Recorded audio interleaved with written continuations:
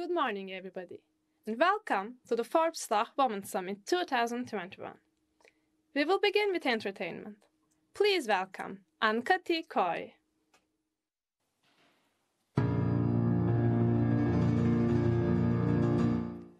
Victoria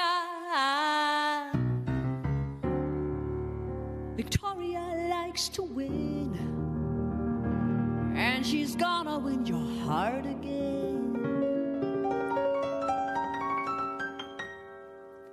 Victoria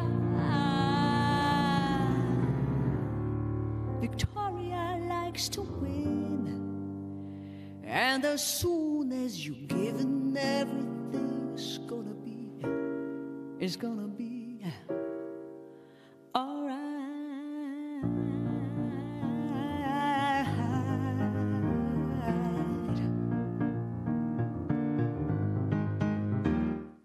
Victoria likes when the sun hides behind the moon. She likes your freaky friends with the freaky trends and the lavish do. Oh, she really likes it. Victoria likes when you tell her that since she's been here, everything's been better. She likes the summer rain on hot cement on Berlin August Street. Oh, to see her smile is all I need. Just imagine her leaving, being on bad terms. It's a bit too close to the bone, oh you know. Oh, to see her laugh is all I want, and it would be a way too heavy load to watch her finally go.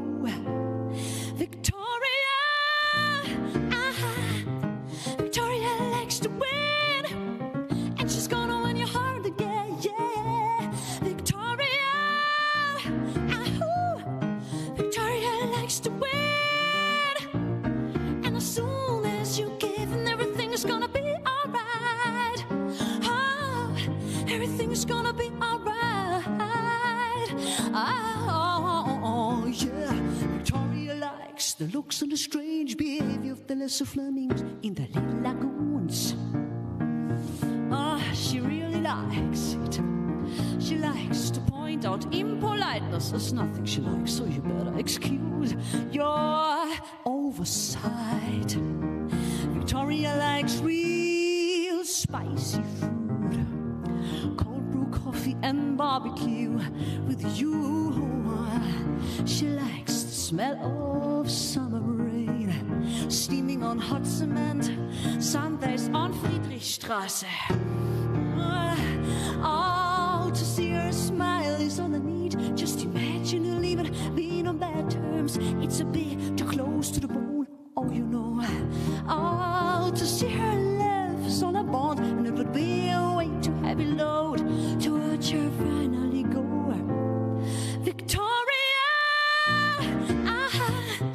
Victoria likes to win, and she's gonna win your heart again, yeah. Victoria likes to win, and as soon as you give in, everything's gonna be alright. Oh, yeah, everything's gonna be alright. Oh, everything's gonna be alright. Everything's gonna be alright, yeah. Everything's gonna be, woo, yeah. Everything's gonna be alright. Everything is gonna be alright, yeah. Everything's gonna be alright, alright, yeah. Everything's gonna be, woo, yeah. I'm ready, yeah. Oh, yeah.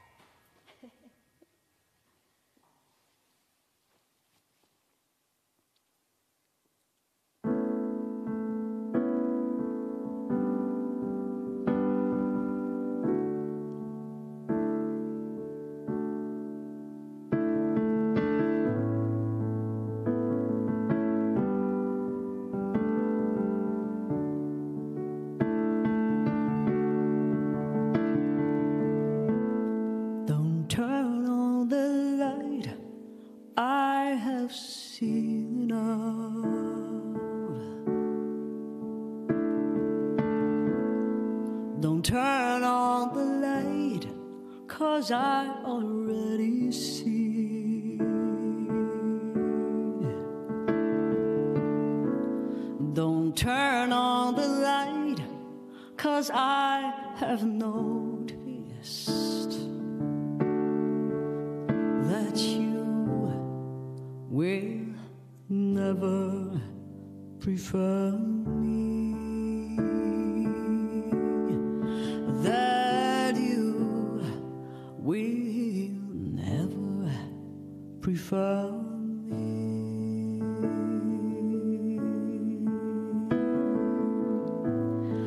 Don't turn on the light, there's no need to be seen, 'cause all you'd see, it would just be me. Oh, don't turn on the light, 'cause I have noticed. If you could choose who should be, you would never choose me. If you could choose who should be, you would never choose me.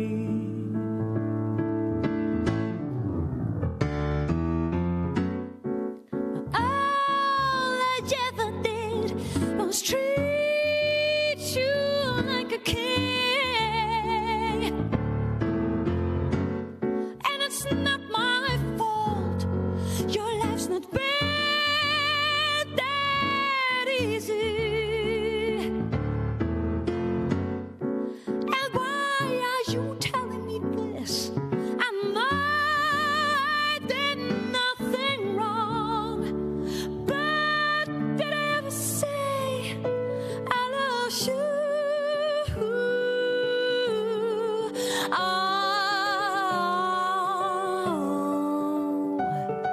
because I do.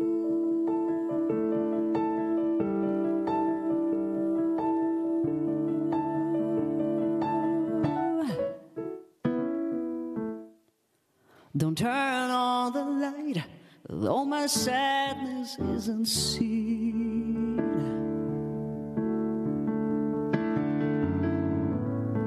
Don't turn on the light and let me hand you what you need. Don't turn on the light, I don't want to go, and you don't want any troubles, but you know, troubles, that's not me, 'cause I'm absolutely cool with it. And I know, and I know, and I know that you will never prefer me.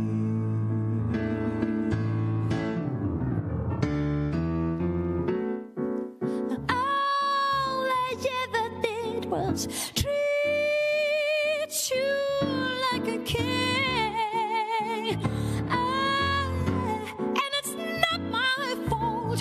Your life's been fucked up so terribly. And why are you telling me this? I know I did nothing wrong, but did I ever say I love you?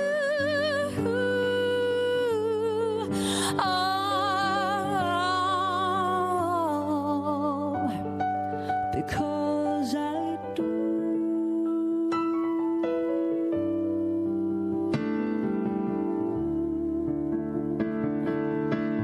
Oh, you know, I really do. Oh, no, you know that I, oh, you know, I really do. And I'm so cool with everything, you know, and I know that you will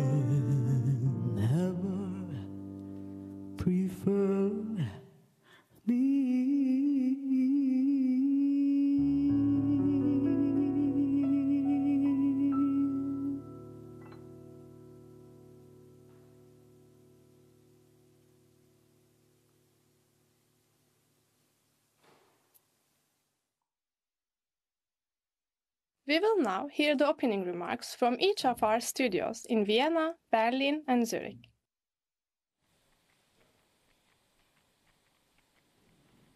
Hello and welcome to a Forbes Women Summit 2021 here in Vienna. Once again, we will work around the motto of Superwoman, and for the second time, we will be completely digital. My name is Heidi Eichinger, and I'm the editor of the German language edition of Forbes, and it will be my pleasure to accompany you together with a part of our team here in the studio in Vienna. I'm very happy that you take the time to listen to a bunch of powerful, interesting, and very intelligent women who generously share their knowledge and their experience with us. And I'm really happy that we managed to organize this gathering despite the very difficult times that we're all going through. So I was asked to have a little bit look back into our short history here in the German-speaking area for Forbes. So for those who follow us a little longer, we started here in Vienna actually in 2015. Probably remember our first Women at Forbes events. We started small, at least we tried to start small, because we didn't know what you think about the topics we are working on. So we invited for our first event 30 people, and in came 100. A few years later, we invited 250 people and ended up with 400 people. So we always got in trouble with our location managers.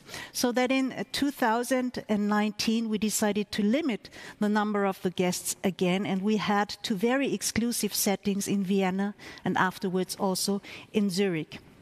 Then came the pandemic, and we were forced to go digital, and without really knowing what we should do and how we could work, because like probably every one of you, we haven't had any experience in digital events, but we saw the possibility and we took the chance to invite as many people as we wanted without getting in trouble. So we opened this digital space and invited everybody who was interested, and in came more than 26,000 visitors. So this was quite surprising, and I have to be honest, it was beyond cool, but in the end it also proved that the topics that we're talking about and the people that we have invited were relevant and they needed to be heard. So then, as now, we had courageous, really fearless partners and a very loyal community that not only gave us the feeling that we can overcome any challenge, no matter how big it was. And we all showed that we can move and do great things together. For this, I want to thank you very much. So before I hand over to the studio and to Olivia in Zurich, I would like to thank the team. First and foremost, Olivia Chang and Klaus Vierler for being the best colleagues one could ever imagine. Thank you to Wolfgang Scheikel just for being the guy he is. He just wrote a short message and said he's walking the dogs because he's too nervous for this live event at the moment.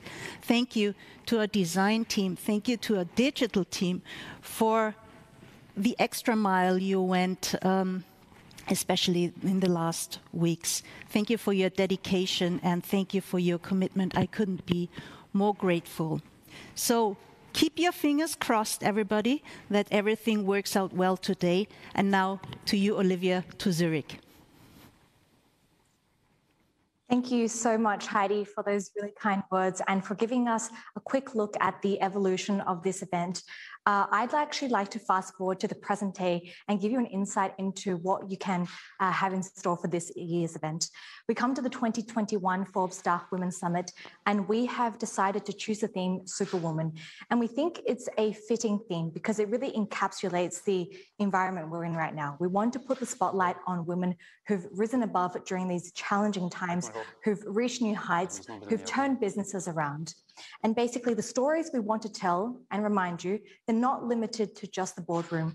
Of course, we will have CEOs and top-level executives but we'll also welcome sports stars who've won gold medals and young people who are trying to drive a movement. On top of that, we'll dive into relevant topics like mental health, the podcast boom, as well as what's on the horizon for the travel industry. Now, since we do have such a jam-packed program for you today, we want to help you guide through the Women's Summit. And for that, the first act will be recharge and reflection, where we'll ask all our guests to discuss their learnings and reflect on the year past. Our second act is action and transformation. And for this, we are talking to guests who are speaking up and trying to drive change. And last but not least, we'll come to the third act, which is setting the future stage. And for that, we are speaking with those who are striving to drive a new path forward. On that note, I'd like to ask everyone to simply sit back, enjoy, take part, and remember we do have the live stream where you can input your questions. We really want to hear from you throughout the day. And with that, I'm going to hand over now to our editor-in-chief, Klaus, who's in the Berlin studio.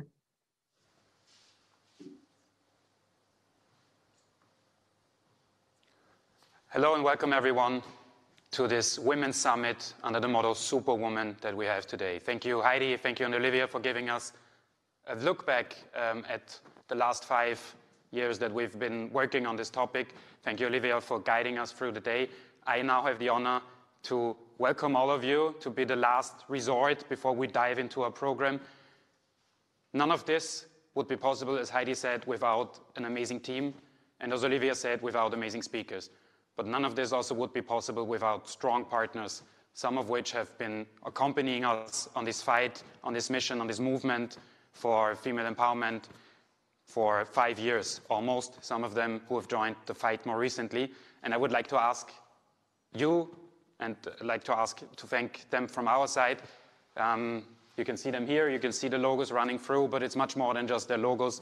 It's their ideas, it's their work, it's their commitment to this cause and this issue and this initiative. We have Katharina and Simon to thank from our main partner, Snipes. We have Elisabeth, who's based in Chile from the UN Global Compact, the Gender Target Equality Initiative. We have Jürgen, who's joined from Porsche. Porsche has been a partner of this summit and the campaign for 5 years now. We have Olivera Böhm, who's coming to us from Unica and who you will be hearing from later today. Sven Kraus from Schramm. They've also joined this year and we're very excited to have them. We have an issue with equality in the legal world, and Francine Brogyányi and Susanne Janowski are fighting for Austrian law company DORDA. We have our academic partners, Herbert and Michael from TU Vienna, Patricia, who's joining us from University of St. Gallen, who's been with us since 2019, and also Rupert, Anna, and Barbara Stöttinger from the WU Executive Academy. None of this would be possible without their support. We're running this campaign today, but deep into the next year until we start the next cycle. And we hope you guys, the viewers, join us in fighting for making more Superwomen visible. The numbers aren't looking great, but we're fighting against it and kicking against it with some inspiring stories. I'm looking forward to leaning back, listening, learning, and getting inspired. I hope you do the same. So get your coffee ready and please join us and enjoy the day full of exciting ideas and insightful interest. Thank you very much, and I think we can get started. Now, Moira Forbes, publisher of Forbes Women, will share some opening words with us. Hi, my name is Moira Forbes, and I want to take this opportunity to welcome you to this special gathering, which includes inspiring content and extraordinary women. This year's summit obviously is being held against the backdrop of a time that's been defined by unprecedented challenges, unprecedented uncertainty as well, and while what we may have planned for or have expected to happen continues to be upended, including the fact that we're still together virtually and not always in person for events such as this, I've become all the more grateful for gatherings that bring together interesting and dynamic women such as you. I'm grateful for the opportunity that it represents and what's possible when we come together around a shared commitment. And I've said this before, and I'll say it again, 3 things continue to stay at the forefront of my mind when I think about the past 19 months. First, it's the set of intense challenges that have been shared by everyone around the world. This is truly extraordinary. We've never lived through in modern history a moment such as this, where our cultures, our communities, and our businesses have all experienced this time of incredible tumult and challenge together. Secondly, what stood out to me is the deep inequalities right now that we have to confront, that we have to fight, and that the pandemic has continued to put a spotlight on. And the third thing is that this year and the past 19 months have also been a really powerful reminder that no matter what corner of society we're in, we each hold the power to lead massive change. As I said, while I regret that we can't be together always in person, I'm excited and hopeful about the ideas and inspiration that will be sparked at this event. I'm excited by what's possible. As I said earlier, when we come together around a shared commitment. Forbes has been steadfast in our mission to empower individuals to be successful in life and in business for over 105 years. And that includes our steadfast commitment to ensuring that women have equal access to opportunity and spotlighting the ways in which women are advancing in exciting and extraordinary ways. Well, there's still much progress that needs to happen. Women today are at the helm of countries, overseeing companies and leading movements that are reshaping society. And while we know that women have been disproportionately impacted by the pandemic and that the hard-won gains in recent years are being threatened, women still are continuing to rise in unprecedented ways. We're using our voice, we're using our power, and now we're using our platforms more than ever to make a lasting impact that betters the world. Throughout today's event, you'll hear from visionary female leaders who aren't just talking about the challenges we face. More importantly, they're doing something about them. Put more simply, each of the women that you're going to hear from and learn from today is a change maker.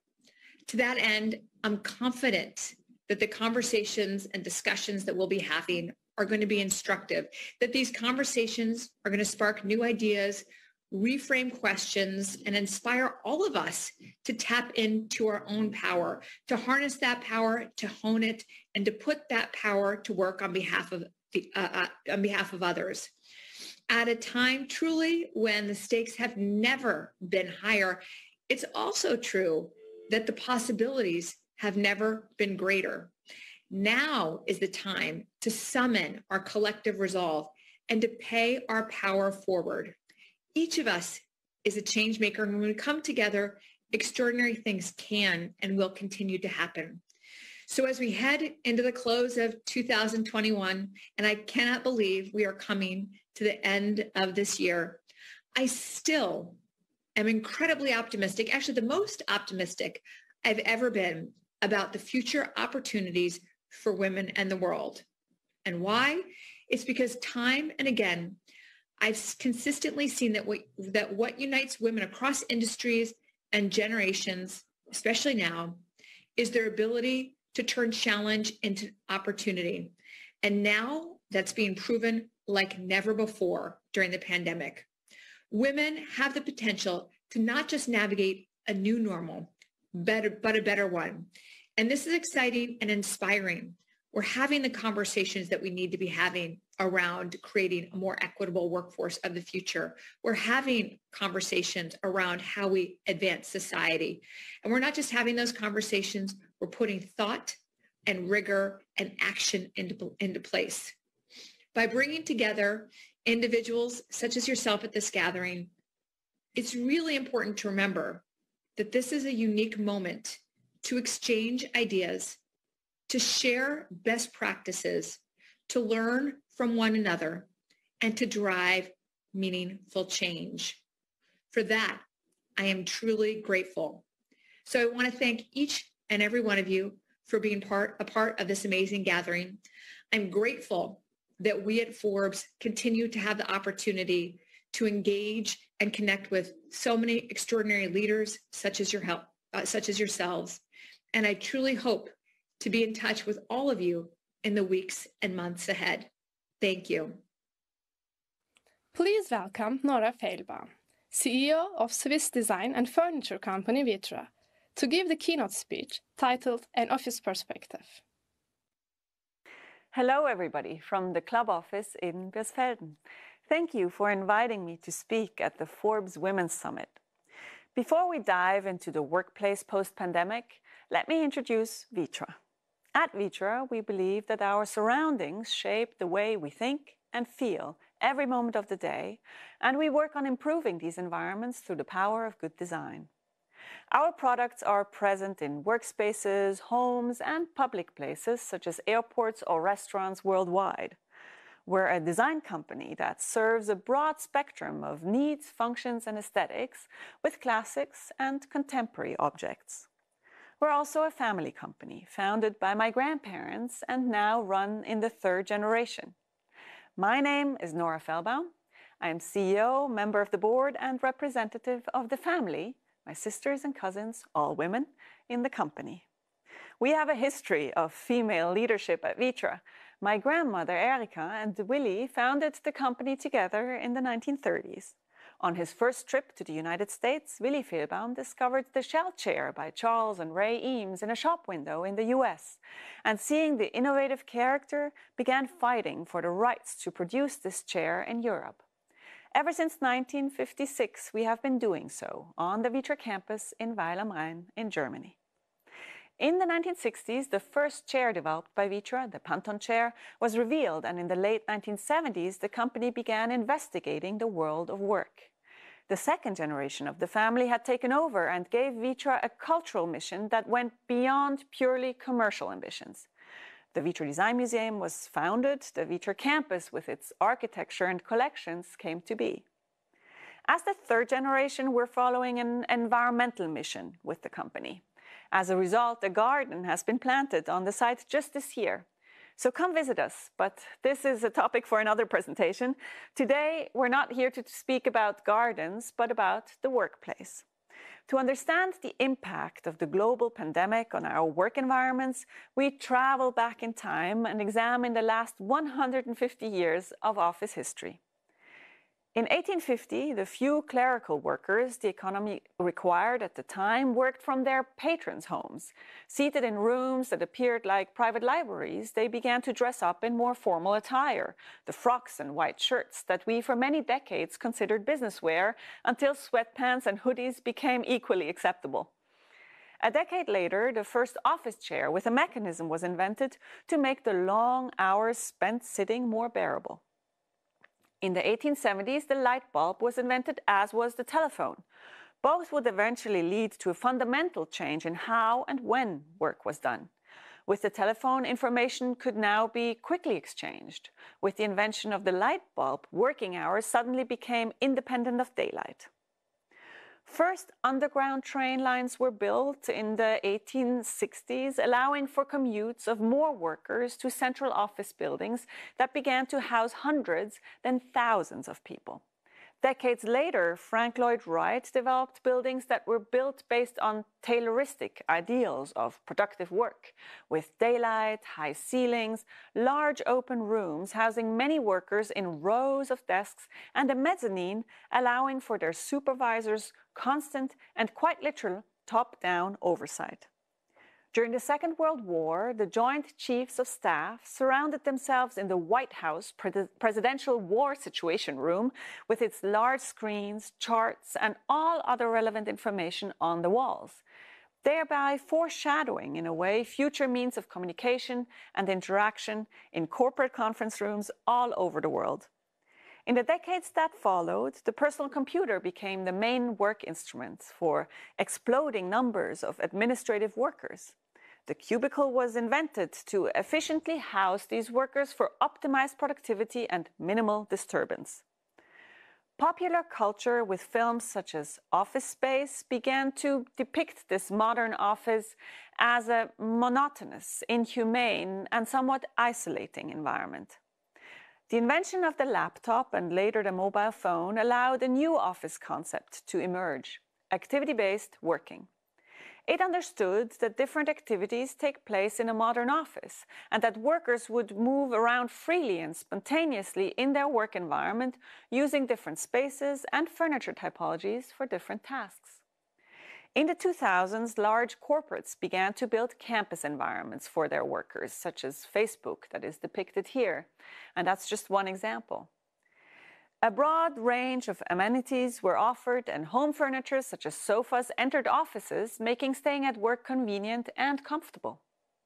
Corporate culture bound employees to the workplace for long hours during the week, even though the invention of the iPhone, ubiquitous wireless connections, and working without paper or files allowed for mobile work literally from everywhere.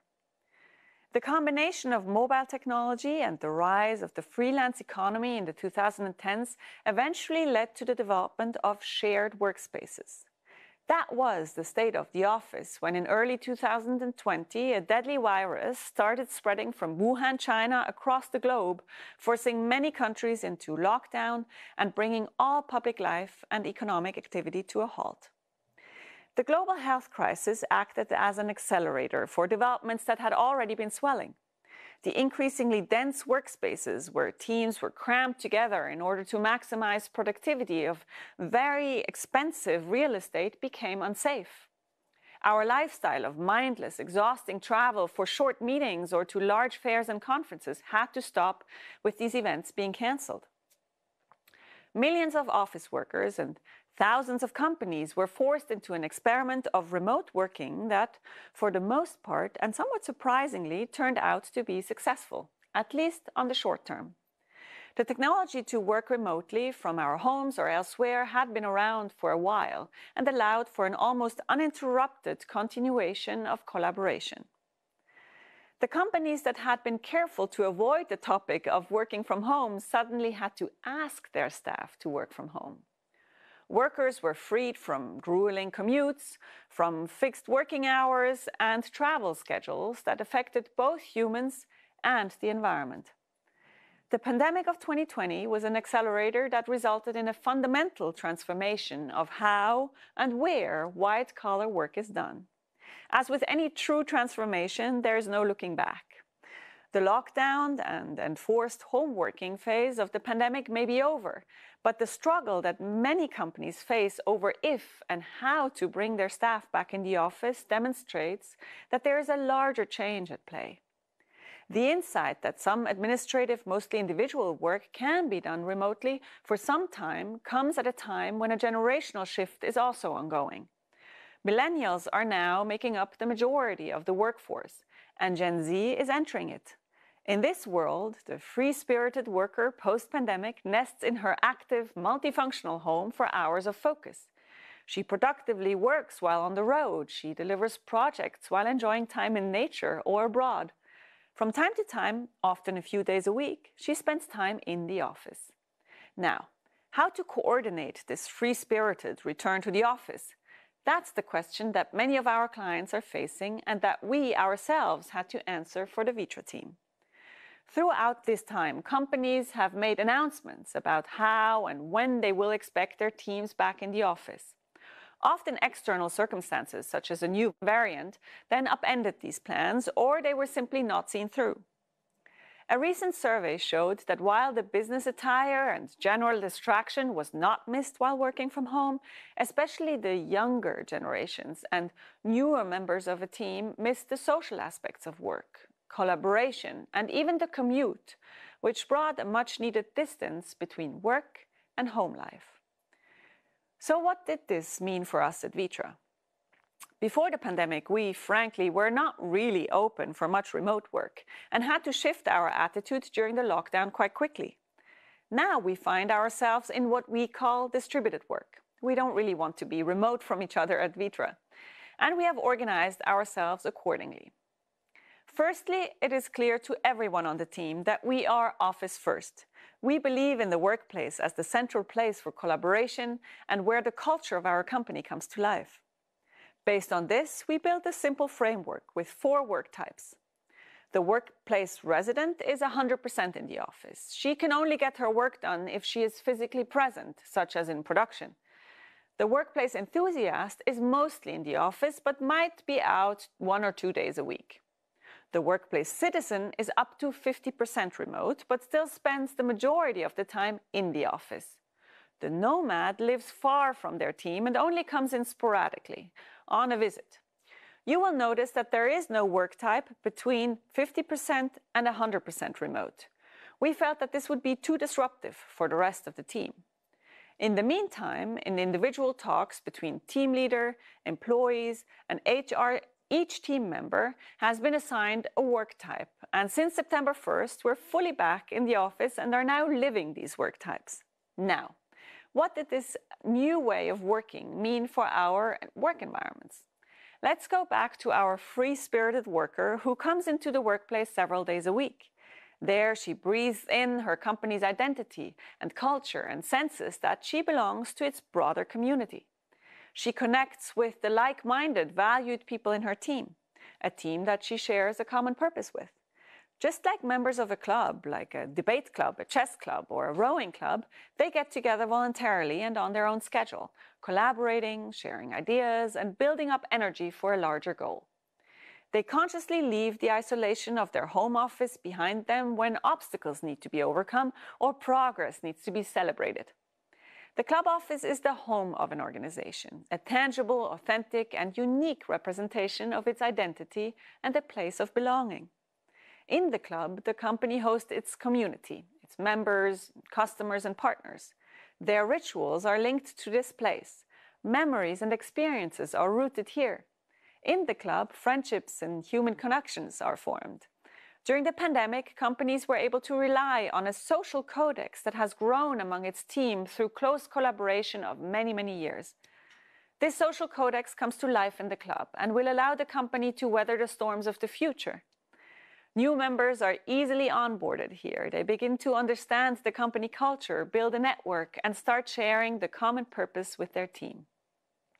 They avoid the early fluctuation and loss of meaning that we have seen while working remotely. So let's have a look at the club. The club office concept, like the work types, is quite simple. It consists of 3 areas. The public area of the club is joyful, warm, and welcoming. The club's interiors enable conversation, interaction, and informal collaboration. Every seat can turn into a productive workstation or a place of exchange. The club includes public and open spaces for hospitality, along with spaces to debate, collaborate informally, such as in Alcove Plus or around a soft work huddle. In the semi-public back of the club, team members find themselves in more formal collaboration spaces, such as learning environments. They hold workshops there in flexible and dynamic collaboration spaces of different sizes. Most of them are rather informal and easily adapted to the needs of that day. The teams might build their space for solving the problem of the day or for a few weeks at a time if working against a tough deadline. The third area of the club is private. It is dedicated to individual focus work, the type of task that can be easily done from home. So the club office concept includes the home office as one option. Members of the club send signals with where they spend their time. In the public area, they're open for exchange and unexpected meetings. In the semi-public area, they meet consciously and formally to work against the goal. They retreat in the private area or their home when they need to work individually. Nice concept, you might think. And until recently, the club office was just that, a concept. At Vitra, we have a culture of trial and error. We knew that we needed to build a club quickly and test our ideas. Christian Rosen joined Vitra as Chief of Design in June 2020. Here he is working with Pirjo, who leads our consulting and planning studio. He wanted to make quick progress, rally his team around him, and change their work culture, a desire he shares with many of our clients. This made him and his team the perfect testing ground for the club, which has been opened over the summer here in our main office near Basel, Switzerland. The club represents the culture that the company is looking to build, the home of a winning team that its existing and future members want to be a part of. What we're sharing today is the Vitra Club. Your club will likely look and feel quite different. Hopefully, I was able to raise your curiosity and maybe even interest you in a visit. Get in touch with me. We look forward to hosting many powerful women here soon. And while you're here, you might be interested in seeing the Women in Design exhibition at the Vitra Design Museum, which runs until the beginning of March. Bye and take care. Welcome to the first act of today's summit, titled Recharge and Reflection. First up is YouTube content creator and under 30 list maker Amy Wong. Our senior editor Olivia Chang will connect to Hong Kong for a session on building a digital brand.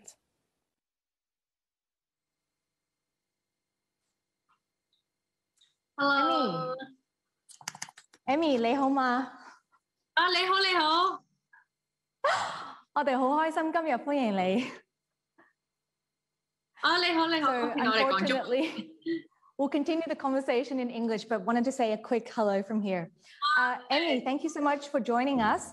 I just want to give a little bit of our audience some background. If people search your name on Google, they come across your YouTube channel, which now has 4.75 million subscribers and 584 million views.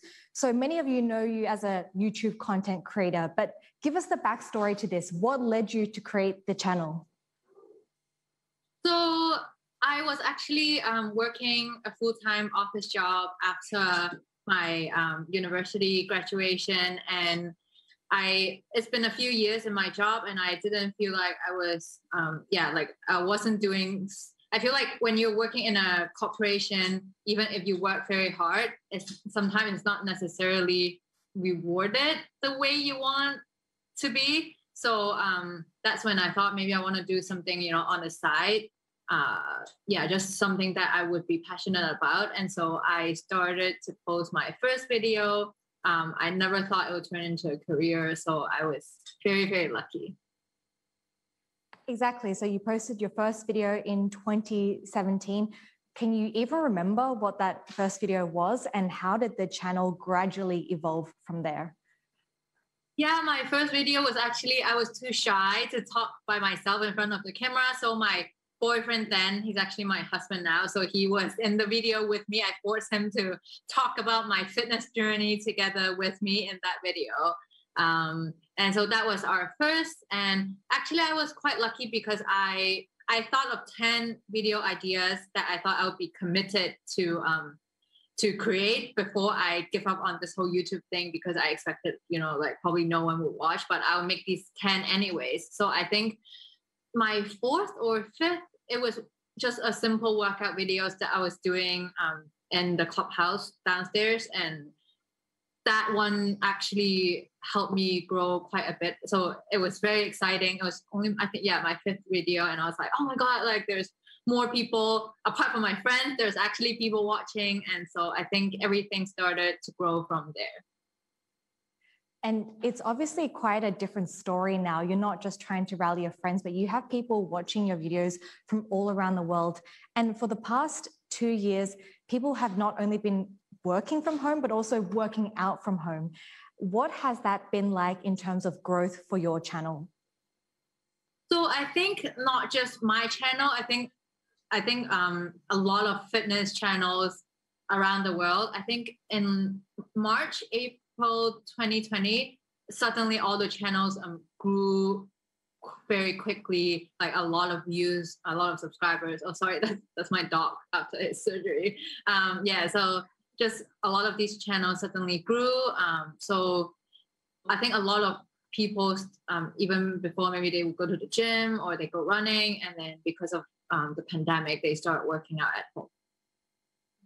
And how have you been trying to adjust your content with new audiences, for example? Would you say you're a planner and you like to have all the videos listed out, or are you more of a spontaneous filmer? I think I used to be a planner because when I first started, I still have a full-time job. So I really have to plan out my schedule, to use all my off work time to see, what upcoming content I need to make. But then I think throughout the years, I realized that it's very hard to stick to, a fixed schedule. I used to insist that I must post on Wednesday night or Sunday night, but that, caused a lot of, for example, arguments with brands when their sponsor videos, if their product launch is on Thursday. I was not willing to post on Thursday. So I have learned throughout the years to be more flexible. And, you know, like when I first started, if my close friend's birthday would be on Wednesday, I won't go because I need to post my video. And now I have learned that, you know, there's life apart from YouTube. So you're learning to prioritize things in a bit of a better way.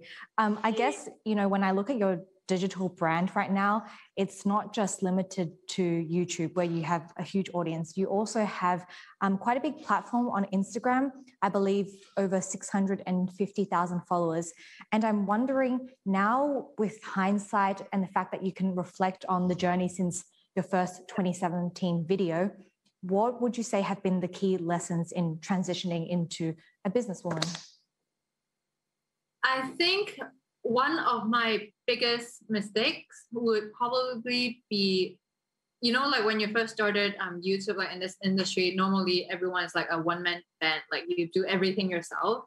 Then throughout the journey, if you're growing, I think looking back, I should have maybe like look at it as part of like an investment, maybe hire a team so that we can create more content and better content together. But then I think I was way too late. I tried to do everything myself for, you know, pretty much the first few years until, quite recently. So I think that's something that I have learned that I should have, you know, maybe hire more help. You know, with more people, you have more ideas, more, everyone would be really good at something, then you can just build a better channel. So what does your current business strategy or business setup look like? So we still have a really small team, but so now I have, so this year I've tried to hire a bit more like, you know, freelance videographer, photographer, because before is my husband helping me film everything. And so now I try to hire a bit more professional help. I have a manager who helps me manage all the contact with, you know, brands and sponsorship. And last week I hired an assistant as well to, you know, help me with everything. Amy, I want to jump in here because actually I'm checking my phone because people are asking questions from the audience and I wanted to throw one in right now. Someone wants to know, how do you actually get out of a creative rut? Oh, that's one of my struggle right now. I think, you know, like throughout the journey, you know, in this industry, you always have these struggles. Like you can have like a lot of ideas and then you create all of those videos and then you'll be in a creative rut again. So I think it's not easy to just keep coming up with new ideas all the time. So I think that's one of the reasons why I hired a content creative assistant so that, you know, we can brainstorm more ideas together. And just going back to now, I mean, I didn't mention at the beginning, but you were also listed on the Forbes 30 under 30 list for Asia, which is a big news for you. I'm wondering now with this title and this recognition, do you have plans to specifically focus on certain topics that you want to address, especially since you do also have quite a young community that you're targeting? I think definitely I feel like everyone can take, so I feel like for me, fitness is something that you really do it for yourself. Like a lot of other things in life, you feel, for example, work or like family, a lot of things are out of your control. So I feel like I want to spread the message, especially to all these young ladies, that, you know, health and fitness is something like your own body, something that you can take into your own control and you can just, you know, build something for yourself. You quit your job actually when you were at university to start this channel. When you look back at it now, do you think that you have gone on the path that you wanted to take? I think I have no regrets because, like I said, my jobs before weren't I didn't feel like they were too great. So I do think I didn't have too much to lose. Like it would be a different story if, say, I was working in maybe I was a doctor, or, you know, if I feel like I was I felt very satisfied or felt very like, you know, rewarded in the job. But yeah, I wasn't doing something that I was really passionate about. So I am really glad I took the step. Like I think it was the best decision in my life. Wonderful. And just finally, we do have a little bit of time left, but the questions are coming in and I'm wondering if we can squeeze in just a couple more. What advice would you actually give to yourself? And someone says at the age of 12, maybe that's a bit far back, but let me know if you have any advice for adolescents then. That was so long ago for me. I can't even remember what I was thinking back then. I think it's okay to feel like you don't know what you're doing. Like even now, sometimes I don't know like what I'm going to do in a year or 2 years time. And I always think back, I remember in my last year of university, I was always crying at night because I felt like such a failure. I couldn't get most of the job offers, like compared to my classmates. Like I wasn't doing so well back then. And I feel like it takes time for everyone to figure out what they want to do or what they're supposed to do. So I think it's okay if right now you're not sure, or right now you feel very confused and you feel like, oh, everyone else has it figured out. You just never know. Like the journey is so long. Like right now you might feel like you're lagging behind, but then there will be other times that you feel like you're ahead. So I think don't compare to other people and just take the time you need to figure out what you want to do. And another person wanted to ask, what was the biggest work challenge for you? You touched a bit about having the right business set up, but I'm wondering, were there any other hiccups along the way in turning your brand actually into a business? I think hiccups would probably like maybe because of this industry, you get a lot of public like criticism or, you know, just negative comments. It takes time to, well, it takes me a few years to be able to, you know, be at peace when I see those comments, be at peace with myself and not take them personally and not let them affect my life, because, you know, they can really affect someone mentally. So I think for me, that was probably one of the biggest challenge. Wonderful. Amy, we just have 2 minutes, so I think we'll finish up with what is ahead for you. I mean, what is in store for your channel, and do you have any secret projects maybe that you're working on that you want to share with us?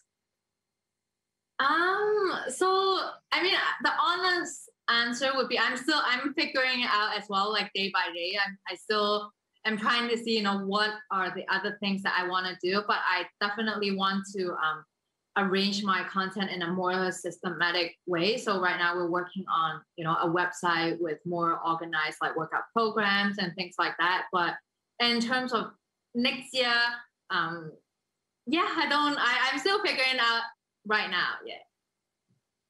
Maybe next year when we speak, we can get a clearer idea. And I think it's a good reminder for everyone watching that we don't always have to have everything completely laid out and figured out perfectly. So Emmy, thank you so much for joining us from Hong Kong, and take care. Have a great day. Bye-bye. Our next interview is with Dr. Musimbi Kanyoro. Musimbi is Senior Global Advisor for the Target Gender Equality Program of the UN and board member for United Nations Global Compact. She will be speaking with our Editor-in-Chief, Klaus Fiala, on fostering equal opportunities. So I'm very excited to welcome our new guest here today, Musimbi Kanyoro. Originally from Kenya, Musimbi has been working on human rights, but especially women's rights, gender equality, and female empowerment for almost 4 decades. She was the first woman from Africa to serve as Secretary General at the Young Women's Christian Association from 2011 to 2019. She was CEO and president of the Global Fund for Women, a nonprofit organization that funds initiatives in exactly this field, women's rights. And now she's a board member and global advisor for the Target Gender Equality Initiative of the UN Global Compact that works on getting women into the boardrooms, into decision-making roles, and works at the intersection of the public sector and the private sector. She's worked with Mary Robinson, Hillary Clinton, big names across the world on these issues. She's an experienced ally for these topics that we're trying to focus on today, and we're quite excited to have her today. Thank you very much, Klaus. I have been working for many years, and so when I hear Superwoman, many pictures come to mind. It's sometimes the woman that I meet in an office who has a high position, and while she's doing her office work, she's thinking of her children in the home. She's thinking of the caretaking of her old parents. She's thinking of the shopping. She's thinking of a million other things. And sometimes she has to dash out of the office and go and pay attention to these care needs that women always have to handle. Meaning here for me, I'm thinking of those women that handle so much that nobody calls them superwoman. But they are my superwomen because they are the ones that really know what it means to multitask and to multitask in difficult times. But Klaus, I want to be able to say that the film Superwoman, which probably many of the audience will have seen, does show that a superwoman is that one who gets very hard things done. And I would want to debate that because that depends on where. When we talk in the business world about wanting to have women do the same things, be treated equally like men, we are also trying to say, who are these supermen? What have they been doing? And the balance of debating this issue is so essential. So when we look back 10 years, you started 10 years ago in 2011, I mentioned it in the intro, you started as CEO and president of the Global Fund for Women, an initiative, a nonprofit organization that funds women's rights initiatives. If you look back at the last 10 years, looking at gender equality, at women's rights, at female empowerment, are you happy with the progress we've made? Are you depressed when you get up in the morning? What's your emotions like? What's your feeling when you look at the past decade? Klaus, I've never had the opportunity to be depressed because of things going badly. Because for me, I think the glass is always half full. There is something that is happening that is good progress, and there's plenty more to be worked on. So when I look at 10 years and I look at the work that has been done in regards to gender justice and gender equality for men and women all over the world, I think we made a great progress. Because now if you go into any field that you can think of, you will find some women that are prepared to be able to do that task, to have that invention. And so I'm more concentrated on not are there women that can do good things or do we have enough women to do good things, but rather where are these spaces that are open and who is letting the women come to the table, but also giving them opportunity to contribute their best of who they are as human beings and what can they bring to the table that also makes that table even better because a new group of people with the new thinking, with the new upbringing, with the new responsibilities have come to the table. So I think we made a progress right now. I think that we are working on sustainable development goals. And since I work in the context, and I'm here in the context of the UN Global Compact, we're seeing a great progress when we work with corporate companies and actually are able to share the available research from everywhere that shows that when men and women work together, there's a better progress for the company. There's a better progress for running a school. There's a better progress for running a social movement, that it's all over, it's not just in one area. Yes, I was a CEO not only for 10 years, but I was a CEO also in Switzerland before moving to be a CEO in the USA. And in my role as a CEO in various places and interaction with other leaders of the world, I have known that when you have a personnel, staff that is mixed, that brings together a variety of diversities, you actually feel elevated as the CEO. And one time I do remember that Forbes did recognize my work. So I'm a Forbes recognee, but it was not my work. It was the work of working with such a diverse group of women and men in order to bring the changes that we thrived to bring. Now we've looked back and you said that you don't have time to be depressed. You need to stay optimistic. If you look ahead 10 years, if you look to 2031, what's a nut you would like to crack or see cracked? What's a problem you would like to see solved when we talk about the topics you've been working on for so long. What sort of bugs you that it's still not happening or hasn't been solved? No, when I look 10 years from now, my focus is on women I have to mention one whom everybody will know, the Swedish young activists on climate change. You see, there are so many of those kind of women. And now I saw, as I watched COP29, there were so many young people, both women and men. So when I look forward, I don't say there's a problem that has not been solved. But what I say is that there are people who believe and bear the same values that I have borne over this time. And they are going to continue either to be a bee in the bonnet of people who should be acting, or they themselves will be part of the leadership of the world that we are creating. And they are going to be change makers, and some change will come. Of course, I'm aware that this is being optimistic alone is not enough. So here are three things that I focus on. I feel like we are getting a better world of getting a lot of data on which we can base decisions that are good decisions, whether we need data on leadership and inclusion at various levels, data on climate change, data on development, data on how you actually pass and fund people to do the best way, data on diseases, etc. So I'm optimistic about data, that we are able to collect better data. But I'm also optimistic the fact that we don't just collect data.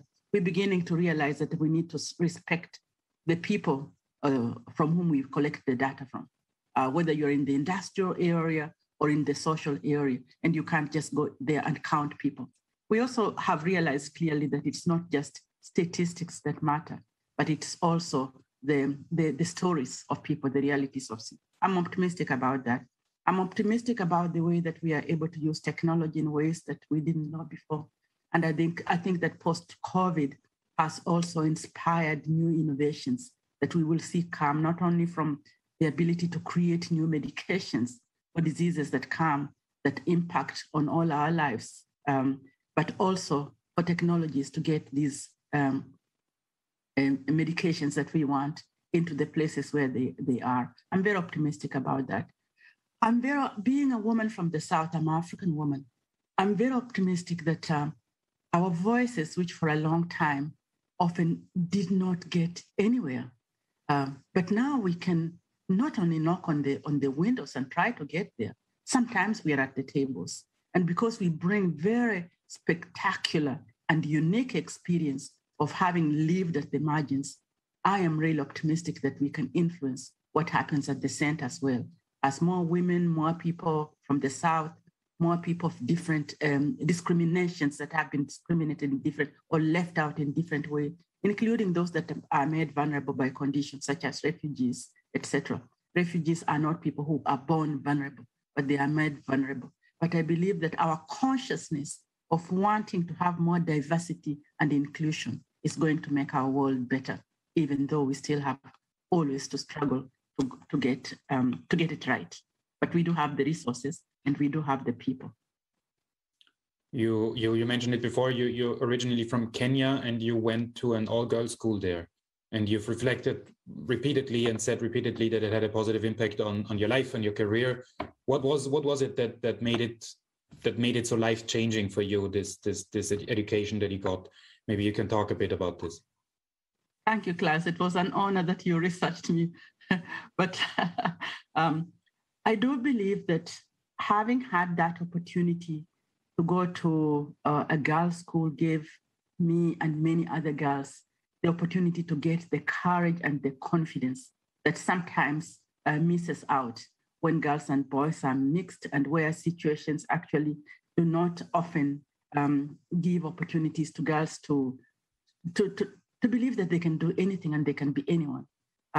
When you are in an all-girls school like I was, or the one that I went to, really, we didn't say boys are good at maths and girls are good at history. We just said we have maths to do, we have history to do, we have music to do, we have other things to do.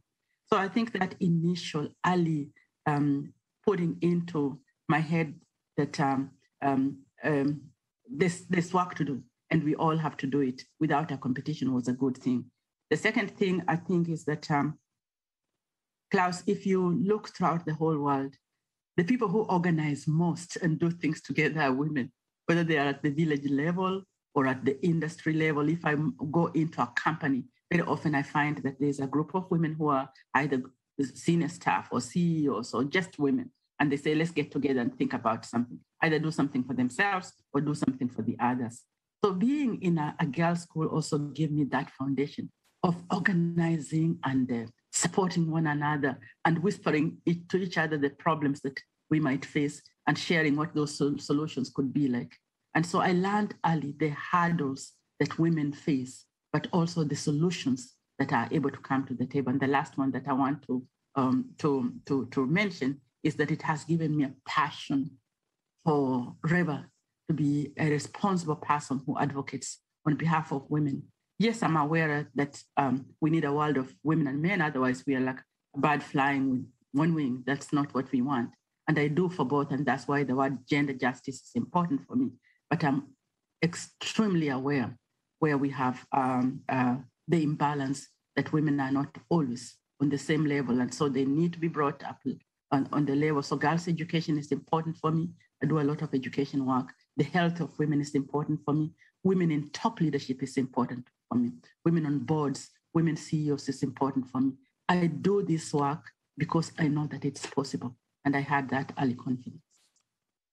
You've already transitioned into it. I mean, you come from Kenya, you've lived in Switzerland, in Geneva, you're now living in the US, in San Francisco. And the problems women face are very different in different parts of the world. Now, you've said it's important that they have education, it's important that they get to boardrooms. Do you feel that there is a weight on these different issues where we should focus more of our energy, getting all women into schools, rather than focusing on getting women to boardrooms, or should they happen simultaneously? What's your stance on this? No, Klaus, I beg to differ. The problems that women face are not different in many parts of the world. Women experience them differently because the context shapes those problems. If there's domestic violence, it's domestic violence, it's domestic violence, whether you're in Switzerland or you're in Papua New Guinea, it's the same thing. A body is being hurt, a mind is being destroyed, etc. But yes, but I also hear your question. There's differentials in terms of access to education, which is important, and we should never lose our eyes and our focus on making sure that there is education for girls elsewhere, because there's a big imbalance. But the question of having women at the leadership position, which is really what we promote a lot at the Global Compact, having women at the tables of decision-making, and which the Secretary General of the United Nations has spoken to. And even he himself has tried to implement, but ensuring that the senior positions at the UN during his leadership are being shared by men and women. Now, that is important. And why is that important focus? That doesn't matter whether you're in the South or North. Because when women are at the table of the decision-making together with men, they think through where there are deficits that must be addressed. And they try to find solutions together. Because having a litany, a big list of things that are going wrong is not enough. But being able to know, and yes, be aware of this, create the data, get the resources, change the policies, and continue that way, we will impact more people in the world, and we will be able to do a better job of creating a world in which men and women can be able to work together. So I think that my view is that we should not make judgment by saying, why have women at the decision-making table when girls in Africa don't go to school, when there's no running water in houses? I think that's a cheap way of wanting to escape to face the truth, because those girls are going to have water and they are going to go to school when there are good policies. And so we want good decision makers in Africa and elsewhere. And I love it when I'm on the table that is an international table.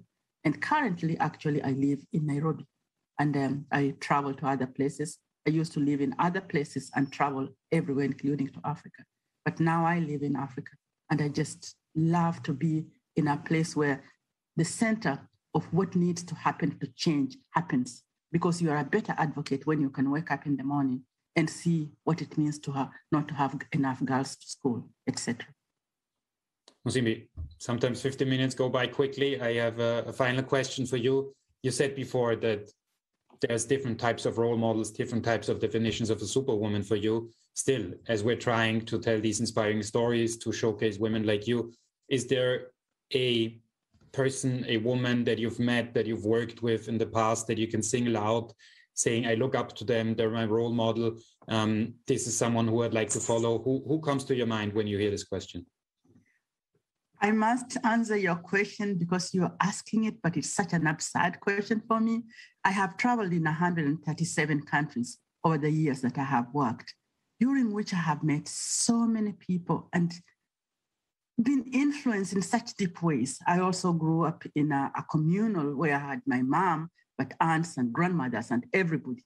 And then I work professionally with women who are superstars, etc. And each day I feel that they rub something and leave something on me. And I find it extremely, extremely impossible, if I say unfair, to be able to just say it's X. And very often my safe place usually is to be able to look at the early upbringing. And the early upbringing really comes with the community of mother and aunts and sisters, etc., that pushed and say, you can do it, go that extra step.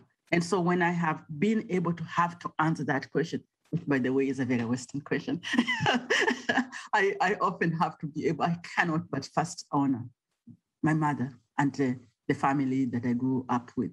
But professionally, I also work hand in glove with famous women, such as I've worked very closely with Mary Robinson, for example. If I mention a name like that, many people will know that name. I currently work with Sanda or Jambo in the global in the UN Global Compact, and we talk, and she has influence with me. I've worked a lot with the UN Women and worked with Pumzile Mlambo-Ngcuka during her time, and she's been a good also person to think through the bigger systems of the United Nations. So, Klaus, I think your question is fair in that it's a question that people look to. Who is this one single individual? Who is this superwoman who influenced this woman? But because my concept is communal, that many superwomen and supermen influenced me, I beg to differ that I don't really want to name one person, but I want to bring and really be grateful to those women in many countries as well, and villages and in rural communities, because to me, it hasn't been those clean boardrooms that have formed me, but it has been the gutters of being in slums and being in less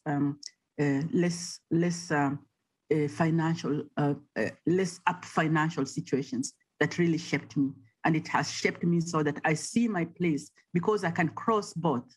I could be in the Hilton, let me call it this way, but also I could be very much in a slum area and manage both. So I see my role in this is the ability to be ambassadorial to both and be able to say, we're still all human beings. So let's try and make a life that can be able to support that woman who lives in a slum because of her financial needs, and also that woman who is helping us, like Marco Angelo, by being a president of the country and providing a model that we can be able to see that, yes, it can be done.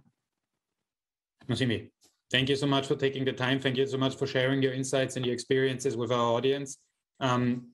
We look forward to observing what you do next and which nut you will crack next. All the best to you, and thanks for being a part of this.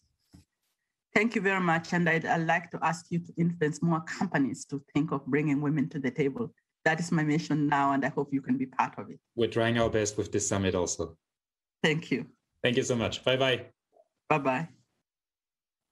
Next up, we will hear from Francine Brogyányi, the managing partner at the Austrian law firm DORDA. The interview is titled Equality at All Levels and will be conducted by our publisher, Heidi Eichinger. As you already heard, I'm happy to welcome Francine Brogyányi, top attorney, managing partner of one of the most established law firms in the country, DORDA Attorneys at Law. Welcome. I'm so glad you made it today. Thank you for the invitation. It's great to be here. You're welcome. So where do I start? You have a very interesting CV. to make it short. And probably it's best I begin like this. You are the daughter of two Austrian entrepreneurs who immigrated to Australia. And you were born actually in Australia and went to school there. Yeah. But professional sports, you were a synchronized swimmer. I've never said this before. It's like holding the breath while being elegant. Yeah, that's correct. Professional sports brought you to Austria, where you also graduated. So what happened next? I finished school and went back to Australia to work there for a while for my parents to find out what I want to do with my life. And spoke to a lot of people and decided not to go into the family business, which was thankfully okay for my parents, and they let me go. Mm-hmm. So I went back to Austria and decided to study law, mm-hmm. which I did well. Not great, but well, to be totally honest. And yeah, through a coincidence, I actually ended up then at DORDA. Mm-hmm. And since then, I've been at DORDA, been very happy there, and have, tried to change the way women in law work and the environment they work in. With your international perspective in the background, you have been at DORDA for since 2000. I mean, a long time. A long time, yeah. And it should have been something interesting there, because otherwise you wouldn't stay that long, I suppose. Yeah. What was it for you? For me, it was the possibility they gave me to influence and change the work environment. I had the possibility from a very early stage there to put forward my ideas, to try and change things, to make things better for myself, but also for other women. And that's something that's been interesting for me all along. And I love being a lawyer. I always say it's like, an advanced chess game. It's a lot of strategy and thinking, and that's something I love. But you're now partner, and you are a member of the managing board.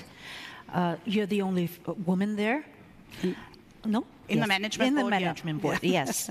And generally spoken, the partner status is fundamentally difficult to achieve. It's said so, and especially for women.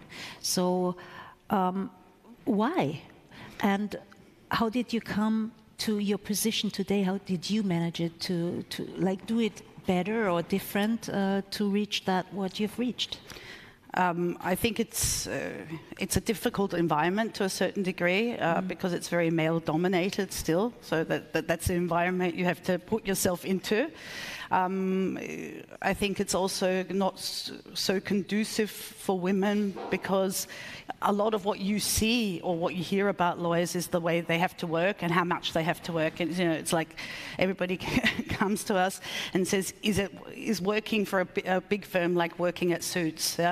No, it's not. There's a lot of differences. But I think there's just so many ideas women have in their head, and they think ahead, and they think, "I want to have a family, and I want more than just the job." And I think a lot of them don't even start because they have the feeling that it's not going to work out for them. And that's something we're really trying to work at, to get women to come and to get women to stay.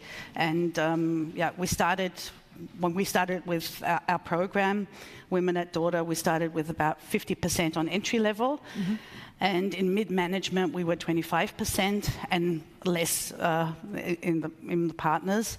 And now that's changed to more than 50% in the entry level and 50% on mid-management level, and already also first other partners, female partners. So I'm hoping this is the direction we'll be moving to. When did you start your initiative? We get an idea how long it takes to change the system. We started with the program 2015-2016 after I had come back after having 2 children. And between the 2 children, I became partner. And I decided that is something I would also like to share with other women. I think I found that it is a job that you can do well with children. We have to be organized, of course, and I'm not full-time, I'm part-time, but it works really well, and that was something that I wanted to roll out to everybody, not just women, also so that men have the possibility to have a part-time career. It doesn't sound great, but it is great. But don't you have to face the criticism that this notorious part-time trap lurks at the end?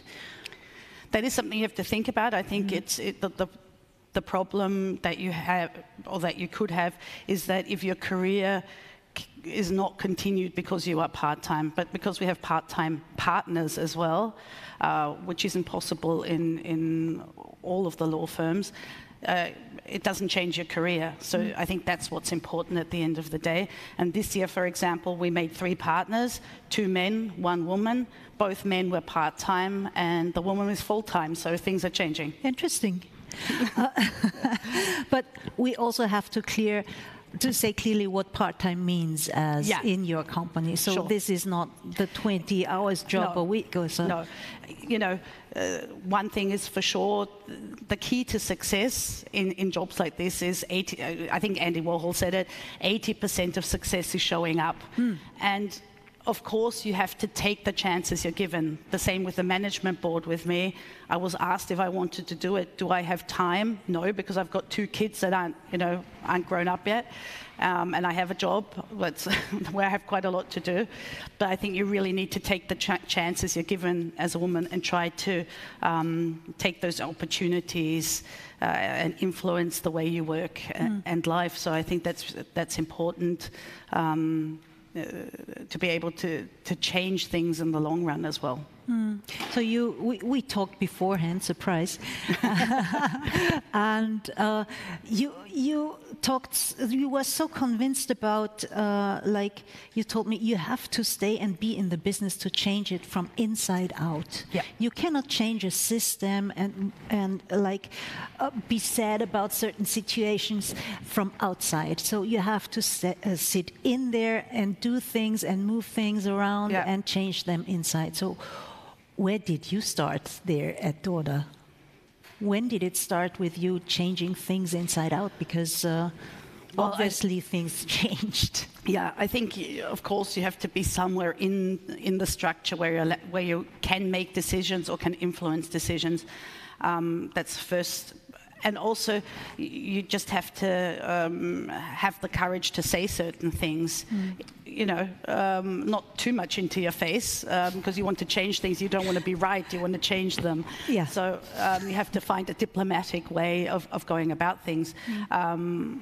But, also to give men credit in all of this, Women at DORDA and the whole program and the situation we are in now, which isn't perfect, but which is a lot better than it was 5 years ago, wouldn't be possible if not all of my male colleagues would totally support what we're doing. So you do need the support, of course, of men in the structure. Sure. Talking about diplomacy, may I ask you a more private question? Was it difficult for you to just be diplomatic because you are like a force of nature? I have the feeling that you're quite convincing when you want to move things around. So. Was it something you had to learn, or? If I really want to change something, I try not to be emotional because I keep that for my private life. Because I try to be strategic in these things. It helps to be a lawyer because, I put it down on paper. I write down the points, the pros, the cons. I try to, think about what would I say if I'm on the other side, and try to really convince somebody, and also to negotiate. It's a compromise. Not 100% of your ideas will go through, but if you get 50% through, then you're changing something as well. Yeah, that sounds good. 2 questions, because we're running out of time. Unfortunately, it runs so fast. Women at DORDA. Did it already have kind of an impact on your organization? I mean, do you attract more strong women because of this initiative? Definitely. It's made a lot of difference for talent acquisition and retention. It's just something in HR. There's no interview that happens where that is not part of the conversation. It's just also well known already in the legal community, so it's talked about a lot, and it also has helped to keep a lot of good women in the firm that might have left or would have left if we wouldn't have had this initiative.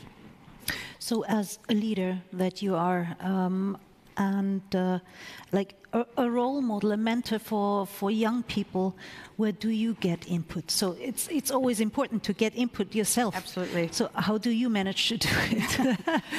First of all, I have a circle of very great friends, of women who are all fantastic in what they do and very different. So I get a lot of input from that. And on top of that, this year I have also joined a women's network, Generation CEO, which is in the Dach region, and is full of very inspiring, great and interesting women. So I get a lot of input out of that as well. So it's a good thing to know when we get to the top like you did. Thank you very much, ladies and gentlemen, for joining. Thank you, Francine, for coming. It was a true pleasure to talk to you. And yeah, let's go forward with our program. We are now joined by Jolawn, Chief International Officer of Headspace in London. She will focus on normalizing mental health in the workplace with Senior Editor Olivera Böhm.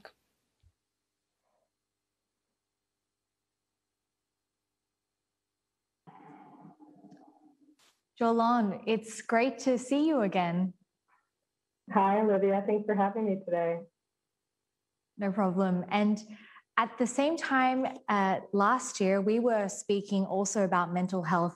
And at that time, you had just packed up your bags, moved your whole family and your job from Sydney to London to settle into a new job at Headspace as Chief International Officer. So I think it's fair to ask you if we can do a quick mental health check. How has it been since the last time we spoke?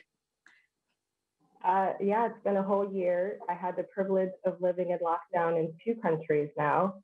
So I can tell you all about the routines of what's easy to fall off and, get out of routine and have to go back to your core levers that improve your mental health, which for me are things like exercise and spending time with family, and having master control over my diary to figure out, am I spending my time and energy on the things that are moving the goals and priorities forward? And now, after coming out of lockdown, here living in London, I'm thrilled to be able to be back in the office and collaborating with my team. So I've come full circle, Olivia. That's great to hear. And I know you could totally write a whole book about this experience. But turning to Headspace, it deals with meditation and mindfulness training. And this is an area that has really taken a front seat during the whole of the pandemic. How do you think the crisis has opened the doors to these kinds of conversations and our willingness to talk about this? It's okay now. It's okay to not be okay. I think after this past 12 to 18 months, everybody has been hopefully more honest with the fact that we all have mental health challenges, and it's not a taboo topic. It's something that you don't have to say. It's being destigmatized. It's in the process of being destigmatized, and hopefully more and more managers are reaching out to their employees and saying, today was tough. I call the Zoom screen kind of like being on TV, similar to your job all day. You feel like you're hosting people and you feel like you're always on, and that can be exhausting. So having a vocabulary around saying, hey, I had a tough day, or you know what, I need to take a mental health day, that gives permission for your team to feel like they can recognize their mental health position and where they are, and be able to do something about it. And we're definitely headed further in that direction. You raised the whole point about destigmatizing the issue, and maybe we are at a turning point. Maybe we have made some progress in the area, but it's not across the board. And when we talk about destigmatization of mental health, why do you think it's been so tough sometimes to approach superiors or bosses or our workplace and just say, hey, we need that time off, we're struggling or we're underwater? What is really so hard about breaking down that barrier? It's hard because sometimes we don't even know what it looks like. I saw this quote on social media that said, especially in African-American women or Black women, that when we feel stress or anxiety, we think that we're failing. And so it could be as simple as the fact that it's hard to recognize when that's happening in your life, when you're feeling stress, when you're feeling anxiety, because it might be masked by something else that our society or our cultures or our norms say it's not okay for you to feel that way. So the first step, I think, is having an awareness of exactly what's going on with you and your body and your mind, and being able to label it appropriately and say, you know what, I'm not okay. It's not okay for me to feel like I have to, exercise, lead a team, raise a family, keep a house clean, and, look like whatever society standards are of what beauty are. All of those things might not be possible for you, and they might not be healthy. And so recognizing what are the things that give you success and joy and how you define that. And then being clear when you've stepped outside of that range and you say, I do have the symptoms of depression and I need to talk to someone. I need to talk to a coach. I need to spend some time being kind to my mind, being more mindful, or doing a meditation. So what's something super simple that those working or from big corporates who are tuning in right now can easily implement that's practical and reasonable in their organization tomorrow to get to boost mental well-being in their workplace? One of the things we do at Headspace is every fortnight, we call it a mind day, and it's a PTO day where you don't come to work. There's no work responsibilities. It's a day off for you to be kind to your mind. And that's something everybody can do right now. Be sensitive to when your team needs to take some time off. And I find there's power in doing it collectively so that one individual doesn't feel like their inbox is filling up and they're going to come back to stress. Give your team a collective pause when they've done something really massive or there's time to celebrate. Now, let's talk about Headspace and its products, because a lot of the times when we scroll through, we can see 5-minute, 10-minute meditation sessions. And I think that's all well and good for the short term. But how do we go about building those long-term habits so that we do improve our mental well-being, not just for one afternoon or one evening? Yeah, during the pandemic, of course, we reached out to organizations to learn from them. And I think 94% of organizations had employees that were extremely stressed out. And about 63% of employees were ready to quit because of the stress that they experienced. So there's a whole breadth of things that organizations can be doing. One of the programs that we've recently rolled out to leaders is teaching leaders how to be compassionate and to lead with compassion. And so I know this might sound like fluffy words, like, okay, Jolawn, what does that mean concretely? It means being empathetic and then taking action to support that empathy. So for example, if you're rushing through one-on-one and not listening, and you have an agenda, you have objectives, or you have asks that you want to deliver to people, versus asking them, really, how are you doing? Like, really, really, how are you doing? And listening to that, and then taking action to adjust how your team operates. I know burnout is a topic that a lot of us have experienced over the past 12 to 18 months. And this is a great time for you to say, is my team exhausted? Are the deadlines too short? Is the workload too much? Are they not equipped to be able to do this? And if that's the case, change the process and structure so that your team can be set up to be more successful. That actually transitions really nicely into a question that we received from the audience. And they said, do you feel that corporates are actually stepping up in offering general personal well-being services to employees, or do you feel that employees still have to invest in mindfulness in private? I think it's both. Definitely organizations have stepped up. Over the past year, we've seen a 500% increase in the number of organizations that are asking us, Headspace, to partner with them, which we do through our product called Headspace for Work. So we enable all employees access to Headspace, and then we wrap it with a series of programs and events such as webinars or live meditation or a mindful eating class, so that you can really bring it to life within your organization. But even if you offer it to employees, it's super important that the employee then takes advantage of those tools that are being offered to them, so that those tools can continue to be prevalent. And it's not one size fits all. Meditation might not be the only thing that your employees need. There might be sleep and exercise routines or coaching or therapy that needs to be added in addition to that. The point you raise about being one size fits all that resonates with me because I know you're Chief International Officer and you're looking at new markets and trying to scale Headspace in different countries. What have you learned in trying to address the topic of mental health in different cultures? Yes, like you said, there's no one size, no one solution.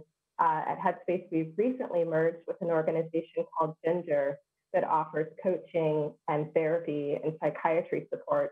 And what we found is that for more serious or more acute cases, meditation and mindfulness might not be enough. And so we have several organizations that say, we have signposting that's indicated that our employees need more serious help. And so through this merger, we'll be able to offer a wider spectrum of mental health solutions, all the way from a sleep cast to help you fall asleep, all the way to coaching that you can speak to somebody within under 2 minutes and hopefully get the help that you need more quickly and more accessibly. Jolawn, I can only imagine that everyone in your circle must come to you for mental health advice. How have you tried to digest everything you've learned and heard from left and right and incorporate it in a way that fits into your own lifestyle? Yes, I do get several questions about how does it appear as though everything is always kept together. And so there's a couple tenets that I subscribe to. The first one is around having clarity. There's a quote by Brené Brown that says, kindness is clarity is kindness and unclear is unkind. And that's something that I think starts with having personal clarity. A lot of people made job transitions throughout this pandemic. I know we've heard about the Great Resignation and what's now being termed as pandemic moves, where people move to either lower cost cities or cities where they could be closer to people who they loved and cared for. And that's super important, that you determine what are you great at, what are you happy doing, and what can you hopefully monetize if you're working in the corporate space. So that's step one, is having clarity and then communicating it effectively. I remember when I started off very early in my career, I had just had my second son and he was going to daycare, and I had to leave at 4:30 or 4:45, a time that I felt like was before the end of the workday. And I didn't communicate that to my manager. I even went to a 4:30 meeting and felt all the stress and anxiety bubbling up as the clock ticked by. And I didn't communicate where my boundaries are. I've never worked for a manager that wasn't supportive when I said, these are my boundaries. This is what's important to me. Will you support me? And so I think once you've determined what's clear to you, communicating that to other people. And that can be as small as setting boundaries on your diary and in your calendar to say, this is when my day starts. This is when my day ends. I found during lockdown, I had my husband and 3 children at home and needed 90 minutes to cook lunch, eat lunch together, and then clean after that. And that's something that became mandatory. And sometimes we don't feel like we have permission to do that. Jolawn, it really seems like you found your rhythm there, and I'm really glad to hear that. I know that you posted about this. You actually made it your New Year's resolution goal to extend more trust to the people around you, because you believe that that's the opposite of stress. I want to know, do you think that you can tick that off the to-do list? Have you managed to achieve your New Year's resolution goal? Oh, I'm so happy you're checking in with me. What a great reminder. I think step one to that is hiring a great team, which I'm so thrilled that the international team at Headspace has an amazing leadership team that actually happens to be predominantly women from all walks of the world and different countries. And so, number one, I've built out a team of women that are highly capable, and therefore I trust them immensely. So yes, I would say I'm making great progress on that, and I look forward to all that this team is continuing to do over the next year. I'm looking forward to seeing or hearing about your next goal. And thank you so much for sharing everything that you've learned. I feel already uplifted from speaking with you. So thank you so much for that, and take care. Thanks, Olivia. Bye.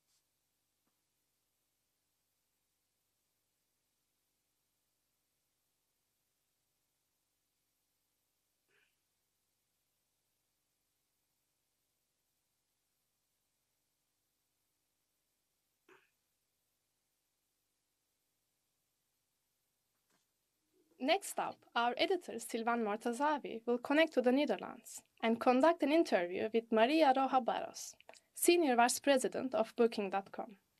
Maria will share her insights in navigating a new business environment.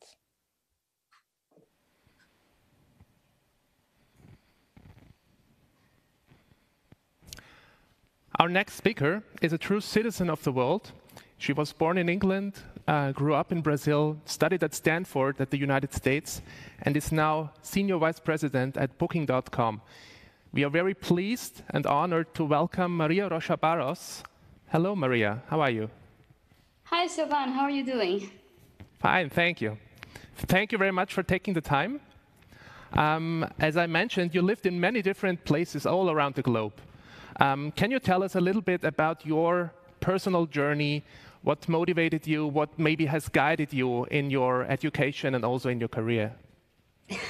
That's a very philosophical question, but I like it. I think I would say two things that has driven me. I think the first one is to work internationally. And that started actually when I did the travel. When I was 11 years old, I went to an international camp in Thailand with people from all over the world. And at that time, I was very shy. And that actually changed my life. That camp made me meet people from all over the world and took me out of my comfort zone. So after that, I felt I really wanted to spread and go abroad. And I'm 40 years old. I have spent 20 years in Brazil and 20 years in 6 other countries. So that has driven me a lot. The other thing I would say, to study law, I really liked policy, how regulation can help the companies thrive. So I first started in capital markets. Then I got a more general role as general counsel of AB InBev first, a beer company. I used to call myself a beer lawyer. And now at Booking.com, which for me is fantastic because it's really linked to my passion.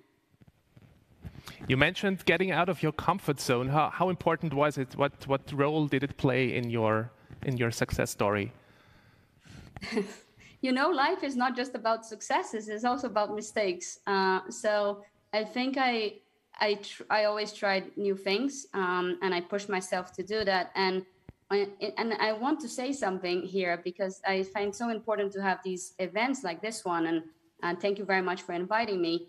And something was very important for me was having role models. And one of the role models was my mother. She's a psychoanalyst. She always had a career, but she was always there when I needed her. Even if it was like a dance event on a Wednesday at 3 p.m., she would make it work. And I can only hope that I can do the same to my daughter, Julia, who was born this year on International Women's Day, actually.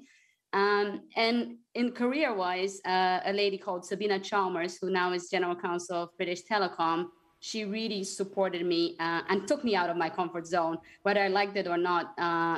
One of the things she did was move me from a position that I was managing 2 people to then managing 85 as General Counsel of Europe and Middle East for AB InBev. So that was something, it was not always by design. It was also people believing in me and pushing me. You are currently holding 2 very important positions at Booking.com, Senior Vice President, but also Chief Legal Officer. Can you tell us a little bit about your role and your mission at Booking.com? Sure. So I lead the legal, compliance, and public affairs team of the company. And as you mentioned, I'm also part of the management board, so I report directly to the CEO of Booking Holdings and Booking.com. I would say the way I like to think about my role is that we operate in an extremely interesting industry that's the intersection of tech and travel. And on the tech side, I think there's a lot going on. It's an industry that's becoming more regulated, and we welcome that. We just want to make sure it's smart regulation. And being on my role gives me the chance to help shaping that. And I really believe that the next couple of years will form the basis for probably the next 10 and 20. And on the travel side, the mission of Booking is to make it easier for everyone to experience the world.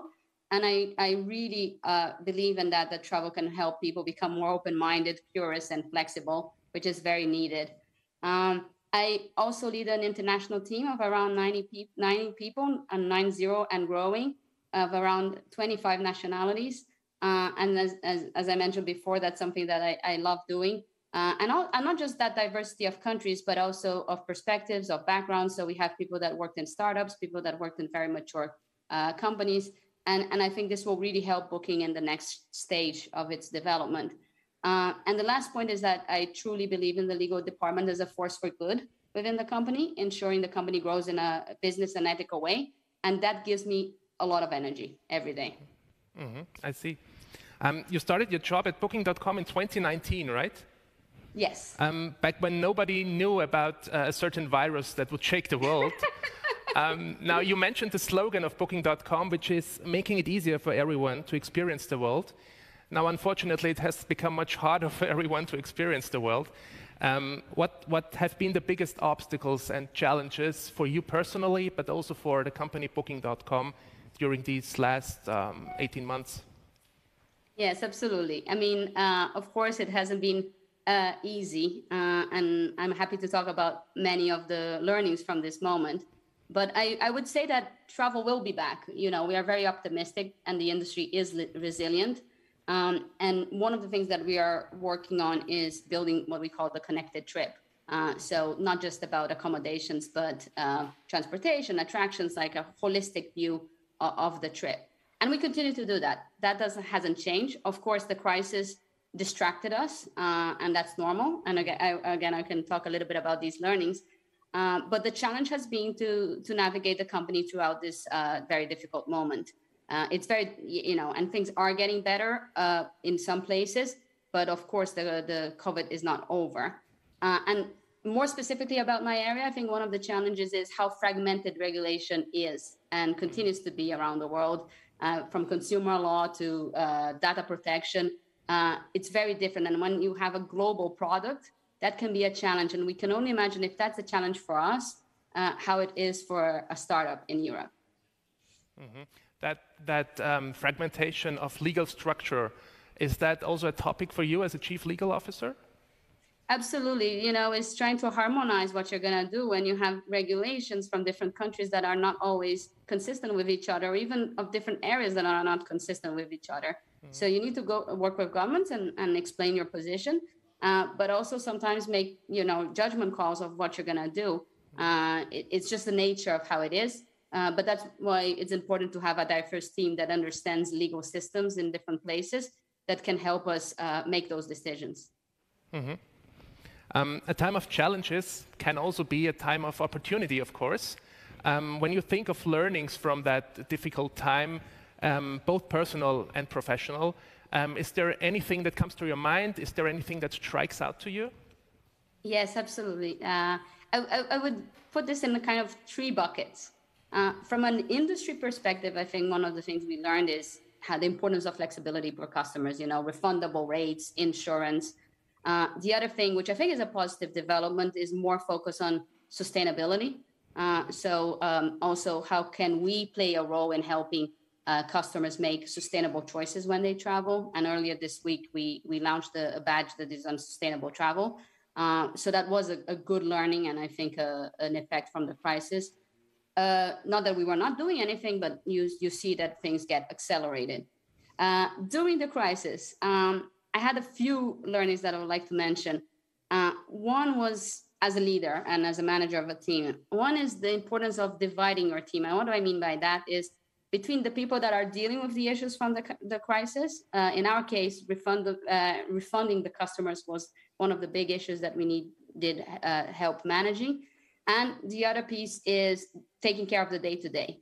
And what I learned is that you cannot have your teams working in both, because then both get distracted. So it's very important to do that split, but at the same time, recognize the efforts of both teams, because it's easy to say, this team has worked on the crisis, has helped us throughout the crisis, and forget about all the people that were working on the day-to-day. So that was one of the learnings. The other one is, when you're in the crisis, you have to make decisions very quickly, and you're going to make mistakes. There's no way around it. So it's very important to give that psychological safety to your teams and constantly tell them that it's okay to make mistakes and that mistakes will happen. And also be open about the mistakes yourself that you make yourself. And also communicating a lot. That was one of the things that I think many companies have done. I watched some of the other talks that you had. I think a lot of people have talked about weekly communications. And I think that that is a good thing. Some of the mistakes and challenges I made was, for example, to underestimate how it was hard to start during a pandemic. So I had people in my team starting that hadn't been to a Booking.com office. And I knew, I tried to help them, but I don't think I did enough. The other thing is, during a crisis, I think it's so easy for you to get stuck in your day-to-day and not spend enough time thinking about the world after. And at times that definitely happened to me. And the third thing I would say is have the courage to cancel projects, because if you have so much stuff to do, and also there's a lot of pressure financially, etc., on the company, you have to make some tough choices. And I would say, as an individual, I think it also is connected to that. You have to prioritize, but also you have to keep balance. And one of the things that I tried to do was every week to think about if I strike the right balance between short and long term, and also between family and everything that I had to do there, and my job and health, working out and that sort of thing, to keep me honest. Because again, I think it's also very easy that you get so sucked in that you're not able to do anything else. So these are my main learnings. I could talk hours about this. Mm-hmm. I see. We only have time for one last question, unfortunately. But some of the themes that are important to you and that are also part of corporate culture at Booking.com are themes like sustainability, as you already mentioned, inclusion, diversity. Can you tell us a little bit about what these themes mean to you personally and how they play a part in your daily work? Yeah, I think the first thing is, I believe in diversity, that it drives innovation and better quality decisions. So I think in the interest of time, I will focus on the things that I try to do on a day-to-day basis. I think there's a lot of things that companies can do, like, unconscious bias training, monitor payment gaps and that sort of thing. But I also try to do in my day-to-day is to coach and help women speak up, for example. I think it's easy. It happens on average, unfortunately, that sometimes women can be more quiet and less present. And if I see that happening, I try to give them feedback. And I think it's so important to, especially different cultures are less comfortable with feedback. And I think it's very important to really have those uncomfortable conversations, of course, in the best possible way to help women. And the other thing is I went on maternity leave. So I had a lot of learnings about before, during, and after maternity leave. So I try to do roundtables and also just mentoring and talking one-to-one with women about some of my learnings and some of my mistakes, so that when they go on maternity leave, they can prevent that from happening.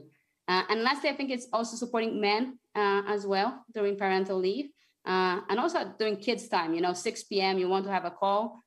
You have to be careful with both men and women. I think that's the only way to normalize. But again, this is a very broad topic, so I could speak many different things, but that's what I would like to highlight now. Maria, thank you very much for your time. Thank you for your insights and your ideas. Stay healthy. Thanks, you too.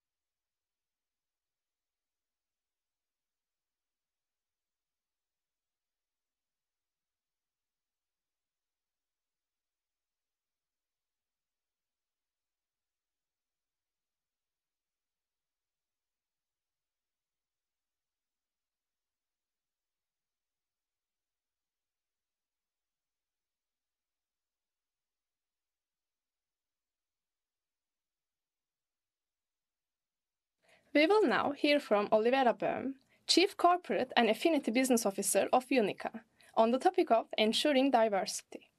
This will be conducted by our publisher, Heidi.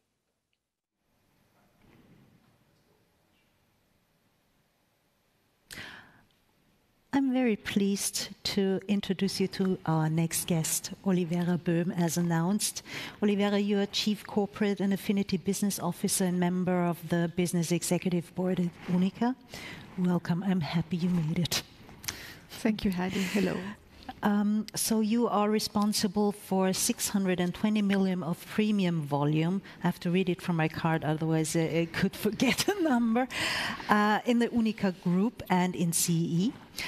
And we're talking about ensuring diversity and about insurances for companies and for your corporate partners. This can mean the one-woman show. This can be SMEs or industrial groups. So relatively early in your career, you knew that it has to be like the corporate thing, this industrial business. And for many years until now, it hasn't let you go. So we talked previously, we had an article about you, and it seemed to me that you know a lot of companies from inside. So can be a bakery, a barber shop, or a paper mill, or a brewery. So it seemed to me there's hardly no company you haven't seen yet. And the products that you bring to your customers seem to be very tailor-made because they're so different. Is this the case? Indeed, Heidi. It's really like this. It's that each and every company is completely different. Yeah, I mean, even if the products are the same, yeah, it could be a very modern new company. It could be a company which is already since 100 years established, and sometimes I can say it's in the middle of a city. Sometimes it's built on the green field, and the speciality is really to help the company owner, the risk engineers in the company to find where are the risks, what can happen, and especially also taking into consideration now the change in the environment and all these topics. I would say that the insurance industry can do a lot for the big companies simply to help to find what is the risks and also to think where we can support with the risks. Yeah. And there is a lot of knowledge behind this. There's a lot of consulting in your job, and I think that your partners can learn a lot of your experience you have from probably other companies or other industries. But how do you weigh risks? I mean, there are it's a nearly insane number of situations like the pandemic at the moment and this business interruptions that you can't foresee. So how do you manage to do this? Actually, Heidi, it is like this, that our industry, the insurance industry, is working as a collective. We bundle the risks of several things and then bear the risk of one company where something happens. Yeah? So that's the foundation, that's the basis of the insurance business. And to work, our topic is really to find out what is the need. I mean, a pandemic, you cannot foresee, you cannot really master this in advance. You have now to really help to understand and to help in this situation where we are in. Yeah? So you have to find out where are the supply chains, where our customers have difficulties to get what they need, how we can help them, insure them, change the transport routes. So there are a lot of things where simply we as industry, we can help in identifying or taking certain risks, because this is what we are used to. We are used to model risks, to understand risks, and somehow to bring them together to make it possible that the entire group can bear the risk, because this is the foundation of our business. Yeah. But I have to stay on this topic. I mean, we are also confronted recently with like natural disasters. We have floods, we have fires, earthquakes, volcanoes not stopping to spy lava. I mean, there's also a huge aspect of sustainability at the moment, and I guess there are many companies you're working with that say that sustainability is a definite focus, not only now, but especially for the future. How do you deal with it? Actually, our industry can do a lot in this field, yeah, because on the one hand side, we are used, as I said, to analyze risks. We are used to model them. We know also the past, how many floodings, how many... yeah, you have a lot of data. Exactly, we have a lot of data, and our job is really now to bring in all these new effects and also to find out, okay, how we as industry can support the entire economy for insuring certain risks. Yeah? Yeah. And on the other hand side, also a big topic is that we can help the one and each and every company, because we saw different how you can mitigate risks, how you can also reduce your CO2 emissions. So you can. Our biggest job, I would say, is that with our risk engineers and with the knowledge we have, we directly influence and support the companies in reducing their emissions and really helping the entire environment to get sustainable. Because I think we are a big pillar in the entire economy, and what we can bring is really the knowledge of the different industries, because this is I would say very unusual, because usually the industry stays in their field, but we have the view over all of them. Yeah. I mean, I would go a step further and say it's a very powerful situation you're in, because you have the power to guide also some of your industry into a better future. Exactly. Having said the climate goals and I mean, putting your knowledge there where it's needed and where it has to be. Yeah, that's true. I mean, as I said, the insurance industry can do on the one hand side on the risk itself a lot. On the other hand side, you have to see that we are one of the biggest investor, because we as insurance industry, we have to invest our clients' money. We are getting premiums, and we know the loss will at one day come, but in the meantime we are investing this money, so therefore we are definitely one of the biggest investor. And with the ESG rules and we can really influence quite a lot, because we can decide if we invest into companies which are sustainable, which are really following into a better future. And I think this is a part where again we can do a lot, and we can shape a lot, and we can support a lot. Yeah? And the numbers were quite good.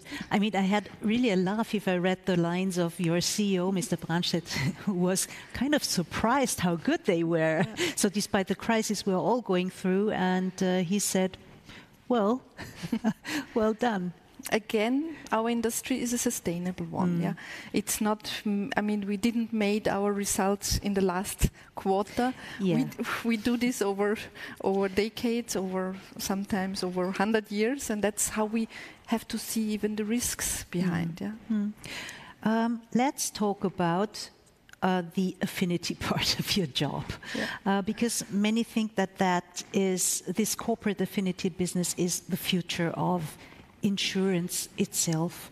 So probably it would be good to explain the term to our viewers as you explained it to me, because I really had no idea what it meant. And please also explain the benefit for the customers. The affinity businesses, I mean, we have very interesting customers. As you explained, there are small companies, big companies, there are completely different companies. And the affinity is simply to connect insurance services to our customers' core product. So if your core product is the newspaper, yes, then we can think together, Heidi, what we can do that the service your customer, the reader of the newspaper, can enjoy it even more, or what can happen to your customer where we as insurance company can support. And this can be different services. I mean, you can say, okay, somebody read your newspapers during walking around and broke his leg, yeah? This could be a connection to your product. I mean, it's a very far away product, yeah, I know, but I mean, everybody's used when you buy a mobile phone to get a warranty insurance, to get a glass breakdown. This is affinity, yeah, where we really think what is the core product of our customer and how we can connect this with additional services so that the end customer realize I have much more than I had just this one product. Okay. I get some insurance services. So you have the services behind the product without having to give a thought about it and be safe. Exactly. On a safe side. All right. So we have a little time left, but I don't want to dismiss you without talking about you as a person, because I think you're a huge role model. You are really a self-made woman to me. You literally began from nowhere and stepped up to the executive board from this huge company. I mean, it's second biggest insurance group in our country. So you started as an apprentice. Yes. And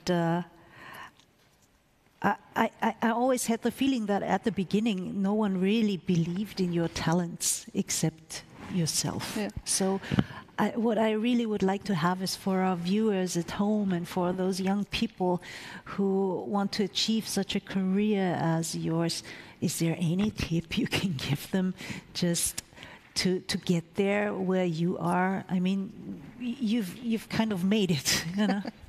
Thank you, Heidi. Yes, I mean, I always say you have to find your passion. That's the foundation, that's the basis. You have to find what you really love, where you really can find your best ways to contribute. And once you detected what is really where you have your passion, you have simply to believe in yourself. And you have simply to go the steps which are necessary. And they are not the easy ones. Yeah? The easy ones, everybody is going. But you have to say, okay, I see myself in a certain field, and if it's not in this company, I will change it, I will go to the next. And this is where I always said, okay, this is how you have to go it. You have to do it. I mean, nobody wakes up, especially if he has my roots, yeah, to say I will become whatever, a managing director of whatever. You have to go the steps, really, step by step, but you have to be consequent in what you do, and really do not lose your passion, because it is the fire in your heart. Yeah. So is it like, I feel really motivated to say so, but are you mentoring also young women in your company, for example? Yes, okay. We just started recently a mentoring program. That's good to hear. Which is great, but to be very frank, even without mentoring program, it doesn't need the program itself. It is important that you find interesting women, that you really explore them, that you give them the chance, and that you really support. And this is what, to my best, what I could do was in the Central Eastern European region, where I really had the chance to support a lot of very talented, great women, and this is a joy for both, I always say. Yeah, you see how it is developing, and you know that you do the right things because it pays back with excellent results. Wise words at the end of our talk. I'm so glad you made it, Olivera. Thank you for joining us. Thank you for contributing, and thank you also for your patience and for your interest. And now to you, Klaus. To the studio in Berlin. Hello everyone, and thank you, Heidi, for the handover. I have some not so great news. Unfortunately, we would now have Shirin David in our program. She's not going to be able to make it. Shirin's team had a COVID case, and they're releasing an album tomorrow. And in this whole chaos of trying to manage this. In the end, we weren't able to make it happen that she could be here today.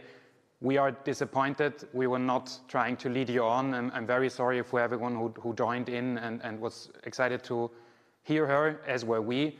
We tried until actually 2 hours ago to make it happen. It just couldn't be done, or it couldn't be done in the quality we wanted to ensure. I spoke to her team. We will make something happen in the future to make up for it with her. She's an under 30 list maker, so we were in touch with her for quite a while already, and both sides were quite excited to make this happen. That's basically all I can offer you at the moment. As I said, it wasn't our intention. The entire, maybe it's symbolic for the last few months and the upcoming months that we have to think on our feet. We will make up for it. We are sure that many of you are angry, are disappointed, are sad, as are we. So we have a meditation session now for 10 minutes, so you can get rid of the anger, refocus, and then rejoin the program. We will reach out soon to you, to our community at the Women's Summit, with whatever we come up with Shirin in the next few months, weeks. Again, very sorry, this wasn't meant to happen. And now please try to use the meditation session to get rid of all bad emotions and negative energy, so you can refocus and rejoin us with some positive attitudes and with some great upcoming speakers who will, I'm sure, make up for the loss in the next few hours. Thank you so much. And now, find your inner strength. We will now take a short break of a few minutes before our next session. During this time, we will play a guided meditation. Please feel free to join us. Greetings, and welcome to this live Headspace meditation. My name is Kesonga Giskombe, and I'm one of the mindfulness meditation teachers here at Headspace. And so what I have in mind for today is one of my favorite meditations. It's my basic check-in meditation. And what we do is we basically check in with the different aspects of ourselves, the physical, the emotional, and the mental. And realizing that each one of these aspects really, they're kind of interrelated. They really affect each other. And so I thought this meditation would be really appropriate for today, because here we are in October 2021, and there's a lot going on. There's a lot going on nationally. There's a lot going on internationally. We're still in the middle of this pandemic situation. There's been some natural disasters that have been pretty devastating for a lot of people. And surprisingly, not surprisingly, there's a lot of political turmoil that's going on. Again, not only nationally, but globally. And speaking of globally, this month, October, has World Mental Health Day, and it falls on October 10th. And this year's theme is mental health in an unequal world, which basically speaks to the idea that there are inequalities. There are inequalities in the access to mental health. Again, not only nationally, but internationally. So I thought that today would be appropriate for us to check in right here and right now with ourselves, and just to see how we're doing in this present moment. So with that being said, let's drop into practice. And as always, I give the instructions with any practice to take care of yourself, to be gentle with yourself, to pay attention to how you're feeling each moment. If at any time you're feeling overwhelmed or this is a bit too much, that's perfectly okay. Allow yourself to pause, to stop. You may even want to walk away, and know that you can always just come right back into practice and pick up from where you left off. All right, so let's just start by taking a gentle, deep breath in through the nose and out through the mouth. And with that exhalation, allowing our attention, our presence to gently drop into this moment, right here and right now.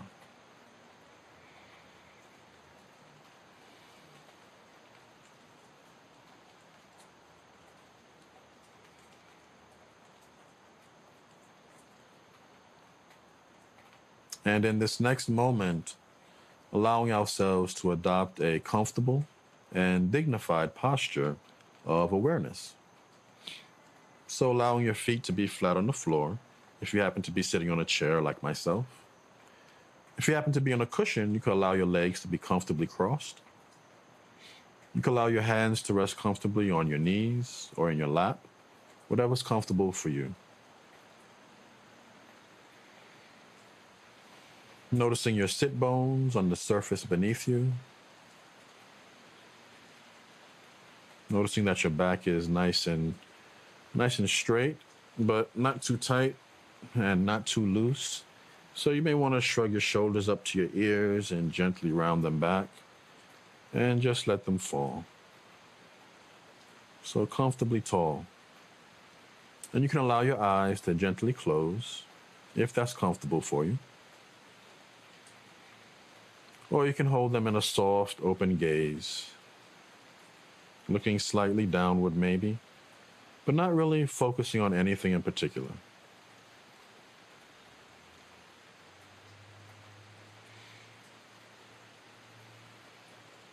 And now just shifting your attention to your breath, to your breathing. Not forcing anything. Breathing naturally. Breathing normally.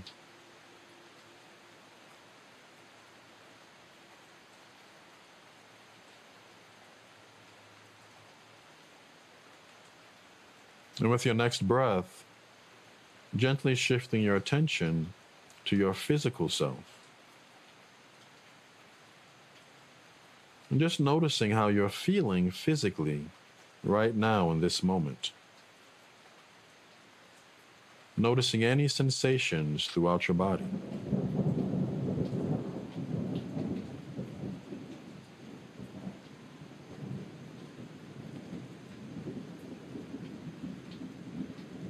And allowing yourself to notice without any judgment, without any inquiries as to why or how.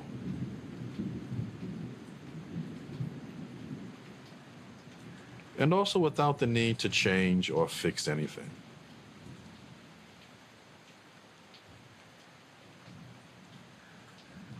So just noticing with a very gentle and kind curiosity.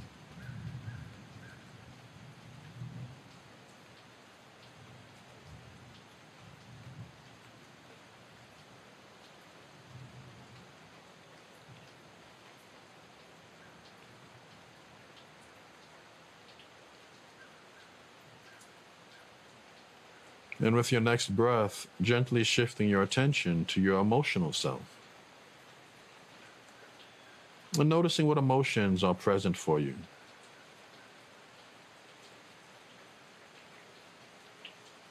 And recognizing that there are usually many emotions that are present. But what is most predominant for you right now?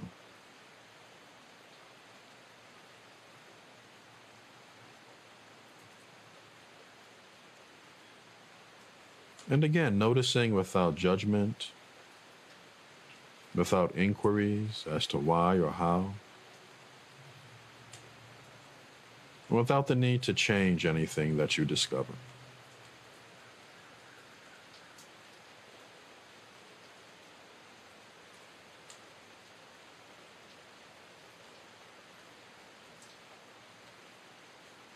And with your next breath, shifting your attention to your thoughts.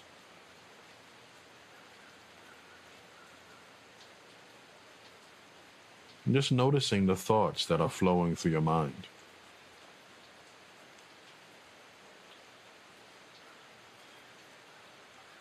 And noticing them without the need to become attached to any thought in particular. So very light, very touch and go.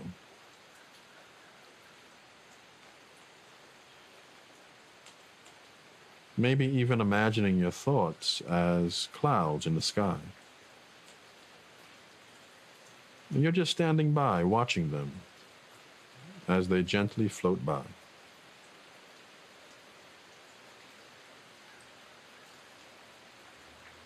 No judgment, no inquiries needed. No need to change or fix anything.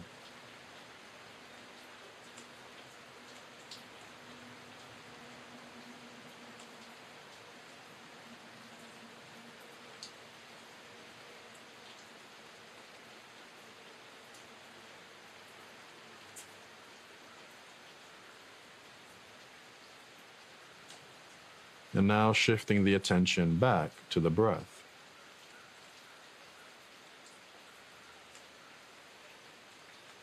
And again, not forcing anything at all. So breathing naturally, breathing normally.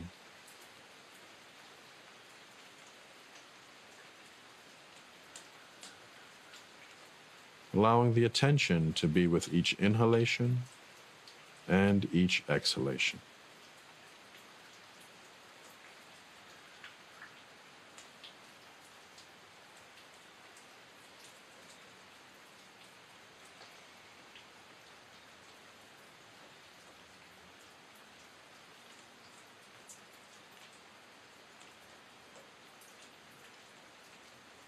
And if it's comfortable for you, taking another gentle deep breath in through the nose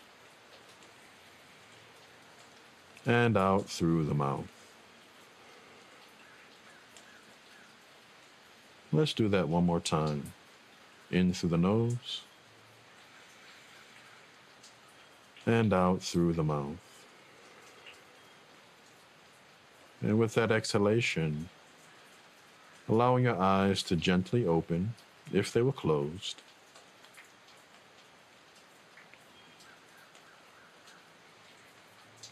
Maybe add some movement to your space, maybe shrugging your shoulders again, wiggling your fingers, shaking out your arms.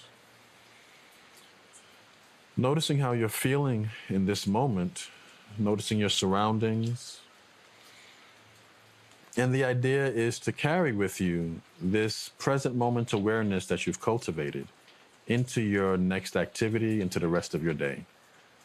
Thank you so much for sharing this space with me today, and I look forward to seeing you next time. Take care and be well. For our next session, please welcome ELIF, the singer. Our editor, Naila Baldwin, will conduct the interview, titled Making a Statement in German.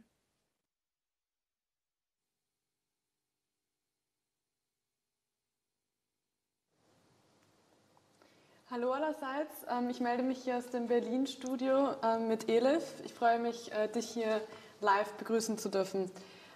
Bekannt wurde sie 2009 unter anderem in der Castingshow Popstars. Nun, 12 Jahre später, ist sie stilistisch und künstlerisch kaum wieder erkennbar, aber eines ist klar, sie trägt ihr Herz auf der Zunge und ist heute da, um mit uns zu sprechen. Hallo. Hey, schön hier zu sein. Vor 10 bis 12 Jahren kannte man dich ja von Popstars, wie erwähnt. Heute kennt man dich für deine Solo-Karriere als ELIF. Denkst du, du hättest das auch ganz ohne Popstars geschafft oder wie siehst du das? Hat sich viel getan, ne, in den Jahren. 12 Jahre ist schon eine ganze Menge. Also vor 12 Jahren war ich 16. Ich glaube, bei jedem Menschen tut sich sehr viel in 12 Jahren. Aber ich muss schon sagen, so alles, was ich gemacht habe, hat irgendwo hingeführt. Und wäre ich nicht damals dort gewesen, wäre ich jetzt nicht hier. Deshalb, alles hat schon seinen Sinn. So, und ich möchte nichts missen, weil voll oft ist es so, dass die Leute so sagen, hätte ich vielleicht das in meiner Karriere nicht gemacht oder das nicht. Aber damit hält man sich, glaube ich, nur auf. Man muss so machen und dann weitermachen. Das ist, glaube ich, wichtig. Das heißt, du siehst Popstars eigentlich als Sprungbrett, aber alles, was danach kam... Ich sehe das eher so als... ich finde, Sprungbrett ist so ein Wort, das so zu heavy ist. So, das ist mein Sprungbrett, als wäre ich danach irgendwo hingesprungen. Ich bin danach so oft gesprungen. So, ich bin dadurch wohin gesprungen. Ja. Aber es war jetzt nicht nur mein einziges Sprungbrett. Aber das hat dazu geführt, auf jeden Fall, dass ich einen Plattenvertrag bekommen habe und dass ich entdeckt worden bin. Ja. Früher war es ja ein bisschen schwieriger. Heutzutage schauen die A&Rs. Das sind die Leute bei den Labels, die halt dann die Verträge geben, dass dann halt die Künstler gesehen werden. Irgendwie, also früher hat man das am Fernsehen gemacht, jetzt gucken die halt bei Instagram und scouten die Leute dort. Und bei mir. Das hat ja auch nochmal an sich einfach im Prozess viel verändert. Ja. Also 2009 gab es nämlich noch kein Instagram. Zum Beispiel. Krass, wirklich? Ne? Ja. Okay. Heute kann man sich das gar nicht vorstellen, dass das nicht mehr gibt. Verrückt, ja. Wie du gerade meintest, also in 12 Jahren verändert jeder sich. Das ist ganz klar, vor allem stilistisch. Also Aber ich würd sagen, bei dir kann man vielleicht sogar von einer richtigen Metamorphose sprechen. Würdest du das so unterstreichen? Und was war da vielleicht auch der Anlass? Es gibt so Leute, die kommen so zur Welt, dann wachsen die auf und wissen so voll, wie sie sind, wer sie sind, was sie wollen vom Leben und so weiter. Und bei mir war das nicht so. Ich habe viel nach mir selbst gesucht, viele Sachen aufgearbeitet, die mir so wehgetan haben. Und erst jetzt, so mit 28, habe ich das Gefühl, dass ich jetzt so wirklich weiß, wer ich bin. Und auch weiß, wo ich hin möchte und einfach mich so gefunden habe und meine Mitte gefunden habe. Und auch wenn ich mir selber Bilder von mir angucke, denke ich mir so, wow, krass, okay, das ist ELIF, aber das war noch nicht so die ausgereifte ELIF. Und jetzt habe ich endlich das Gefühl, mich so zu sehen und mich mit mir selbst zu identifizieren. Und wie würdest du, weil du vom Jetzt sprichst, also jetzt deine Musikrichtung in 3 Worten beschreiben oder deine Musik, sagen wir nicht Richtung, vielleicht 3 Worte oder 3 Sätze? Meine Musik, also das ist aber immer geblieben, das muss ich sagen. Meine Musik ist ehrlich, tiefgründig und melancholisch. Das ist etwas, was ich aber von Anfang an wusste. Okay, das heißt, es hat sich nicht... Das hat sich so in der Musik, also wie man Musik macht, verändert, weil vor 12 Jahren wurde einfach noch anders produziert oder auch die Songs wurden anders geschrieben, aber so dieses Grundding, die sind geblieben, ja. Ich habe in Medienberichten unter anderem gelesen, also dass deine Musikrichtung Emo-Rap wäre. Wie siehst du das? Ist das Emo-Rap? Ist das irgendwie ein neuartiger Begriff? Ich habe auch gehört, dass ich Rapperin bin, okay. Was ich nicht finde. Ich bin keine Rapperin. Ich bin Sängerin, würde ich sagen, und Künstlerin. Und natürlich nehme ich mir so Stilistiken aus verschiedenen Musikrichtungen. Aber jeder soll das so bezeichnen, wie sie es bezeichnen wollen. Ich mache einfach ELIF-Musik, würde ich sagen. Ich brauche kurz ein Glas Wasser, Leute. Soll ich mit der nächsten Frage kurz warten oder soll ich sie schon mal stellen? Du kannst die nächste Frage stellen. Danke. Danke.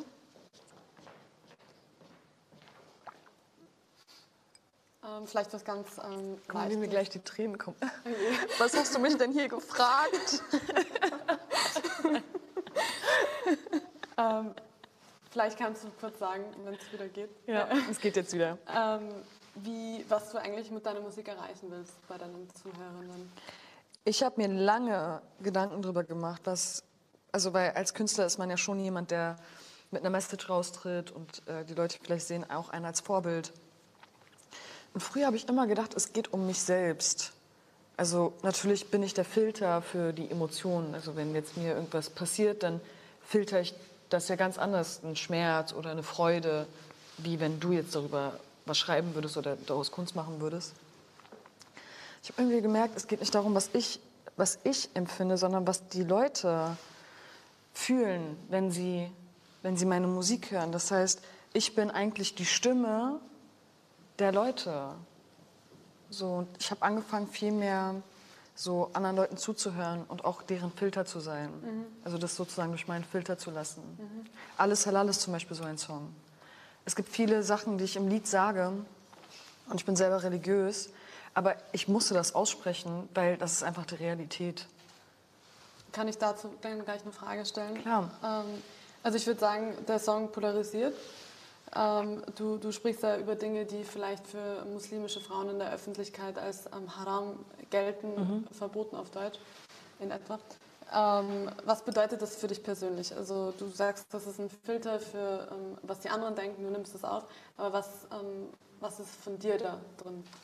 Also Religion ist erstmal eine sehr persönliche Sache. Es war auch sehr schwierig, dieses Lied zu schreiben. Ich glaube, wir haben das 5-mal umgeschrieben, weil ich finde, wenn man das Wort Gott in einem Song sagt, muss man auch so Demut reinbringen. Das geht nicht so auf...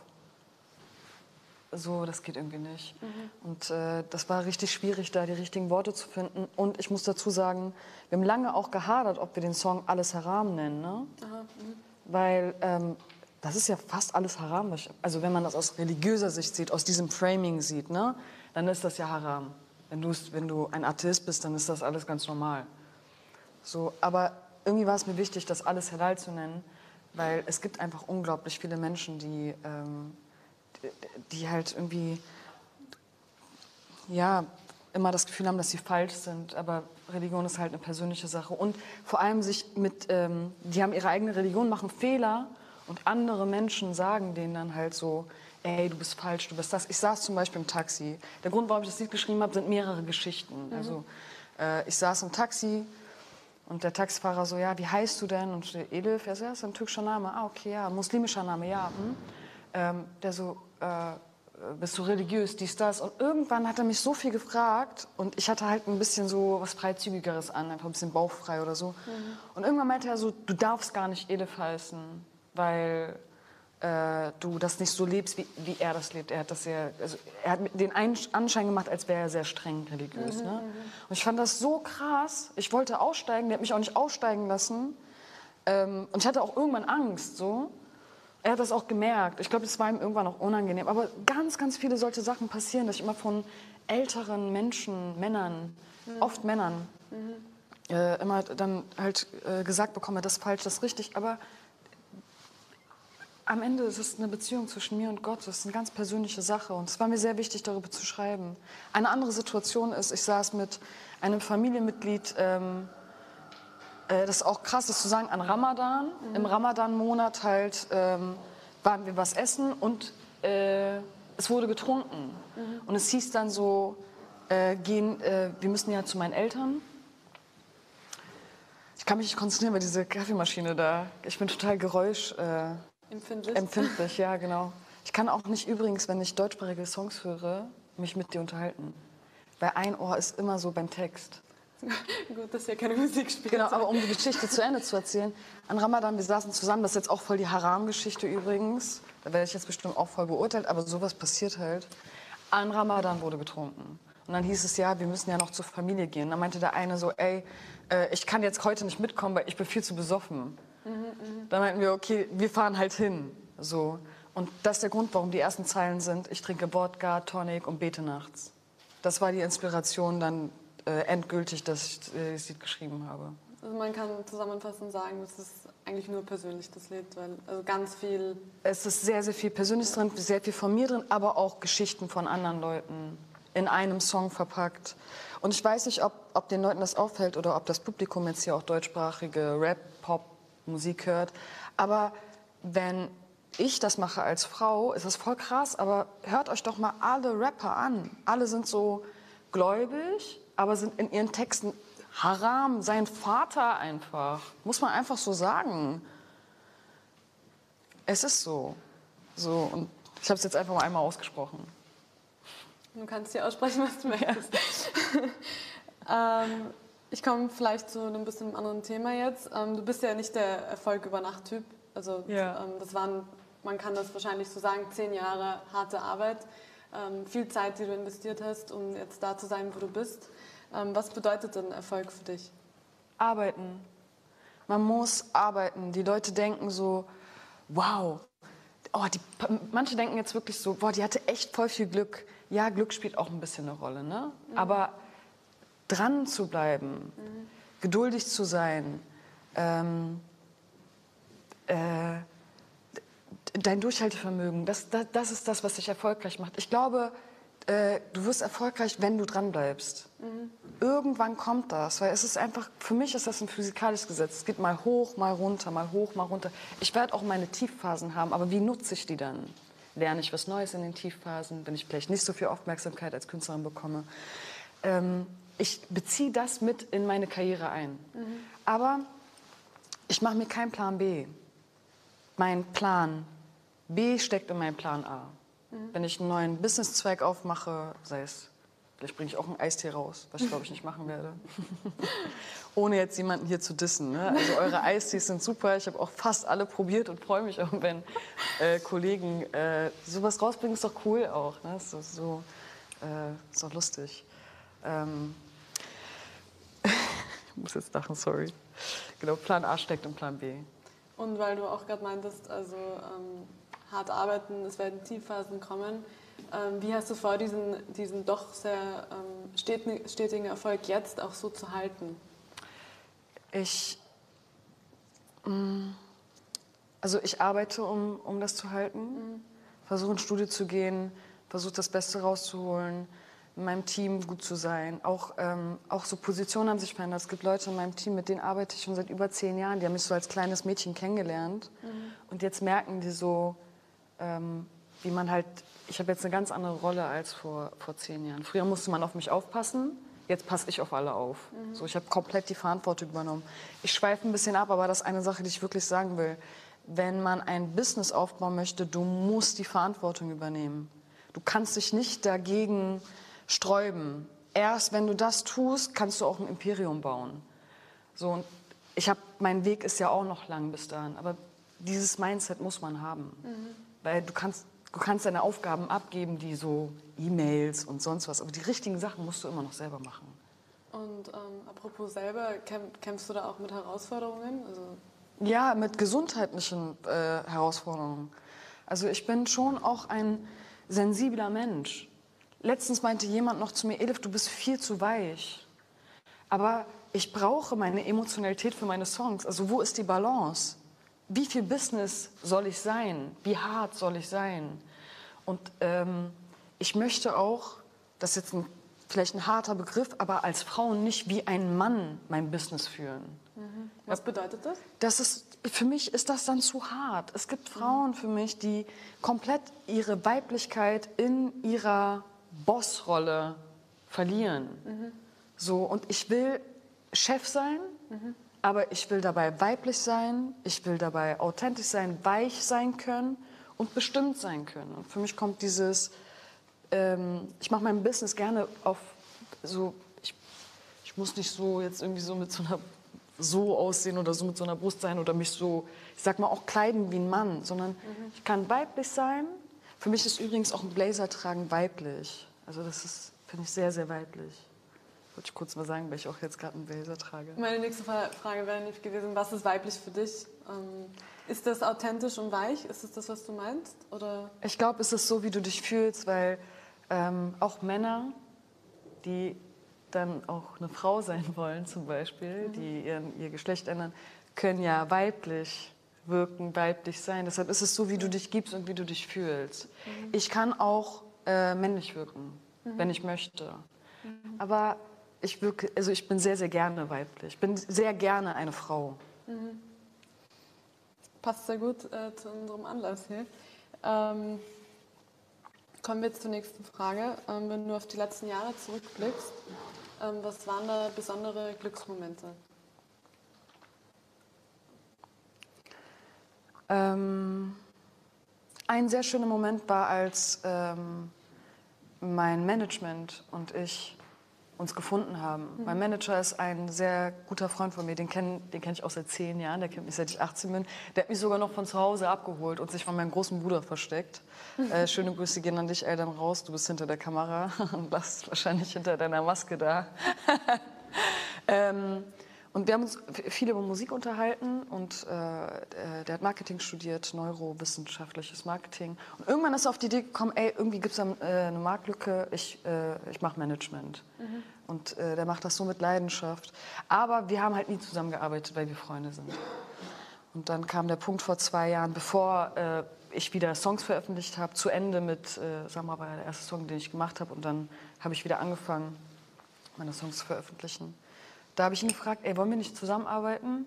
Er meinte erstmal nein, ich meinte auch irgendwie doch, irgendwie nein.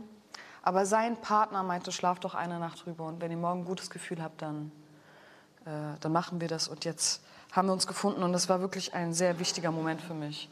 Weil man kann als Künstler schon vieles selber rocken, aber ich habe nicht die Kapazität und du brauchst Leute im Hintergrund, die einfach für dich einfach deinen Rücken frei halten. Und ich muss an dieser Stelle auch sagen, dadurch, dass ich jetzt viel gesehen habe, wie sich Leute getrennt haben, ich hoffe natürlich, das ist einer meiner wichtigsten Partner, dass wir sehr, sehr lange zusammenarbeiten, so Gott will. So manchmal weiß man es nicht. Aber man muss sein Management gut behandeln. Viele behandeln ihre Managements nicht mehr gut und das sind die Partner, die halt die bezahlst du nicht monatlich. Die kriegen halt abzüglich deiner Kosten. Das ist jetzt kein Geheimnis in der Musikbranche. Ne? Die kriegen Prozente. So. Wenn du was verdienst, verdienen die auch was. Wenn du nichts verdienst, verdienen die nichts. Und wenn Künstler viel verdienen, drücken sie ihre Managements meistens runter. Und das finde ich nicht so cool. Weil ich weiß nicht erstmal, wie lange ich als Künstlerin das mache. Und die stecken ihre ganze Lebenszeit rein. Das ist was wert. Drück jeden anderen Partner, der nicht an dir so angedockt ist, aber nicht dein Herzstückpartner, weißt du? Mhm. Konnte ich das gut erklären? Ja, ich denke schon. Ja. Du meintest gerade, du weißt nicht, wie lange du das noch machst oder wie lange. Ich werde das noch ganz lange machen. Ich habe mir das schon selber bewiesen. Okay. Ich werde noch lange Künstlerin bleiben. Ich liebe, was ich mache. Ich liebe das so doll. Ich würde für keinen Job der Welt so wenig Schlaf in Kauf nehmen und gerne so früh aufstehen. Mhm. Das heißt, du siehst dich auch ziemlich lang noch in der Rolle. Ja. Und kannst dir vielleicht auch nicht irgendwie andere Bereiche vorstellen oder nebenher? Oder ich habe meinen Plan A. Ja? Das war immer auf der Bühne zu stehen, Musik zu machen. Aus Plan A entsteht auch Plan B. Mhm. Das ist das Ding. So, ich kann mir natürlich vorstellen, vielleicht irgendwann auch eine Beauty-Marke rauszubringen, Werbung zu machen und so weiter. Aber das basiert alles auf Plan A. Mhm. Was steht sonst noch konkret an? Kannst du das beantworten? Also ich habe gelesen, deine Nachttour, also deine Albumtour, musste verschoben werden, Corona-bedingt. Ja. Das heißt aufs nächste Jahr. Was steht da noch an? Auf was bereitest du dich gerade vor? Nächstes Jahr ist sehr, sehr schön. Also wird sehr schön. Erstmal freue ich mich auf alle Überraschungen, die passieren, weil immer, wenn ich was geplant habe, ist es nie so gekommen. Mhm. Und ich habe auch gelernt, die Sachen einfach mal so anzunehmen. Mhm. Weil man sagt ja immer, man muss im Flow bleiben, um leicht zu sein und so weiter. Ja, dann nimm an, was kommt und sei dankbar. Mhm. Aber es gibt ein paar feste Sachen, und zwar die Nachttour. Mhm. Die wurde schon einmal verschoben, zweimal verschoben, so wie andere Touren auch. Okay. Ich hoffe so sehr, dass wir touren können. Dann sing meinen Song. Mhm. Und natürlich noch ein paar andere schöne Beauty-Projekte. Und dann ist das Jahr eigentlich fast schon wieder voll und hoffentlich ein neues Album. Also ich bin gerade dran, ein neues Album zu schreiben. Okay. Aber das ist so etwas, für mich sind Alben wichtig, auch wenn die Leute viele Singles hören. Aber ein Album ist so, das ist wie so eine neue Säule, die du schaffst. Mhm. Ich kann erst ein Album rausbringen, wenn es perfekt ist. Und in welche Richtung gehst du da? Kannst du das vielleicht schon verraten? Es wird einfach wieder emotional. Okay. Und ich werde auch ein paar Sachen werde ich sagen. Ich habe ein Lied über Geld geschrieben. Okay. Ich habe ein Lied über Geld geschrieben. Das heißt, Geld kommt und geht. Ich glaube, wir sind gespannt. Und hiermit beende ich das Interview mit ELIF. Vielen lieben Dank, dass du da warst. Dankeschön. Es war eine nette Gesprächsatmosphäre und ich gebe weiter.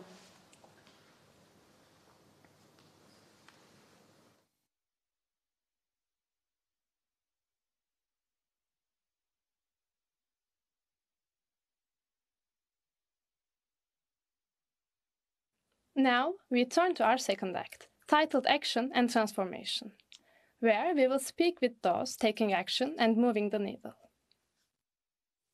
We start with a keynote by Mirjam Bamberger, CEO of AXA Luxembourg. The topic, Women in the Boardroom, Back to the Future. Mirjam will be joining us from Luxembourg.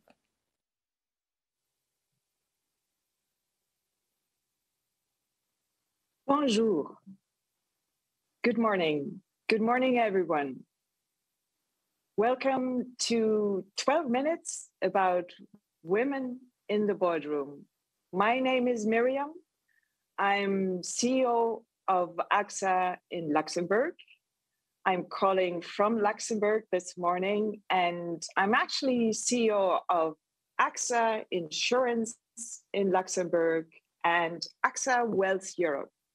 Now, as I am an executive of AXA, which is one of the biggest global insurer, I do have some slides. You know exactly, top executives can't do without slides. So forgive me, but I prepared some slides and I would like to share my 5 cents about women in the boardroom. Now, if we speak about women in the boardroom, did you know that over the last 20 months of global crisis, a global health crisis, the number of women that drop out of their career is increasing.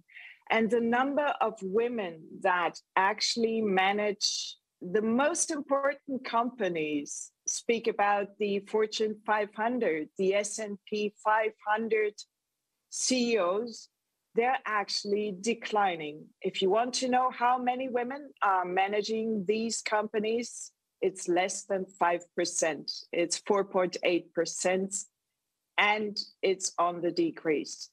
So what is the problem? What's happening? It's absolutely contradictory to all the endeavors in diversity, in developing women, in building the female talent pipeline. I want to speak to you as someone who made a career in financial markets, as someone who lived in 8 countries, and over time, as someone who had certain moments of doubts.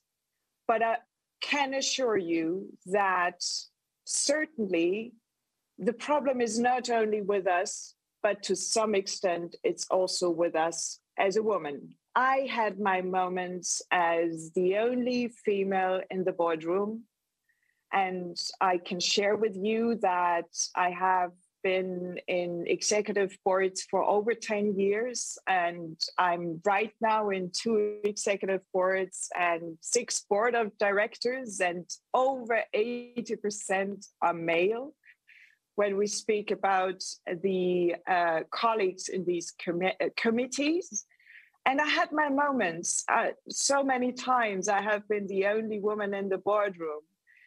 But having that moment was also fueled by a small story I need to tell you, which is that about 5 years ago, I was asked for an interview, and a journalist took the time to speak to me over 2 hours, troubleshooting how come that I made it to the top, and how come I am the only woman in the boardroom.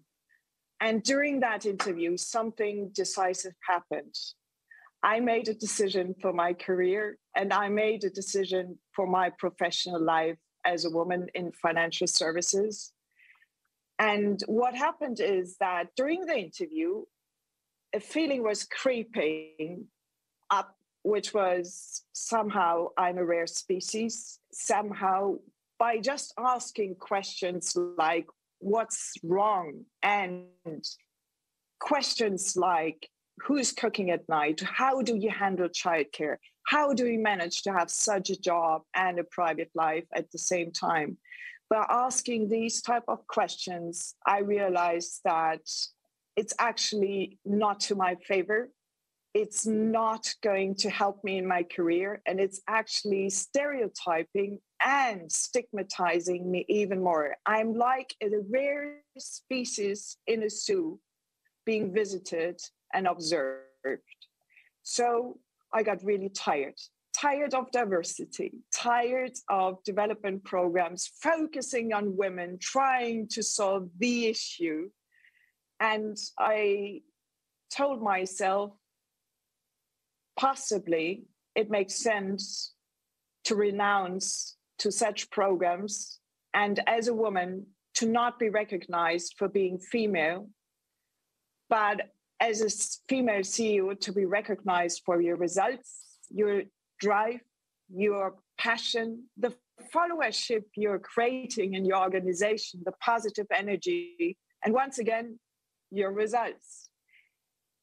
And that these are 5 cents of my small experience that is decisive for the career in the following 5 years after that interview, where I decided that diversity is probably not the topic I will reinforce and expose myself to, but I will settle on other notions that are going beyond being female CEO or female executive. Because the more I supplement the stereotype, the more I become part of the problem. Now, I know this is uncomfortable for some of you because diversity and inclusion is an important strategic topic to most companies, but this is the conclusion of someone like me being in the front line, being the only one in the boardroom, and being the one that actually doesn't want to be judged by being female, but wants to be judged by being a leader or simply by being Mirjam. So what's the alternative? How do we manage? How do we manage as the only woman in the boardroom? And what could be some rules of the game? Certainly, I asked myself the question, and I chose to go back. I chose to go back to go into the future. What do I mean by going back? I tried to tackle the problem differently. I took it from the old, backwards-oriented, traditional concepts of ego, territory, authority. These are concepts you might have heard of, which are marking careers of generations, and they're also stigmatizing the male professional paths, not only the female. But effectively, these are concepts which help me to define what is my position as a leader in the boardroom, independent of being a woman or a man. It doesn't matter. And what is the stance I want to take? Now, let's take ego. If you make a corporate career in a large enterprise, such as AXA with 160,000 employees, you need to think about how much ego do you want to put onto the table and how much ego does it need to make a career? Now, ego is a good thing. It's about self-esteem. It's about making your way. It's about being ambitious, having drive, but also taking a firm stance when it's needed. But ego can be toxic. And ego is reinforcing and self-reinforcing itself over the course of your career and the higher you get. And there's a stigma about corporates where the ego at the top level is the highest. I want to break that stigma, and I want to pave the way as a leader, and I'm purposefully not saying as a female leader, as a leader, to say that ego is to be used in doses. It's a good thing, but you need to be very conscious on how much ego you let to creep in and you let to be part of the boardroom. There's a far more important rule in a boardroom, which I realized only after a couple of years. And I hoped, and I wish somebody would have told me earlier, but in a boardroom, there is no fairness.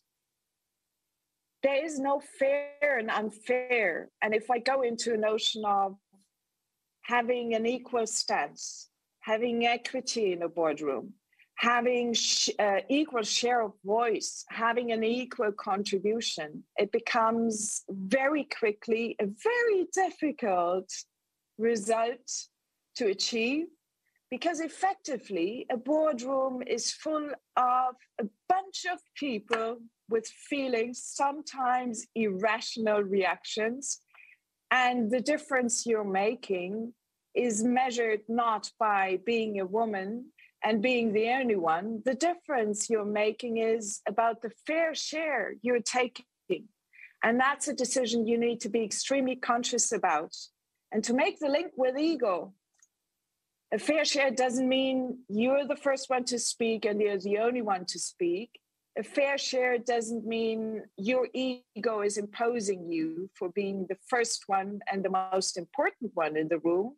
But a fair share is about choosing wisely and choosing specifically the moments where you want to have a contribution and where you want to have an impact. And here comes the second rule. And that works for me perfectly, which is about when you know exactly what is your fair share in the boardroom, independent of being a woman or a man, think about, do you fight your territory and you fight for your share, or do you build common ground? And that's a huge difference. There are small, very unnoticeable differences in how you phrase your point of view. There are small very important differences on how you build on the ideas of your colleagues in the boardroom. Am I a true believer that my impact in a boardroom is about building common ground?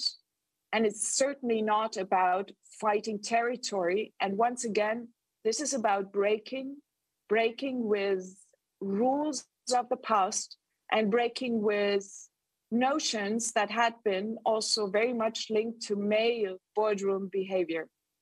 So choose your battles, fight your territory or build common ground. I chose my battle to build common ground, and that's my compass. And thirdly, that's the third rule.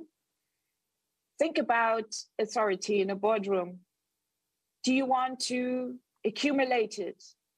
Do you measure your self-esteem by how much authority you have? Or do you measure your self-esteem on how much authority you distribute? Do you empower, or are you actually trying to get more power? These are very traditional concepts, but just breaking traditions will help you to define what's your impact and future. And it does give purpose in a sense that you're not building your self-esteem on being a female in a boardroom. You're not building your self-esteem on being the only one, a minority. And as such, it's a risk of being either a victim because you feel like you're the only one, or a rebellion because you feel like you need to work twice as hard to come as far as others. But you build your self-esteem and your ego on something that I believe is far more important and goes beyond gender. It's about building fair share, common ground, and it's, for me, about distributing authority. Now, is that easy? No. Is that giving me purpose? Yes. Does it work out all the times? No.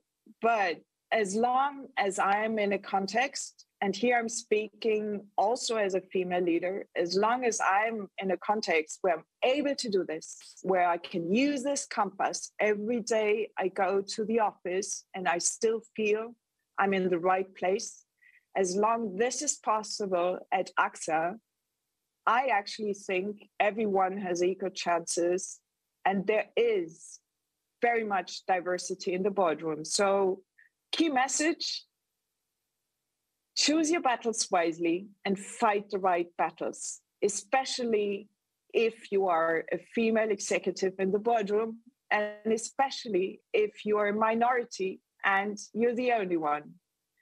And what it takes, and we heard it just before in the contribution, it certainly takes hard work and resilience. It doesn't come overnight. And sometimes it takes an awkward interview with a journalist who is asking rather stupid questions for you to realize it's not helping you and you need to pave your own way. These are my 5 cents. And I want to give hope to every young lady that wants to make a career in a large corporate. I want to inspire that this is possible, and it is possible by staying 100% true to yourself. Thank you.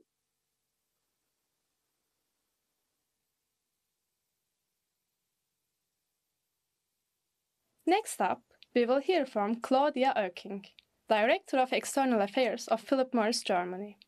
She will discuss the topic of fundamental transformation with our senior editor, Olivia Chang. Claudia, thank you so much for joining us at the 2021 Forbes Dach Women Summit. It's a delight to have you here with us. Thank you very much for having me. Happy to be here. So as I understand, you're Director of External Affairs at Philip Morris in Germany, and part of that role includes managing the communication and creating a public dialogue. So walk us through what the day-to-day life of your role looks like.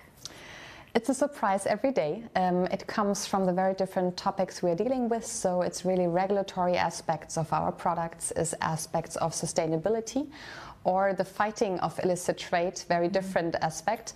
And then we are in dialogue about those aspects with politics, media, science, and the broad public.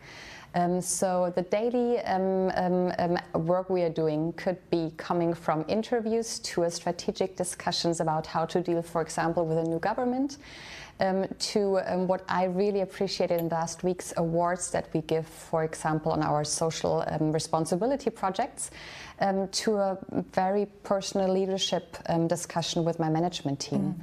So it's a broad variety of things. It's never getting bored. I think that when I say what's a daily life like in your role, it's also really tough right now because we're still in the middle of this crisis and the pandemic. And I wanted to know, what would you say has been the biggest internal transformation at Philip Morris? Because the way we've been doing business beforehand, those templates, we cannot simply apply and use them now in the future. Yeah, you're so right. So altogether, we were in the biggest transformation of our history, going from conventional cigarettes to alternative products.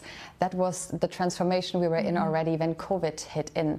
For us now, in our daily business with our stakeholders, the ones that I've mentioned before, but also in our sales and commercial activities, have just changed so much. And we are trying to maneuver with some new guidelines, really thinking is how can we secure health and safety of our colleagues? How can we make sure that that what their daily struggles are in Corona times, and that they can manage it, that we respect it. So it's something in between trying to focus on the job while giving flexibility to everybody to deal with the daily craziness of work in Corona times. Claudia, you're not only Director of External Affairs, you're also a member of the Management Board. And in that sense, you do have that deeper insight into leadership and the lessons that you've learned. Actually, you've written about this topic quite a fair bit, and I want to take your words. You said that leadership doesn't happen in a vacuum. The culture of a company is the starting point. Can you elaborate on that?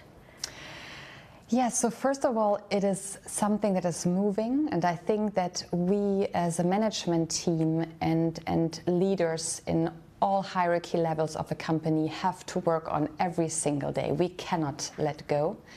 And of course, it's always affected by the outside world. So it's really the struggle, being in a context, being in an environment, and then having certain aspects that are from the inside. And I think that is a chance and a risk.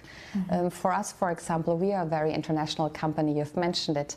It is something in our DNA that we appreciate, and we really want to flourish to make sure that this is something that we keep also for the future. And then there are maybe aspects where we say we are not that good, and therefore it is good that impulses are coming from outside criticizing us.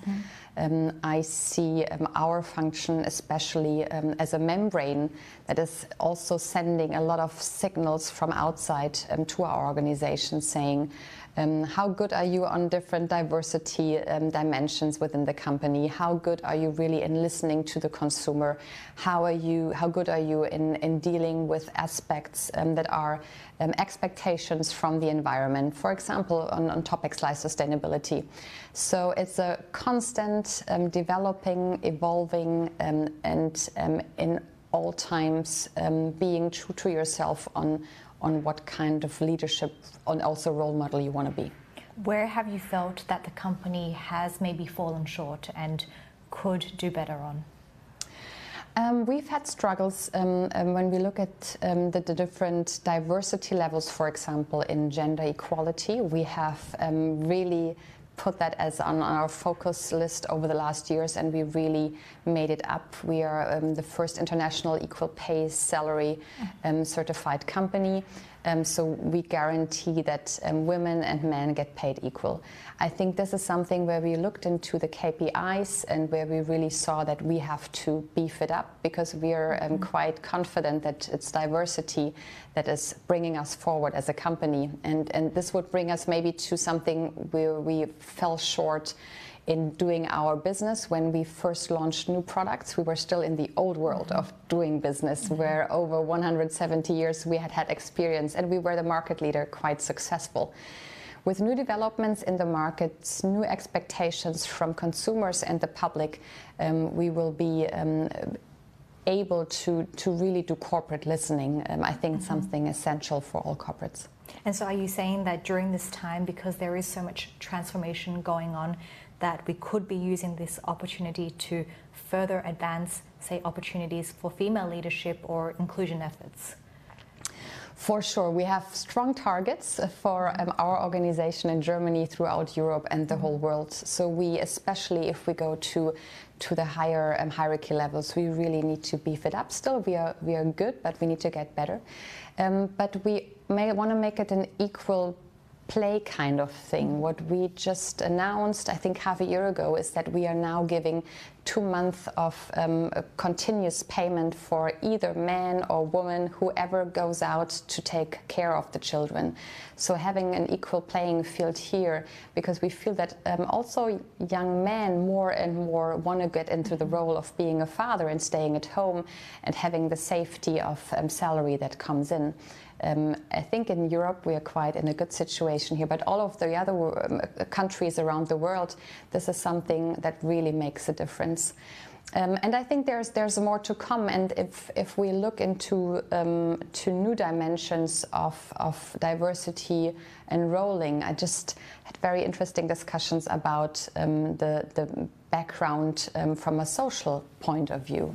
So are we sure that we are being equal to everybody coming from very different backgrounds socially? I think we are quite good with ethnicity, but for example, are we having enough KPIs to really look into the details also on aspects like sexual orientation or identification? So I think there are just continuous things to become better and better.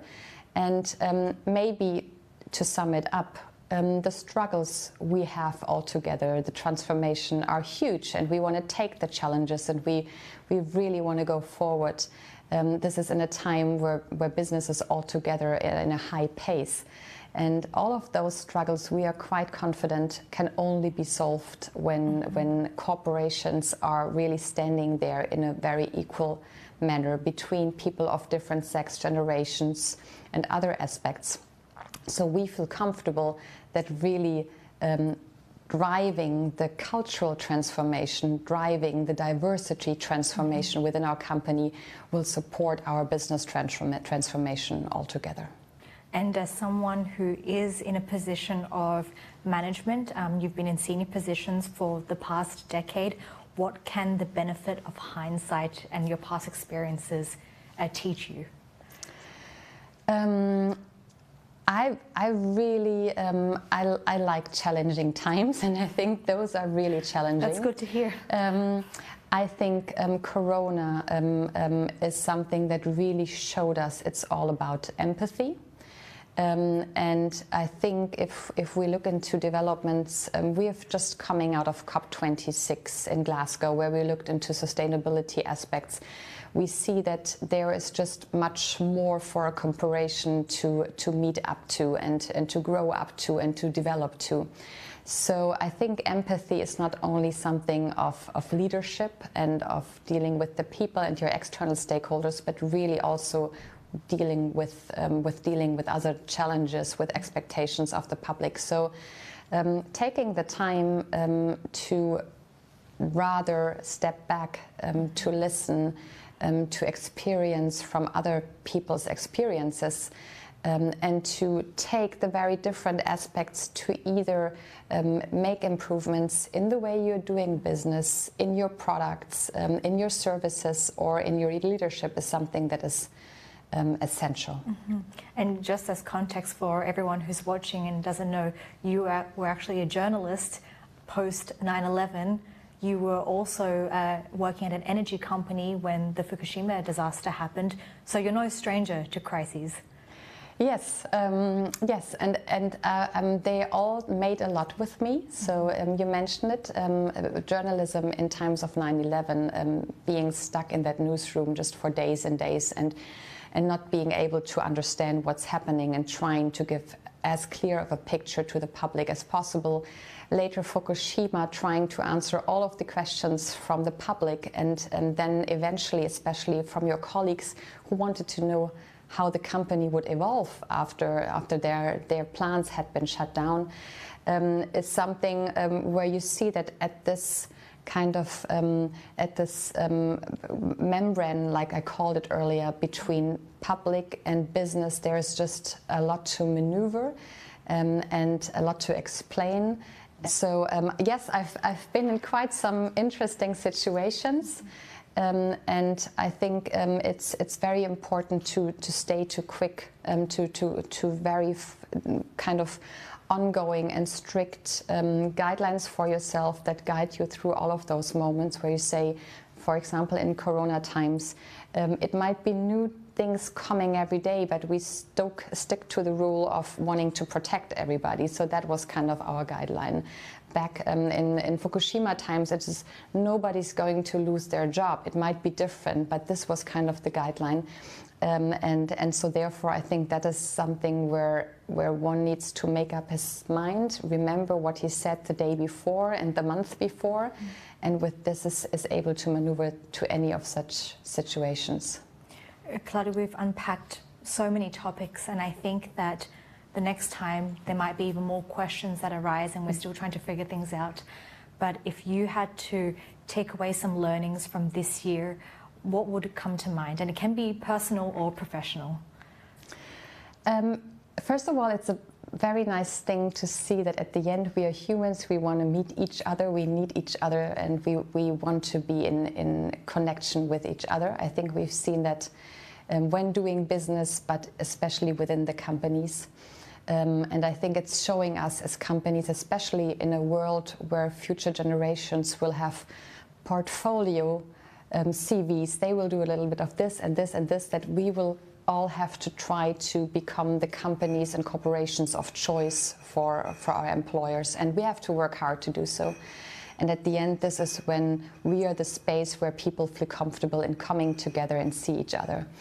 Then empathy is key. Always trying to get a feeling of what others feel and trying to make conclusions from it, both in business and in leadership aspects. And then I guess we have to be open to change. The world is a constant change, and this is now no surprise anymore, but we just are seeing it when you guys are organizing this wonderful conference, and from one day to another, you would now not be able to meet in person, change aspects.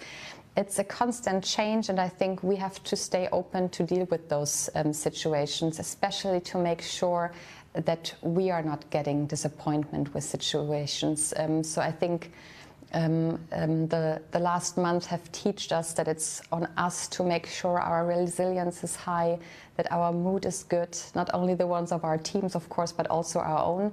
And I think this is also something that I see now for the fourth wave coming up, that we need to take care of ourselves in those changing worlds, and therefore always be open to change and to transformation.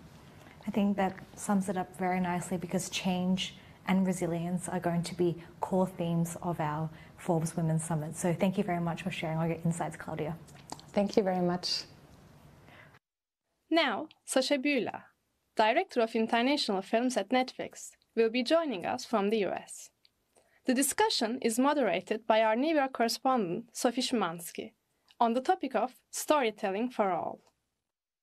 Our next guest is Sasha Bühler. She works at Netflix as the director of original film for the German-speaking European markets. And I'm so glad we get to talk again. We talked a few weeks back, I believe, for an article in the Forbes magazine Women's Edition, and we had a great conversation, and so we decided to bring you back, and you said yes, Sasha. Thank you so much for taking the time again. Thank you for having me. I'm thrilled to be here. Sasha, you produce local content for a global audience. What is your strategy in finding these contents and picking the stories that are appealing to a global audience? Well, we believe firmly that good stories can come from anywhere, really, and travel anywhere. So there's no one place to look. And unfortunately, there's no magic formula for knowing what will work for us. So we're always learning and trying things out. Ideally, we're looking for fresh perspectives and diverse stories. Our goal is to entertain the world. We have over 209 million members in over 190 countries. So that's a lot of people to serve who want to see their lives reflected on screen. And out of the German-speaking region, we're looking for authentic stories with universal themes that we think can resonate around the world. Our first goal is always to entertain our home territory, and the cherry on top is the rest of the world. Our first film out of the International Original Film Initiative was Blood Red Sky, which shot to #1 worldwide very quickly.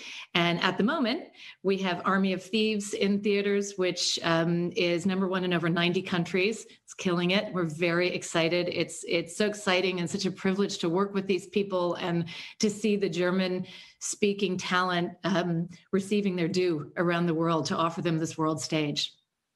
So Netflix always has been the pioneer in the streaming market and is still the market leader, but you do have big competitors, Disney and Apple, just to name two of them. Their strategy is all about international actors, established brands, global content, globally known content. You, in comparison and in contrast, you go with the newcomers, you go with local contents. Why does Netflix think that the strategy is going to bring them the paid memberships? Netflix recognized very early on the power of international film. As I mentioned with my last two films, how they've worked around the world, how they've resonated. And I firmly believe that people want to see their lives reflected on screen. They want to see films in their own languages. They want to hear authentic stories of their home territory. They want to watch that and they want to share it with the world. And I think there's great pride in that. We don't really see ourselves as being particularly different from our competitors. We don't try to be different. We're just trying to entertain our members and hopefully attract some new ones. Our commitment to German stories comes from recognizing the incredible talent there is here in German-speaking Europe, the incredible talent, and what we've already seen that people enjoy watching it. It's that simple. What is your strategy for the Dach region and how much money are you investing in these markets? Our strategy is the same as everywhere, to entertain our members, entertain the world, and also to be good partners in the media industry here. We are investing, we have recently announced that we'll be investing 500 million euros in content in German-speaking Europe over the next 3 years. Sasha, I do have to say you have a lot of power over your audience, obviously, because we are shaped by what we see and by who we see on screen.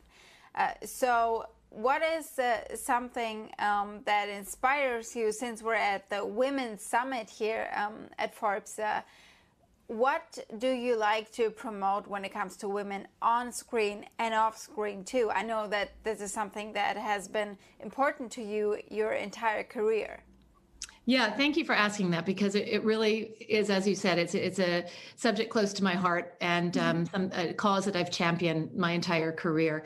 I'm proud to say that our content team in the German-speaking region is 80% female. The head of film, head of series, and head of nonfiction are all women. At Netflix at large, worldwide, we're about 50% women, and we are also about 50% leadership throughout the company, even at the highest levels. I'm convinced that having more women in decision-making positions would radically change the media landscape in Germany. And I think that should happen. Our Annenberg study, which we released this year out of the US, showed conclusively that more inclusion and diversity behind the camera leads to more inclusion and diversity in front of the camera. And representation matters. If you can see it, you can be it. Personally, I remain active in various women's groups. I lecture regularly to students about women in the workplace. And probably most importantly, I'm very lucky to have a very strong group of cool, smart women around the world who support and encourage me. I watched Blood Red Skies, a really scary horror movie with a strong woman in a very literal way in the main character role. And so I think it's interesting that you kind of did that right away, showing a strong woman in a very literal sense. But can you maybe give us a little sneak peek in what other contents you plan for the future? I assume you cannot say much, but maybe just a little hint what we can expect next. I can't talk about too much. We have a lot of great things coming. I can talk about the next film we're going to release is Munich, The Edge of War, based on the international bestseller by Robert Harris. It's a tense thriller set in Munich in 1938 during the Munich Accord, starring Jeremy Irons, George Mackay, Janus Niewerner, Sandra Hüller, Liv Lisa Fries. And that's going to be a very exciting one in January next year. And right now we're in post-production on All Quiet on the Western Front, which is a remake. Well, there's a film, but it's based on the book by Erich Maria Remarque. And it is the ultimate anti-war film. What's very exciting to us is we have Edward Berger, one of Germany's top directors, directing this film, which is now told finally from a German perspective. It is a German book to begin with, but the film, which won the Oscar in 1932, was of course an American film. And we think that this German perspective is important to tell in the world today, that this is an example of an authentic German story, that Germans have a very unique relationship to wars, for example. I think there's great shame and guilt about our role in the last two world wars. And to show this anti-war film about the futility of it all from a German perspective is incredibly powerful and important. And I think this is one that will really resonate around the world. And let's end on a personal note. What does a typical day of Sascha Bühler look like? I'm assuming there are no typical days, but maybe you can take us back to yesterday, for example. How does it look like, and what do you do when you do not work in the hour or hopefully hours before and after work? My days are indeed very, very full, and no one is like the other. So I have to think back to yesterday because it seems like so long ago. So much has already happened today. Yeah. I think yesterday I was in London. Actually, I was there for a screening. We did a friends and family screening of All Quiet on the Western Front with the producer and the director and some trusted colleagues to gather some opinions on where we are. I have meetings. We are a meeting culture at Netflix. So we work very collaboratively. It means that I meet with marketing and with physical production, post-production, VFX, legal, check in with my team, a lot of meetings all day long. In between those meetings, and then I went to the airport, but I have my calls scheduled for the cab out to the airport and for the lounge at the airport. And then I read a script on the plane. When I'm done with work, I usually, well, not really done with my work, but in my evenings, I often have time to read scripts or to screen cuts of films that have come in or look at the rushes, the dailies of the films that are in production right now. I do try and take some time off. I have a dog, and I go on nice long dog walks to clear my head, spend time with my kids when I can. I have 20-year-old twin boys, so they're sort of launched, and they're a pleasure to spend time with now. Yeah, no day is alike. No day is alike. I'm happy when I can visit sets, when I can be in the office. Whenever I'm in a city where there's a Netflix office, I'm there. I'm an office person. I like working with my colleagues live. And of course, in between, every chance I get, I meet with creatives who are pitching me stories or working on developing something with me, trying to keep my finger on the pulse of what's going on in Germany and stay in touch with the creative community. Oh, so the pandemic must have been really hard for you. You're an office person. That's true. That really is true. And we couldn't go to the office. And I really do love the office. And we have this new office in Berlin right now, the headquarters for our German-speaking territory. And it's wonderful. It's wonderful to be with everybody together. Is everyone back at the office in Berlin? Not on and off, but a lot of people want to come into the office. It's nice atmosphere. And I work with great people. Thank you so much for taking the time to talk to me. Thank you, Sascha. Have a good day. Thank you. Thank you, Sophie. Bye.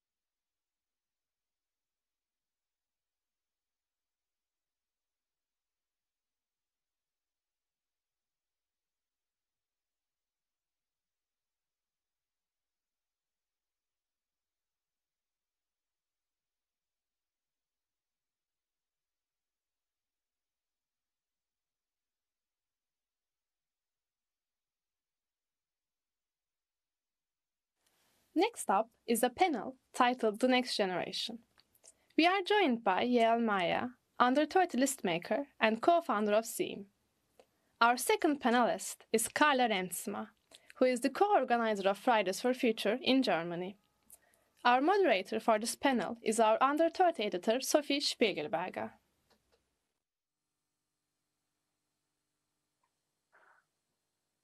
Hi, Yael. Hi, Carla. I hope you can hear me well, and I hope you can hear each other because this is our first panel of today.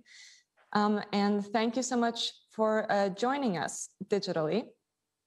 Both of you got started very young, Yael as an entrepreneur and Carla as an activist. So I would perhaps like to talk about both of you starting at such a young age at the beginning. So we could start with Yael. You are co-founder of Zeem, which you co-founded with your partner Dietrich. Last year, you also got on our Forbes Dach 30 under 30 list for the founding of the company. And Zeem is an agency that consults companies on how they can better connect with and work with younger generations, specifically Generation Z, so people born in the late 90s. And I would be curious to know, when did you first realize that there was a demand for something like this, a company that consults other companies on how they can talk to the younger generations? And how did you decide to found your company so young? So actually, I always knew that I wanted to be an entrepreneur at one point in my life. And I was working as a journalist right after I did my high school. And I really decided that I did not want to go to study, which was very hard at that time because my whole surroundings would be like, yeah, why don't you want to study? Go and do something right. And then I was working as a journalist and also as an actress. And I more and more realized that there was really this thing of older generations that did not understand young people anymore. And I was getting asked by the company I worked at, which is Blick. It's like the Bild Zeitung in Switzerland. And like I started to do formats for young people, and everyone started to ask me about, yeah, can you explain us what young people think and what they do? And that's when I really realized that there's a huge gap we need to close, because it's very important that all generations work together and understand each other. And that's when we started Zeem, like 1.5 years ago in February 2020, and it's been a very exciting ride since then. Great. And then let's take this question over to Carla, but slightly differently. So I read that you started organizing demonstrations in 2019, so 2 years ago. Was that the beginning, the first time you started working with Fridays for Future or taking on an organization role, or did you also organize before that? We just don't know about it. Well, I actually started out with climate activism before Fridays for Future with Fossil Free, which is a group which organizes for divestment, meaning that public institutions don't put their funds into fossil institutions like RWE, which is a coal power company in Germany. And then in December 2018, or maybe it was November, I saw the speech from Greta Thunberg at the climate conference COP in Katowice, which went viral. Had heard about Greta Thunberg striking in front of the Swedish parliament before, was quite inspired by that. And then she held that speech telling the truth about the climate crisis and putting all that urgency, which you often don't see at those climate conferences where everybody just says, okay, yes, climate is so important and we want to do something about it. She had those really clear-minded words. And that was the moment when I was kind of inspired by her and found other people who were also inspired and said, okay, let's start those school strikes. And that's, when we started connecting all over Germany, but also internationally, and started organizing the first school strikes in December 2018. And from then it went on and on and on. And in the beginning, nobody thought that now, nearly 3 years later, we would still be here out there striking for climate justice. But we are, and we are one of the biggest social movements in the past decades. That's how it all started. But in the beginning, nobody planned that this would get this huge and that the influence would be as big and that we would be able to empower and mobilize so many people, because I think that's one of the most important aspects of this whole movement, is that a lot of young people who were frustrated, who were angry at the politics, but didn't know where to put that anger, where to put that frustration, finally had a place, to where they could find themselves and where they could address the world leaders telling about the urgency of the climate crisis and demanding better politics. I would then just back up with a backup question also to you, Carla, because you just mentioned the COP, the UN Climate Conference, but an earlier one. The COP26 wrapped up just recently in Glasgow. I would be curious to hear what your thoughts on the results are. Are you disappointed? Are you encouraged? And perhaps the more important question, do you think we can trust grown-ups to find the solution to climate change, or do young people have to take it into their own hands? Well, from my perspective at the COP, you can't be frustrated when you don't have expectations. And I didn't expect this climate conference to be the place where actual change would happen, because we've seen it over the past decades that those international conferences and summits, it's always world leaders coming together, declaring, okay, yes, we want to fight climate change. We want to do something. We want to have ambitious climate politics. But in the end, what matters is not words, but action. And it's the same for this COP. So we've seen all the people declaring that they want to do climate action, that they want to limit the global heating to 1.5 degrees. At the same time, the actual results where they say, okay, do they want to phase out coal? How about combustion engines? They are much too low. The targets the individual countries have set, they're also too low to actually limit the climate crisis to 1.5 degrees. And I'm not frustrated because I didn't expect an outcome which would be enough. So it's clear we still need the protests on the ground. We need the people demanding and fighting for climate justice, addressing leaders, but also addressing, for example, institutions and companies like big oil, gas, and coal, which are the responsible for the climate crisis and who do everything in their power to stop climate action from happening because they profit from the extraction of fossil fuels. So we need the younger generation on the street, but we also need all of us to listen to the most affected people in areas, because it won't be the white privileged kids from the northern countries, from the global north and the industrialized countries, but those who are affected by the climate crisis, indigenous people who are keeping the lands and the big mass of biodiversity, for example, guarded in their communities. So that's also the people we need to actually drive that change forward. I would like to then come to the topic of social media, especially when talking about Gen Z and young people, you can't avoid it. And so I will give this question to Yael. Obviously, when you consult companies on how they can better connect with young people, social media plays an integral part to that. I saw on your website that you do a lot of TikTok consulting or building up companies' presences on that platform. How important do you think social media is to reaching young people? Can it even be done without social media?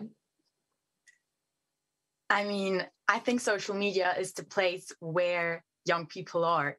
And social media brings so many opportunities and possibilities. For example, it's very inspiring for me to hear to see also what you do with the whole Fridays for Future movement. And that would not be possible without social media. Social media brings us young people the opportunity to really gather together and stand in for what we want, and for us to bring a change, because young people never had a voice back in the days. Young people were never heard. It was always said, you're too young, you cannot decide anything, you need to grow up first before you can actually do something, right? And now with social media, we get a voice, and we get to do movements like Friday for Futures, which actually shape the world and change something. And still, we need the generations to work together. We need the older people, older generations that are in leading positions and in deciding in positions where they can actually decide to listen to us and to hear us. And I think social media for that is the place where we can actually do that. And also the opposite side around, of course, where also those companies can actually reach us. And I think it brings generations together. So seeing social media in more of a positive light, as bringing people together, we obviously know there's also a lot of debate about mental health, specifically for young girls. And for instance, platforms like Instagram. You mentioned that something like Fridays for Future might not have been possible without social media. And we have a great chance to just ask Carla directly, do you think that is true? Where would the movement be if you could have not used platforms like Twitter and Instagram? Well, I don't think that there would have been no movement at all, because we've seen it in the past that movement building has been possible, even in times when there was no social media, even no internet or digital communication at all. But definitely Fridays for Future would look a whole lot different if there hadn't been social media, because, for example, how quickly we could start, how quickly we could connect between the local groups in the different countries or the local groups within Germany was just possible because we could organize, for example, everything via WhatsApp, and we have WhatsApp groups with people from all the different countries and cities organizing inside there. At the same time, the whole mobilization works just through social media. It's one of the most important aspects, and a lot of the content we create, the opinions we put forward, the thoughts and the messages we have, we spread them mostly via social media, because differently to like classic media, where there's always like a filter through the journalists and the editors who decide on what gets published or not. On social media, we can decide, and also single people can have a voice and make themselves heard. You can have different climate activists who are visible and to put forward their stories. I think one really, really important aspect is that you can get the look inside the lives or the opinions also from activists who you would never get in touch with when there hadn't been social media. For example, we have activists from all over the world, and when they put forward their stories and messages on social media, I in Germany can see it. I can get to know something about the horrible reality of the climate crisis, for example, in the most affected areas in the global south. So I think all these aspects are really, really important.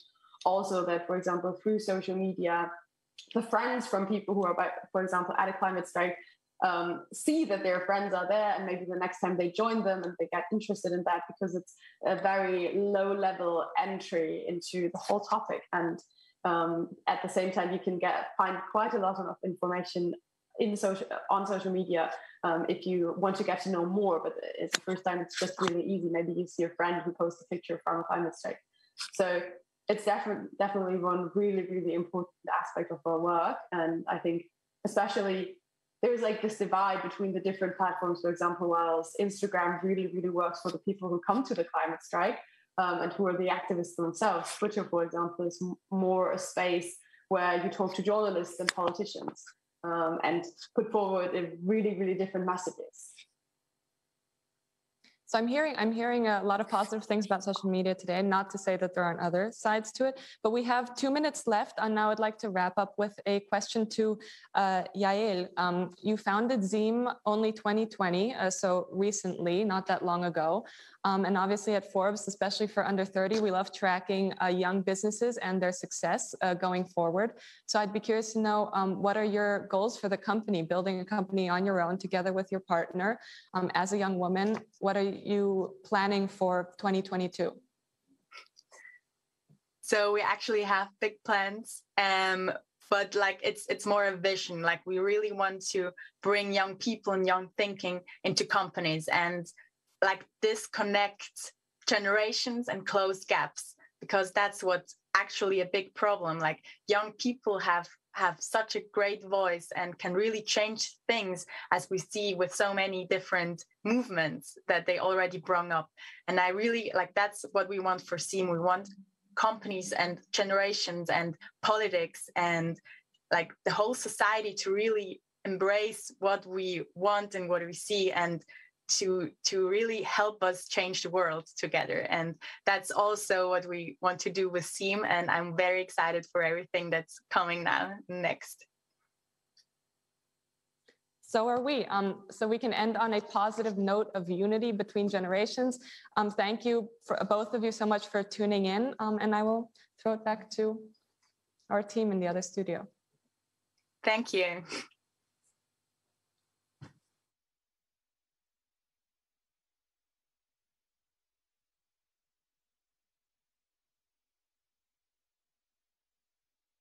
We are now joined by Krause-Jentsch, head of Forbes Dach of Spotify. Sophie Streubitzer will be conducting the interview, titled Original Voices, live from Berlin.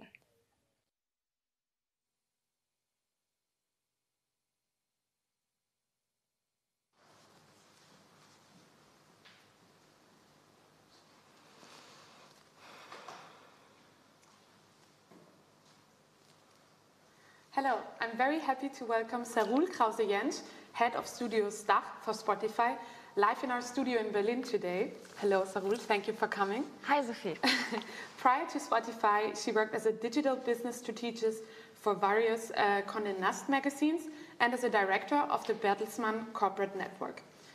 Sarul, you studied business administration in Berlin and Amsterdam and spent your career mainly in the music industry. And now you're head of studios and head of podcasts, Dach, for Spotify. Have you always been interested in the music and audio industry?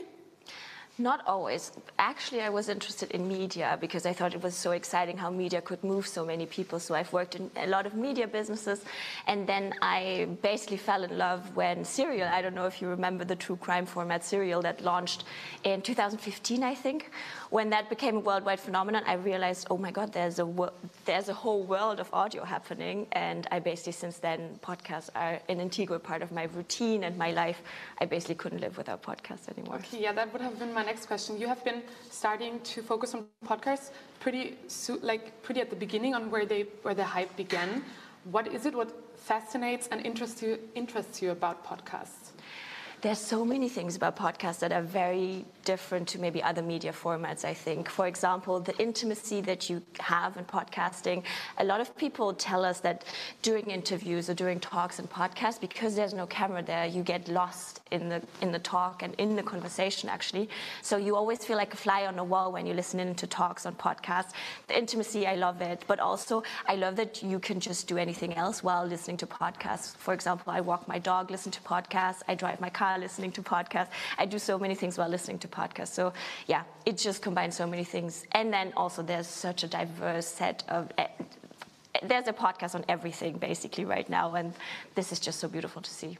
Yeah, it's a really interesting development because in contrast to the common trend, which is a lot of entertainment in as little time as possible, if you think about TikTok, podcasts are quite the opposite. I mean, they're like 45 minutes. People really take time. Why do you think people do invest so much time in podcasts? I think what you just said is basically the fact is there's a lot of audiovisual media out there. We're always glued to our screens, and audio is a medium that you can actually consume while not being on a screen. I think this is one beauty of it and one factor why podcasts have taken off so much, but also the depth of stories you can get into. I mean, how much of a story can you tell in a few seconds, and how much of a story can you tell in 45 minutes or an hour? You can actually get really deep into topics and themes and also people. And yeah, that's just a few factors about why podcasts are successful.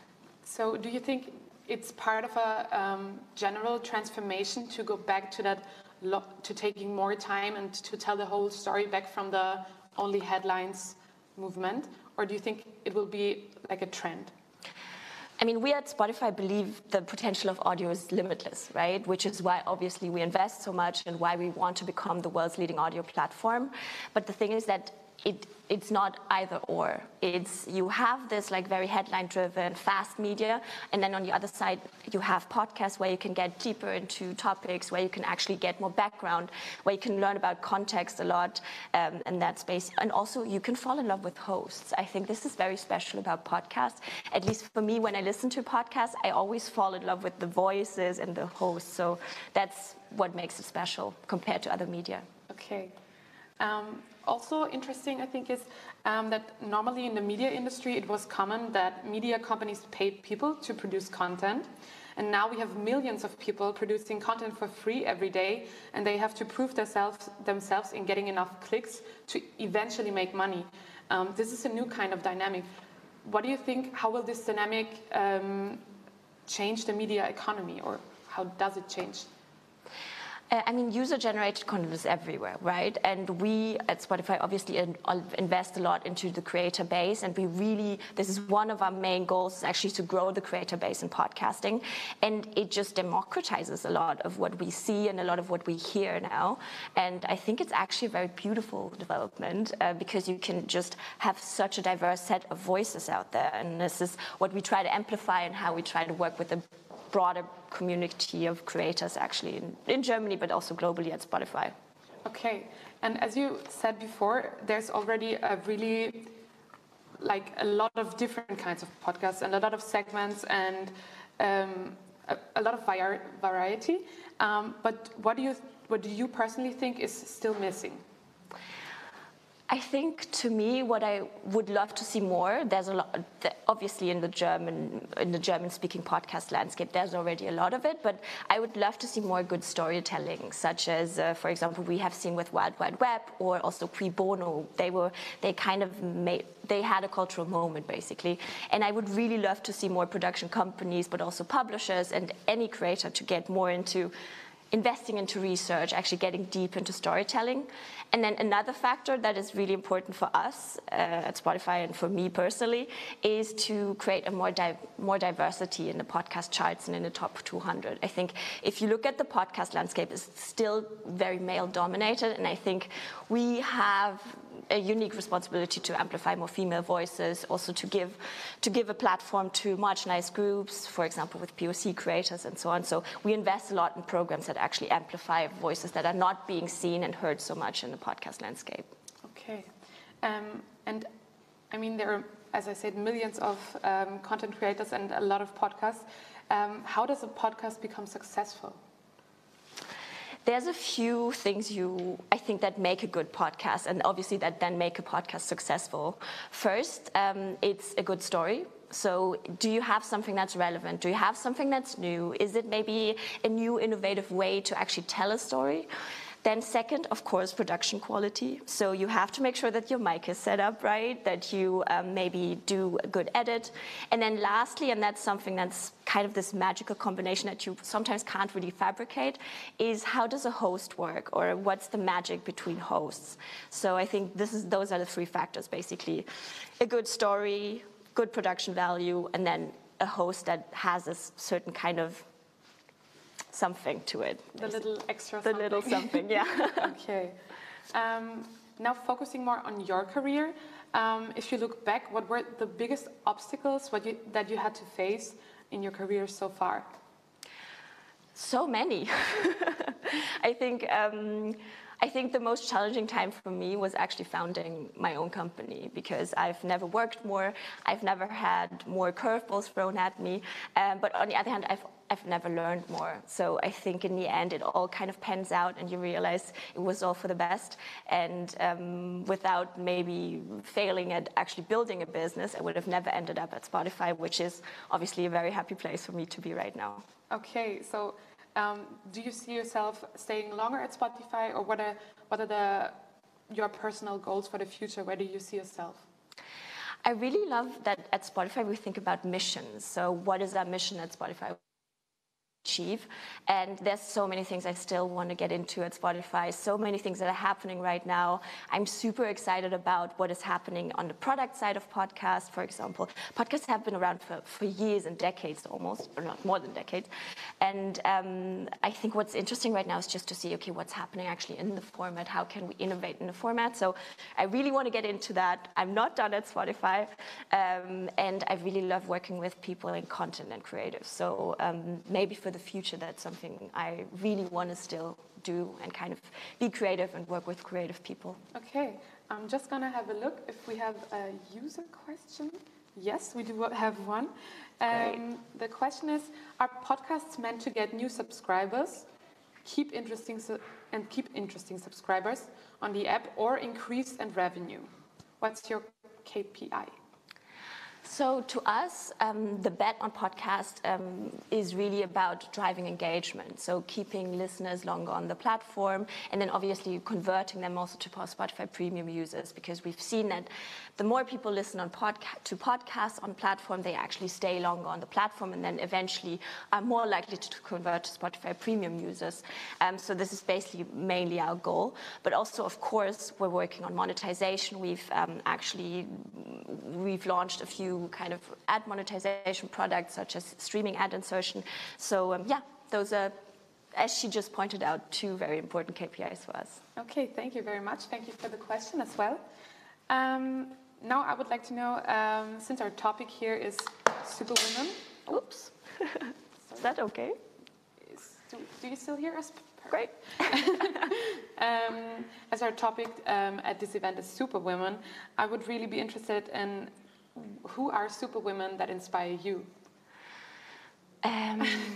Usually, I always say Michelle Obama, because she has this perfect combination of being super smart and very clear in how she brings across messages, and then on the other hand, being super empathetic and very warm and loving in some way. You seem like she's a very loving person, and yes, you could see yourself being friends with her, right? So this is one woman that just is amazing. She's a superwoman, obviously, right?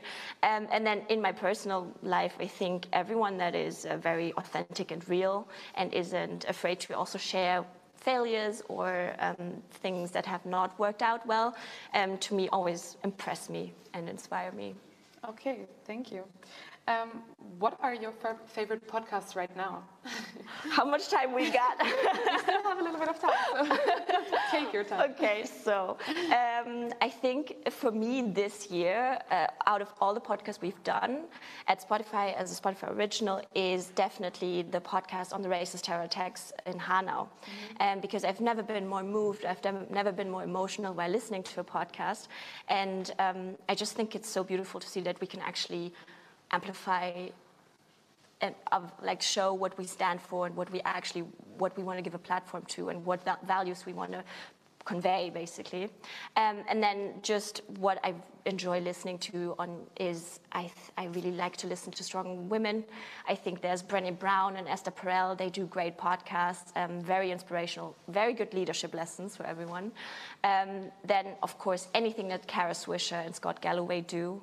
And maybe for everyone that's kind of listening to the Superwomen Summit, I think The Cut does a very beautiful job of being a very fun, cool feminist show, basically. Okay. What is it about? Like, can you give us a little bit of an insight about The Cut, maybe, if you just recommended that for the Superwoman? Yeah, it's very honest, let's say it like that, and very like close to what actually moves us and what we think about. And the topics they touch on are very woke, but on a very fun kind of basis. It feels like it's your cool best girlfriend telling you on how to think about things or how to maybe discuss things with your peers. So very, very good show. Okay, we'll definitely listen to that. That sounds great. And then I still would like to know, on a more general perspective, what do you think are the major changes in the podcast and audio industry going to be in the next years? So what I see as a given is that on the content side and creatively, there's going to be a lot more interesting formats out there. So this is a given to me. What I think is a really important trends to see right now is how can the format actually move to the future? So what are product innovations we look at? For example, how can we be more interactive in podcasting? We've launched a few tools that actually, for the first time, make it possible for podcasters to actually interact with the audience. I think those are super interesting. But also, we've just launched our first video podcasts on platform with Dick and Doof and Talkomat, but also live audio is very interesting, or shows that combine music and talk. So there's so many things actually coming in, making podcasts more exciting and more, just richer as a medium that I'm super excited for the future. Okay, that sounds great. Just gonna have a last look. We have another question, maybe short because we don't have so much time left. What is the best thing about being a woman? A very Women's Summit question. Nice.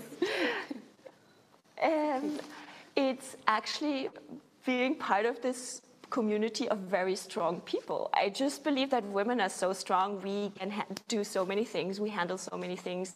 I mean, we give birth to people, right?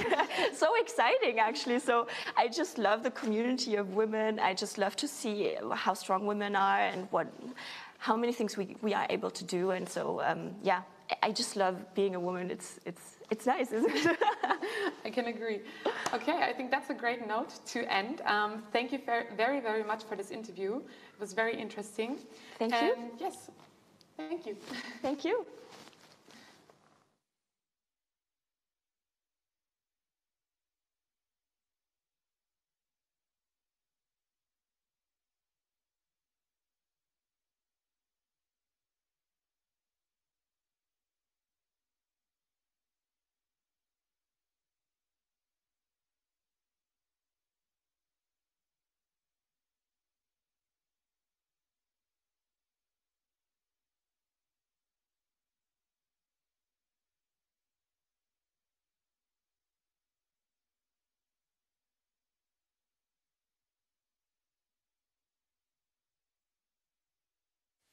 We would now like to welcome Yvonne Betkova, General Manager of Amazon Web Services, Switzerland.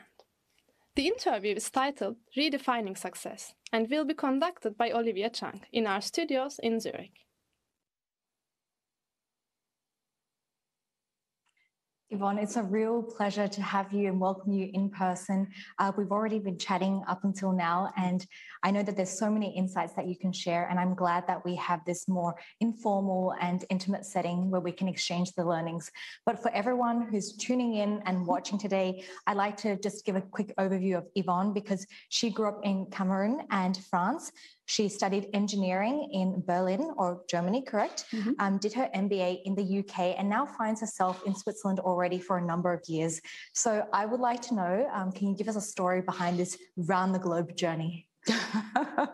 Well, it will be a very long story, by the way, but as you said, let's do a 1-minute version. I'm from African descent. I'm Cameroonian, so Central Africa. And I used to say that I am German by choice because I moved to Germany 3 decades ago. Yeah. And my husband and my children are German, so I feel very German. I'm an engineer and I also did a Master of Business Administration, as you said. And I would say for the last decade, roughly, I've been really focusing my professional career around, enabling technology-led transformation of organization of business models for customers of many, many sizes. I've led teams in 22 countries. I was counting actually this morning across Europe, Middle East, and Africa.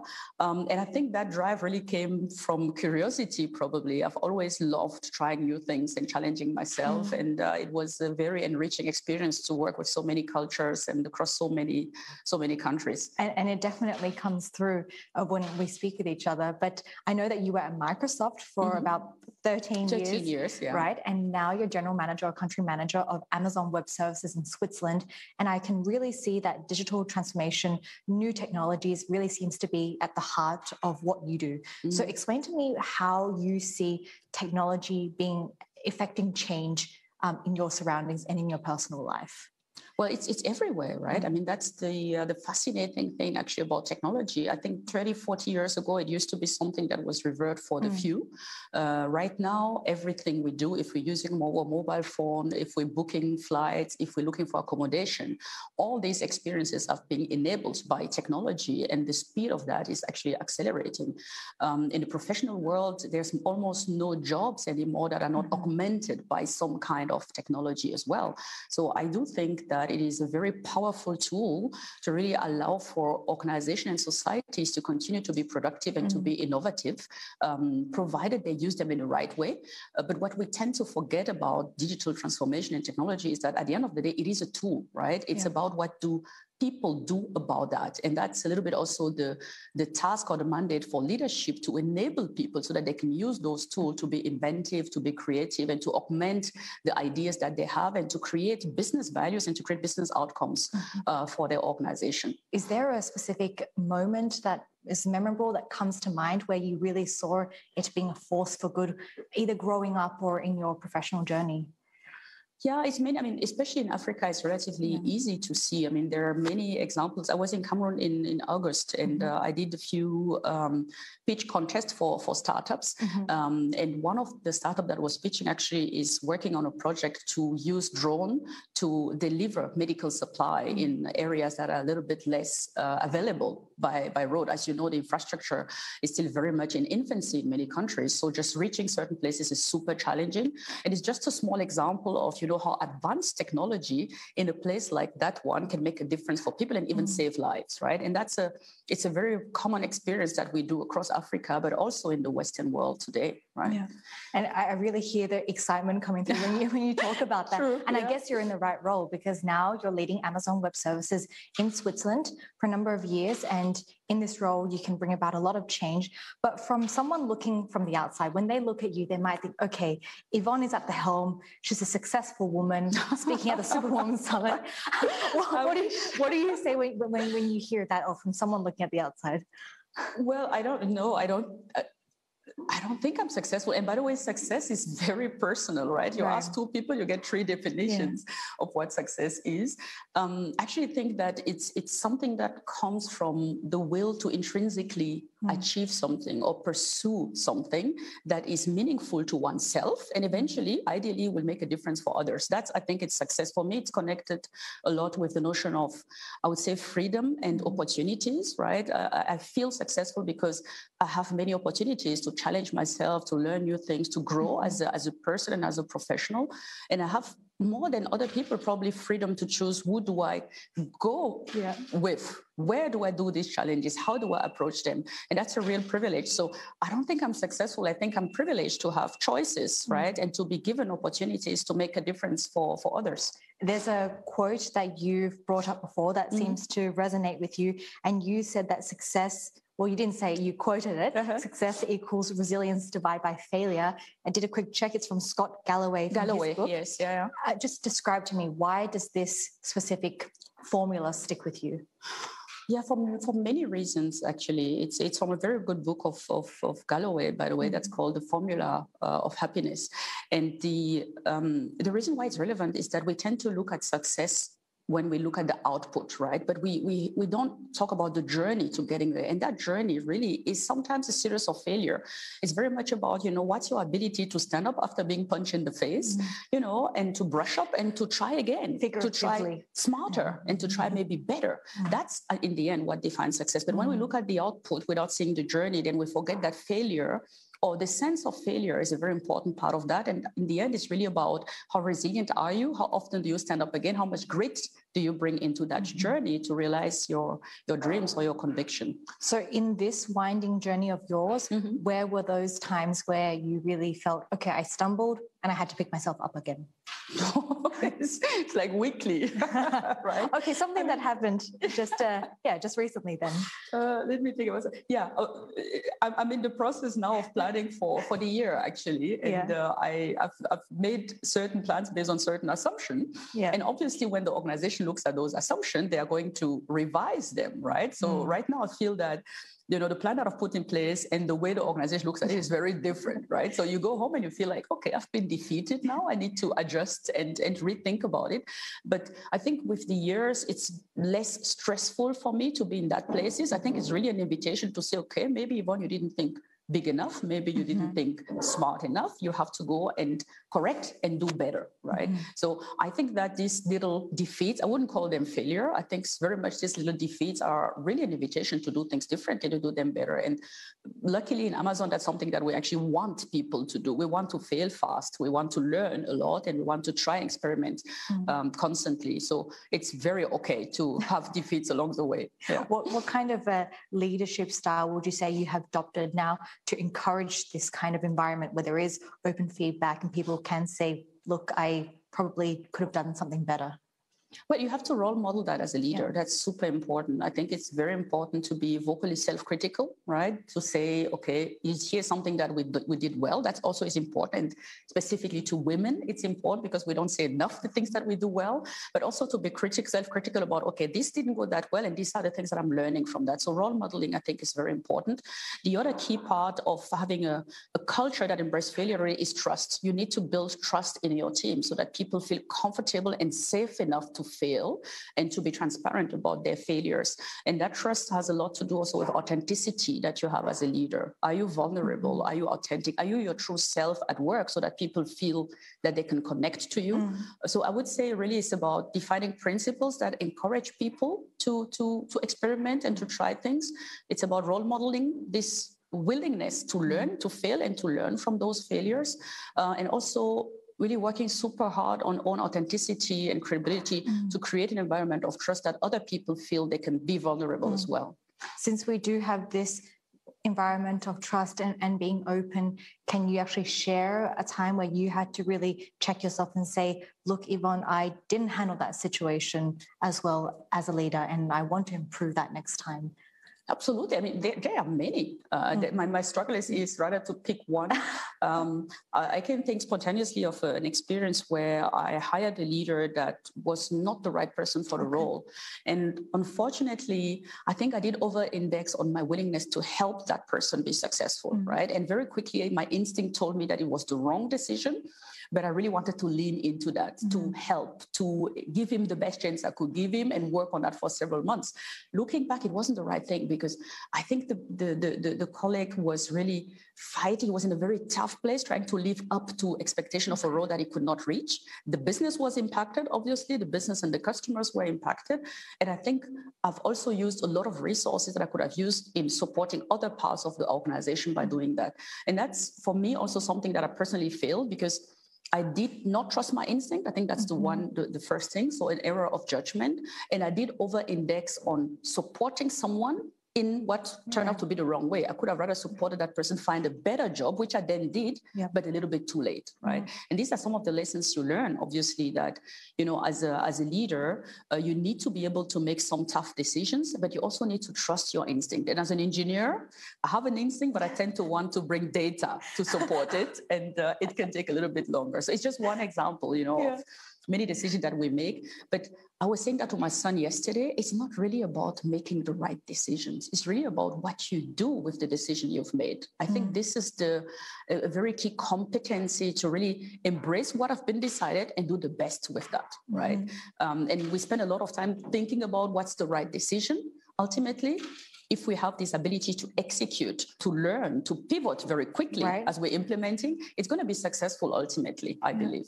And you have to be a role model every day. Right now, I understand you also have two people helping you out, and they're kind of watching your every move and trying to see what it is like to be to leader. And unfortunately, they couldn't join us today. But when you have that, and you have to be a role model and living up to that, how do you go about it? Because, you know, do you have to say, okay, I have to rethink this situation very carefully, or with all eyes on you? Not much, actually. It was my assignment in Africa that actually made me realize that I am a role model. I didn't know I'm a role model, but just seeing what I represent to others was very humbling.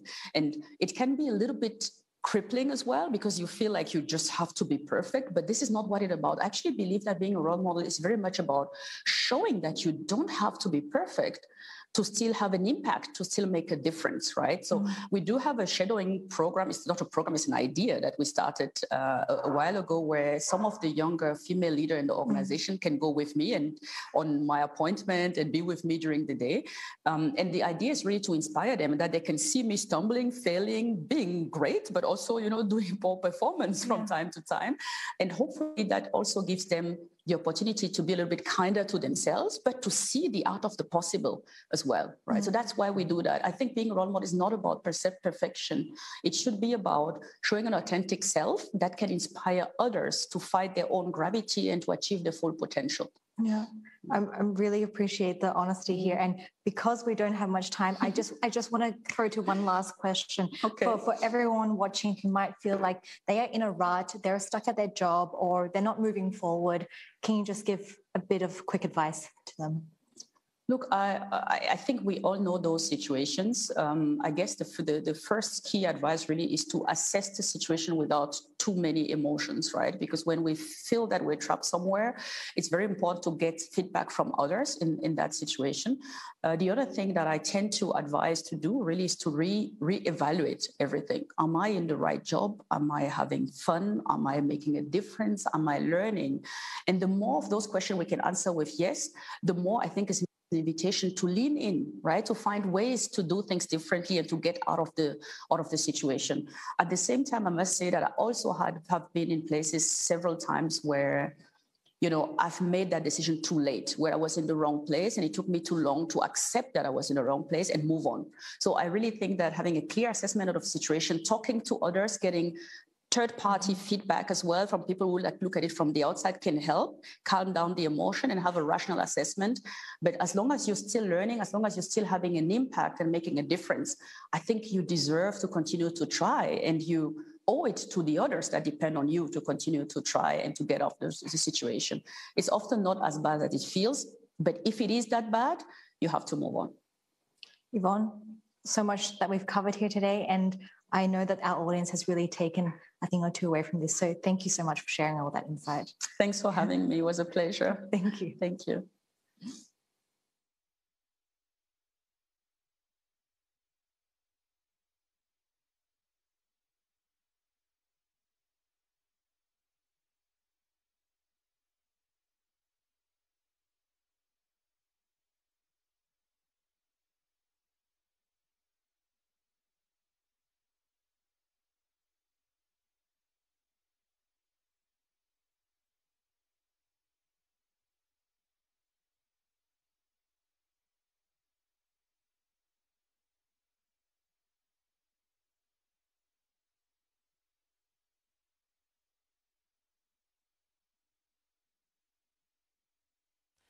Now, we have a panel featuring Belinda Bencic, Olympic tennis player, and Anne Kiesenhofer, Olympic cyclist and mathematician.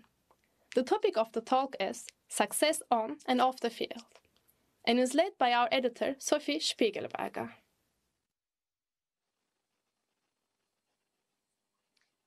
Hi, Anna. Hi, Belinda. It's an absolute honor to welcome you to our Women's Summit today. You don't often get to speak to two Olympic medalists, two Olympic gold medalists at that, so we're very excited to have you. And I would like to first address the Olympics, which obviously had to be postponed this year. I'd be really curious to know, having such a large, important event, one for which that you have to train mentally as well as physically, postponed for a whole year. How do you cope with that and stay prepared mentally for an extra 12 months? We could start with you, Belinda. How did this postponement go for you? Well, hi.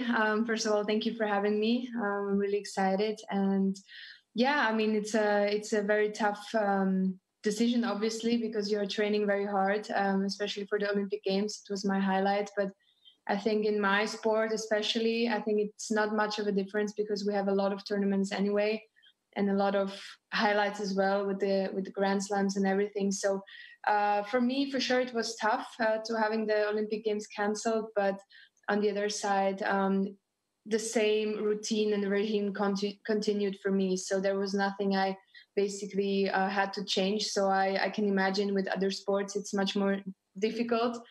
Especially if you have to peak at a certain right time for the Olympics and just you have a different training schedule. So for me, it was obviously sad, but I was happy that it happened in 2021. And for Anna, how was that compared for you? Because obviously both of you are active in different sports, Belinda in tennis and Anna in cycling. How did this postponement work out for you in your sport? Yeah, hello from Switzerland to everybody. Nice to be here. For me, well, I think for many cyclists it was quite hard because usually cyclists, they train together in a group. But I'm not the typical cyclist in that respect. So I have always trained a lot on my own. So I decided I have to view COVID as an advantage for me because I could basically keep training as usual. And yeah, I also viewed it as an extra year actually to further develop and just try and be even stronger, like whenever the Olympics would happen in the end. You mentioned that you train alone, and when you won, it was an absolute sensation in Austria. I live in Austria myself. We're all very happy for you. If I'm not mistaken, it was the first gold medal for a woman in cycling at the Olympics. And you mentioned that you decide to train alone, or you choose to train alone, which makes you different from most cyclists. Why did you decide to approach it that way? Well, it was a bit of a side effect of being actually a full-time mathematician at university. So I was very restricted with the time I had, and I just wasn't flexible enough. So I would just leave for my training when I could in terms of work. So there is no time to organize group rides. And then also another aspect is that I have a very specific training plan. And sometimes in a group ride, you can't really do the training you would want to do. So basically, it's a pragmatic decision. Like wouldn't have worked out any other way. So for Belinda, how do you prepare mentally for a match? And also the reverse question, how do you stay strong after defeat? I mean, tennis is obviously a sport where there are many cups a year. There's always a fight for the rankings where you have to fight for your positions and you have to stay mentally strong, virtually throughout the year. How do you keep yourself focused, but also motivated perhaps after a defeat? Yeah, I mean, in tennis, this is, I think, the most brutal part of the sport because it's really, you have so many tournaments a year and it's impossible, to win a lot of them. So I think if you win 5 tournaments a year, that's already great. So all the other times, you basically leave the tournament as a loser. So it's always an up and down of emotions, I would say, because you win the match, you're so happy and relieved, and then you play the next day and you lose. So it's always very tough. I think I'm still learning how to cope with it. But I also see it this way, that you always have a chance to do better in the next tournament. So I can imagine in some other sports, they have 1, 2, or 3 highlight competitions in 4 years, and that's one of them is the Olympic Games. So I'm kind of like telling myself that if it doesn't work out this week, it can work out next week. And how I prepare for the match, I mean, I'm playing tennis since I'm a small kid, so I think you learn to have these kind of routines. You learn what's best for you. How do you like to warm up? How do you like to eat before? How do you mentally prepare? Maybe even the night before. I'm talking like to strategics with my coach every time. And then before the match, I also kind of automatically visualize a little bit and just focus and be prepared for the match short before. How important are the people that you surround yourself with? I imagine you spend a lot of time with your coach, your team.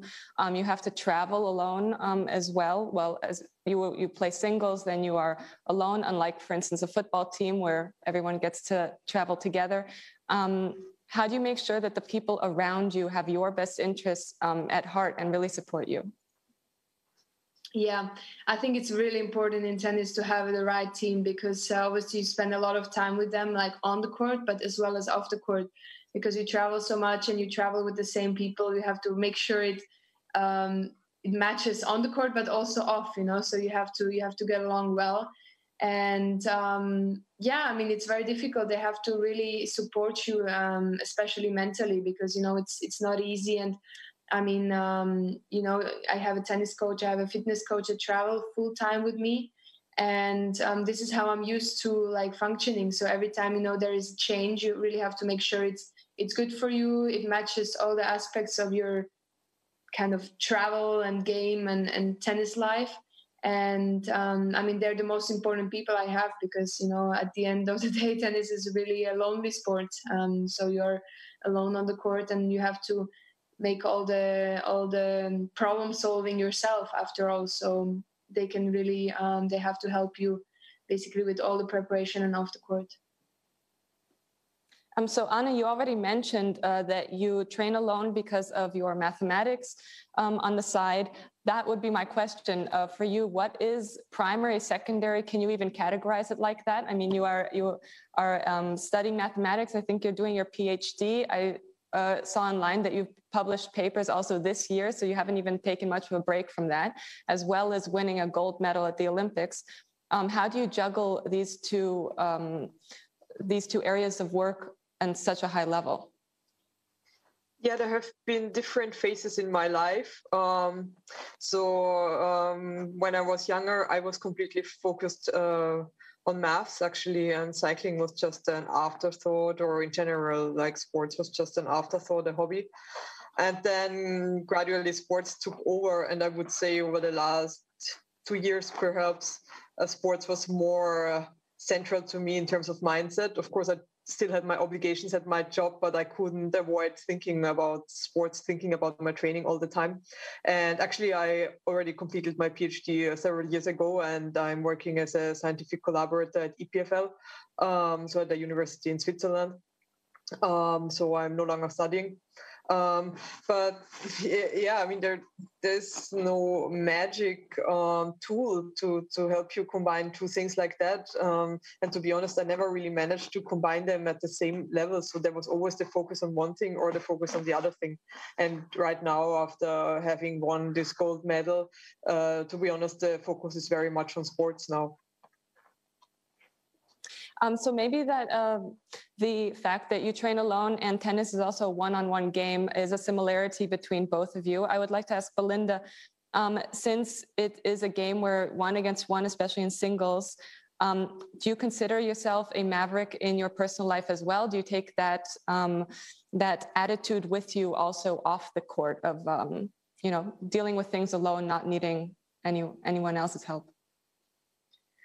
Yeah, it's a good question.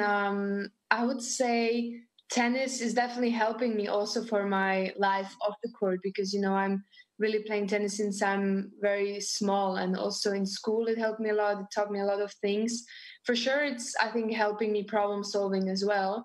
But I would say maybe on the court, I am almost forced to kind of problem solve alone. So off the court, I really enjoy if someone can help me, and I like to share my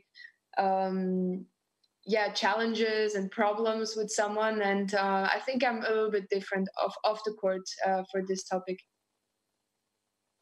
So we have 2 minutes left. I would wrap up with the same question for both of you. 2021 is almost over, and we'd love to know what both of you have planned for 2022. Maybe we can start with Anna then. That's a really hard question. I wish I knew the answer. I've been trying to figure it out since Tokyo. So, I mean, the gold medal gave me lots of opportunities to develop further in sports. I have much more contacts, much more funding. And so I would like to better understand many aspects of performance. So creating my own little physiology lab at home, for example. So really understanding what is my training actually doing to my body. I guess that's one of my main goals. And you, Belinda? Yeah, I mean, me too. I think this is going to be my 8th or 9th year on the tour. So I'm definitely, starting to really establish myself now as a good player. I reached one of my dreams, winning the Olympics, and now, of course, I have more goals. I want to get better in the rankings, stay very consistent with my performances, and just try and get close, to winning one in the biggest tournaments of the year. So, but all of this obviously is starting with a healthy and fit kind of body to go with, and still to enjoy it, to be happy to travel, and just to start a year well again. Well, I know we are all very excited to see what both of you do in 2022, and it was an absolute honor to have you here at the Women's Summit today. So thank you for taking the time very much. Thank you. Bye. Thank you. Thanks.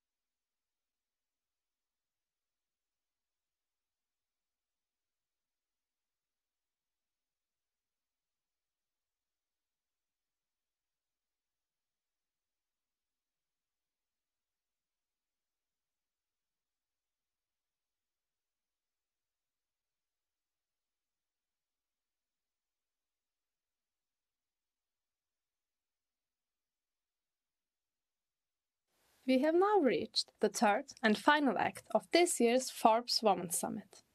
This last act is titled Setting the Future Stage. We start with an interview with Denise Tonella, director of Swiss National Museum. This interview, titled Females in the Frame, will be conducted by Olivia Chang in Zurich.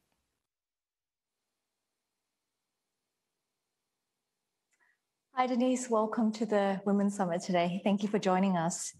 As a background, I know you grew up in the mountains, you're the daughter of farmers, and fun fact, at one point in your life, you actually took a train from Basel all the way to Hanoi. Now you're the director of the Swiss National Museum.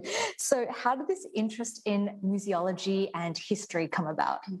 Oh, the way was actually very long because, as you said, I grew up in a very small village in the mountain, and I'm the daughter of farmers. So I grew up very much in touch with nature, which I'm really thankful for to this day. But I grew up very far away from culture. And I really had to fight a lot with my father and with his parents to go to grammar school, for example. And we are speaking of the 1990s, so it's not a long time ago. And all my way at the end, now I'm working at the museum, but my way was kind of following my curiosity, because when I was at grammar school, it was not possible for me to think of what I'm doing today. It was not part of my world. So I thought I would maybe be a nurse one day. And then I continued to discover things. And eventually I went to university, and eventually I worked in the film industry, and eventually I landed at the museum. It really feels like this openness and this curiosity, and the fact that you traveled all around the world, it seems to be a trait of yours. So you were always super curious to break out of the bubble you had, or you wanted to leave the mountains. Was that it? I think I always have been very curious, and I'm still learning new languages, and I'm still trying to find out new things. And it's really something, curiosity and passion are something that are kind of giving me energy to move on and to discover new things. I think that those are two very important traits for the current role you're at, which is leading the Swiss National Museum. And one of the exhibitions that you've had the pleasure of curating and overseeing is Women's Rights. It looks at the progress of women from the Enlightenment to the present, and you had a really big role in curating this exhibition. So talk to me the process in putting that together, because it's many hundreds of years of progress. Yes, I mean, putting together a big exhibition is always a big work, so which we usually work on it 2 years, maybe sometimes more.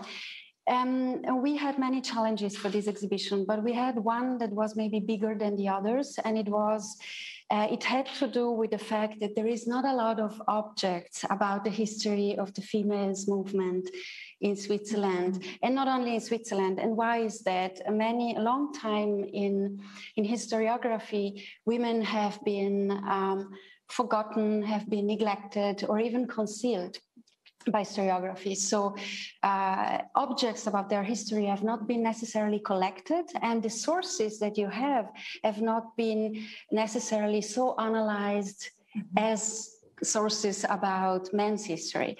And so this was a challenge, because at the beginning I really did not know how will we be able to tell this story in a space. And to tell a story in a space, you need to fill this space.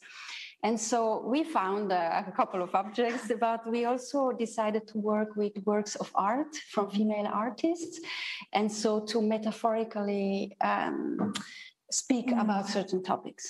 That's really fascinating. So in a way, you're telling history, but you're also trying to fill the gaps when there haven't been enough records in history. Is that correct? Yes, indeed. In this case, it was really like this. And it's not always easy to really find a way to tell stories in a museum. Sometimes we also have to say, okay, it's really not enough. It's better to write a book about it. But you cannot really show this story or tell this story in a space.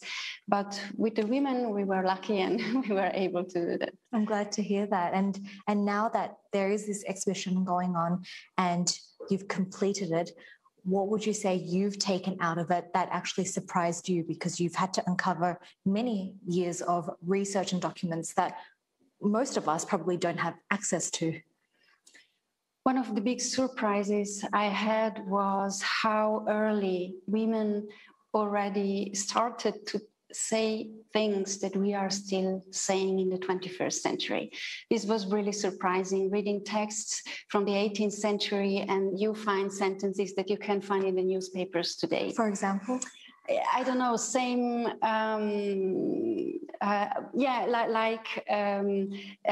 very early during the French Revolution, you already find women that say, you have human rights, and not only men rights, but human rights, and female or women are part of these rights. But the Declaration of Human Rights is actually not a declaration of human rights, it's a declaration of men's rights. And you, in your background, you, as I mentioned, you grew up in Italian-speaking Switzerland. You actually speak 6 languages, and you've traveled extensively throughout Asia. And I think when we think about the director of the Swiss National Museum, how do you think all of that international experience actually helps in this role that you have right now? Actually, extremely, because on the one side, I really come from, you could say, maybe the traditional Switzerland, coming from the Alps, from a farmer family. So this idea also that was very much there when the Swiss National Museum has been opened to the public at the end of the 19th century. So I really know this part of Switzerland. But on the other side, and this is what we are trying to do more and more today, and the historians are telling us also more and more stories about that, is that you cannot speak about the history of Switzerland without considering the rest of Europe, at least, or not considering that it is a country in the middle of Europe. And actually, you cannot do an exhibition about Switzerland without speaking of the other countries and the interactions that have been there. So having been a lot abroad helps me to change maybe easier the perspective. Right. And also as director, you have to be flexible in this role. Changes at museums, as you've said before, some exhibitions take 2 years to curate. And so we cannot expect change overnight. But from the pandemic, actually, there needed to be change. People needed to see exhibitions online, digitally. How have you tried to encapsulate or embrace this digital sphere for museums? Yeah, we actually really embraced it. We already did before the pandemic many things also in a digital way, but it was kind of really a push for every museum, I think, not only in Switzerland, but all over the world. And what I saw, and it was quite surprising for us, but it's good news actually, is that we realized that we have an audience abroad that is really interested in our contents. When we did our digital guided tours, we had people from the United States or from Australia following, and we did not do advertising or something like that. And I think that there is a potential here for a virtual museum. And I think here at all the Swiss people living abroad, they are up to 1 million. Or 800,000, but I also think in an inclusive way to the people that are in hospitals or in old age homes and that cannot come to the museum but are interested in our contents. And so we will for sure in the next year work on that. So is that the future direction you want to take for the museum? What kind of mark do you hope to leave there? Yeah, this is a big question. And I guess you're still trying to figure it out because you just took on the role. Exactly. But there are a couple of things that are already there. The one idea is to be able to reach new audiences, and not only audiences that are online. This is one step or one possibility, but also new communities that are not coming now at the museum. I don't have a recipe how we will do that, but we are working on it. On the other side, for us, it will be important to really work hard on sustainability, but not only on ecological sustainability, but also on social sustainability. So inclusion, diversity, but also how is the impact or how sustainable is the impact that we can have on society as a museum? What is our what can we do for society? And I really hope that we will be able to give our visitors tools to better understand the present and the future in the mirror of the past. It sounds like you do have a blank canvas that you can work with, let's see. But when we look ahead to the future, is there a sort of project or exhibition that really is at the core of what you do that you hope to realize one day? Yeah, in terms of exhibitions, I very much would like also to have to develop exhibitions about not only the cultural heritage of Switzerland, the material heritage, but also the immaterial heritage. I think, for example, at languages and multilingualism in Switzerland, and how these, or what this does with our identities and what this does with our politics and the image that we ourselves have of Switzerland, but also that other people have of Switzerland.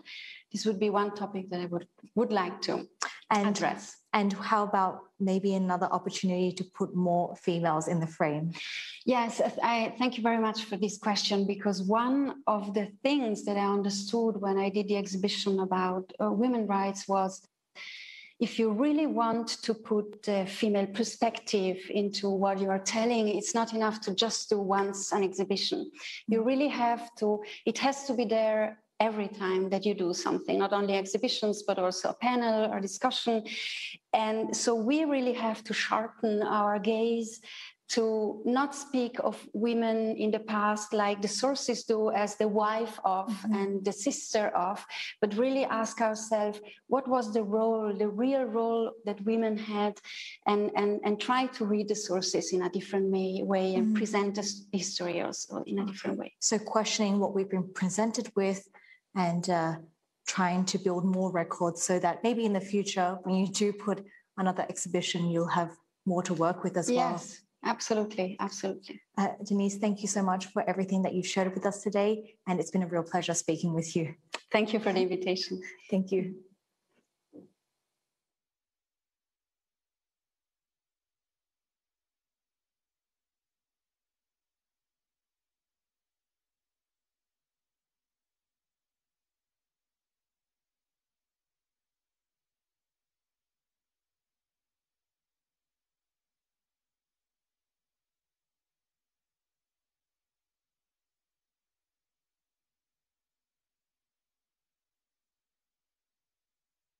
Next up is a keynote by our partner Snipes.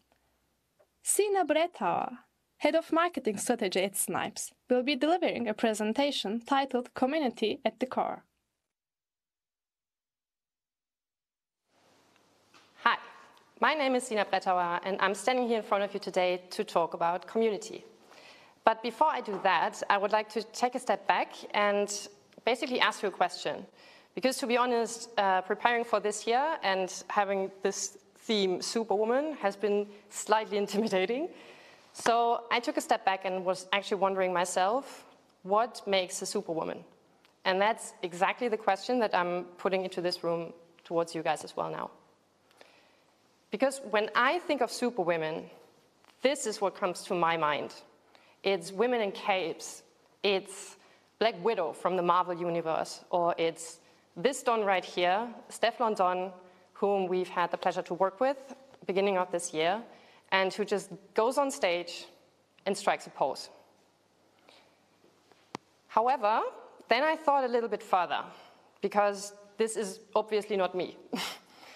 So what I did was look into my own community. I was looking into my circle of friends and then also my family. So within my family, I already found there's a lot of very strong women right there. Starting with my grandma, who passed away last year, 101 years old. And until the very last day, she was living on her own, in her own house, independently. Or my mother. My mom is a physiotherapist, and she's super passionate about her job because she's helping people and she loves it, and she's amazing at it. When I was growing up, she was working full-time, and she was the only woman, the only mother in the circle of my friends who did that. And I can tell you, in a small town where I grew up, this was not normal as it is today. It was socially not necessarily accepted. However, she didn't care because she loved to help people. So she just powered through and raised 2 pretty independent women on the side. Which brings me to my third person in my family, which is my sister, who's actually here with me today. And she is also quite a superwoman because she's working as a headhunter in IT business. Very high-end IT managers. And she is, okay, just checking. You can hear me, right? Yeah. Perfect. So in her early days of her career, she was telling me about a meeting she just had with a guy who was sitting opposite her, so a fancy high-end IT dude, and he wouldn't talk to her, even though she was in charge. So he wouldn't even look at her whenever she asked him a question. He addressed it to her male colleagues next to her. I can tell you this much, this doesn't last very long because she has a very strong point of view and she knows how to express it, which is amazing. And today she's running her firm's office here in Berlin. So my point is, not all superwomen wear capes. And I can only encourage you, look into your own community, into your circle of friends and family, and you will find amazing talent and inspiration right there. And lucky for me, this is what I get to do every day in my job. I work at Snipes. Snipes is a streetwear retailer that has been founded 23 years ago by our CEO, Sven. We have become from a very first store in Essen, Germany, to a $1 billion company that is operating in the whole of Europe and even the US. The reason why I'm doing this is because we never established ourselves as a retailer. We established ourselves as a platform for street culture and the respective communities that live within there. Let me give you an example, because that sounds a little bit weird, right? But it kind of is more of a feeling. So my example to you is, recently we had a community research with one of the biggest sports brands in the world. And we asked our community to personalize first the brand and then Snipes. For the brand, what they told us is that they see them as a kick-ass athlete, like a LeBron James, huge, incredibly rich, successful, everyone knows them, but they're obviously not reachable for our community. Snipes, on the other hand, they considered as the older sibling. And this is amazing for us, because what means the older sibling? It's basically someone that you look up to, that inspires you every day, that helps you to be better. So basically for us, that was the biggest compliment we could get. How do we get there? For us, everything we do, no matter in which department you work, everything is around these 3 C's. It's community, culture, and commerce. As you can see, commerce comes only third. So again, not really a retailer, right? I'm here today to talk about my favorite C, which is obviously community. So let's dive deeper into that. And I think it makes sense for me to start by identifying who our community is. Because it's basically everyone who ever gets into contact with us as a brand, 365. It can be someone who is standing in the crowd in front of the Snipes main stage on the biggest hip-hop festivals across Europe, like Wuha or Frauenfeld. It's each and every one of our 1.8 million followers, because for them, we don't only show product into their faces. Instead, we update them on cultural news day in and day out. Obviously, yes, it's also our consumers. So those actually purchasing in our stores or through the app. But the important thing is that we don't limit our community to purchase. For us, the journey with the kids and us starts, as mentioned before, way earlier. And if they want to, it can end in our stores. What we're doing in and day out, and this is basically the most important slide here. What we do on a daily basis is inspire and enable our community. 2 huge words, 2 incredibly important words. So let me deep dive more into those. Starting with inspiration. And I can tell you this is already freaking hard not to crack. Because how do you inspire a generation that is so overwhelmed with information? Every day, 24/7, right there at their fingertips. They have an attention span of what? A few seconds.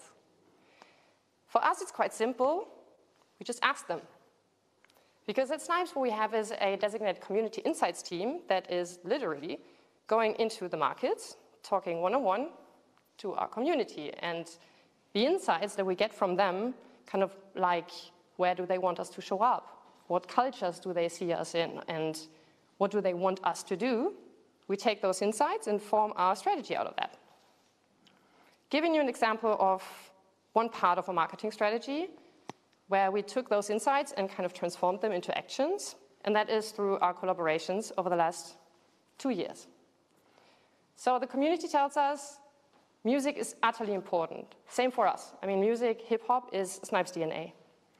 So what we do is collaborate with the biggest artists, as mentioned before, Steph London, or this guy right here, DJ Khaled, who after the collaboration was such a fan of our concept that now he's our CCO.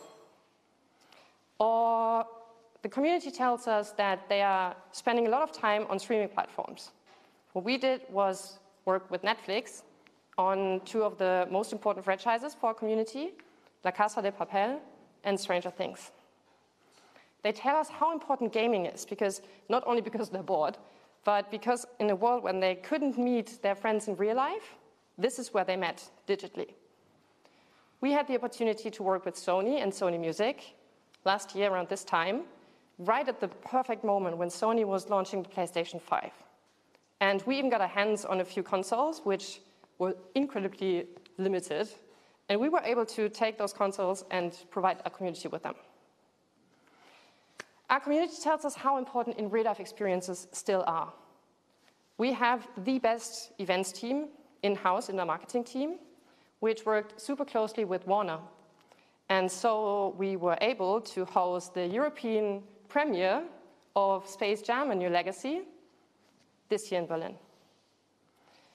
They tell us how food is really merging with streetwear, with hip-hop culture. In 2 days, we're launching our collaboration with McDonald's.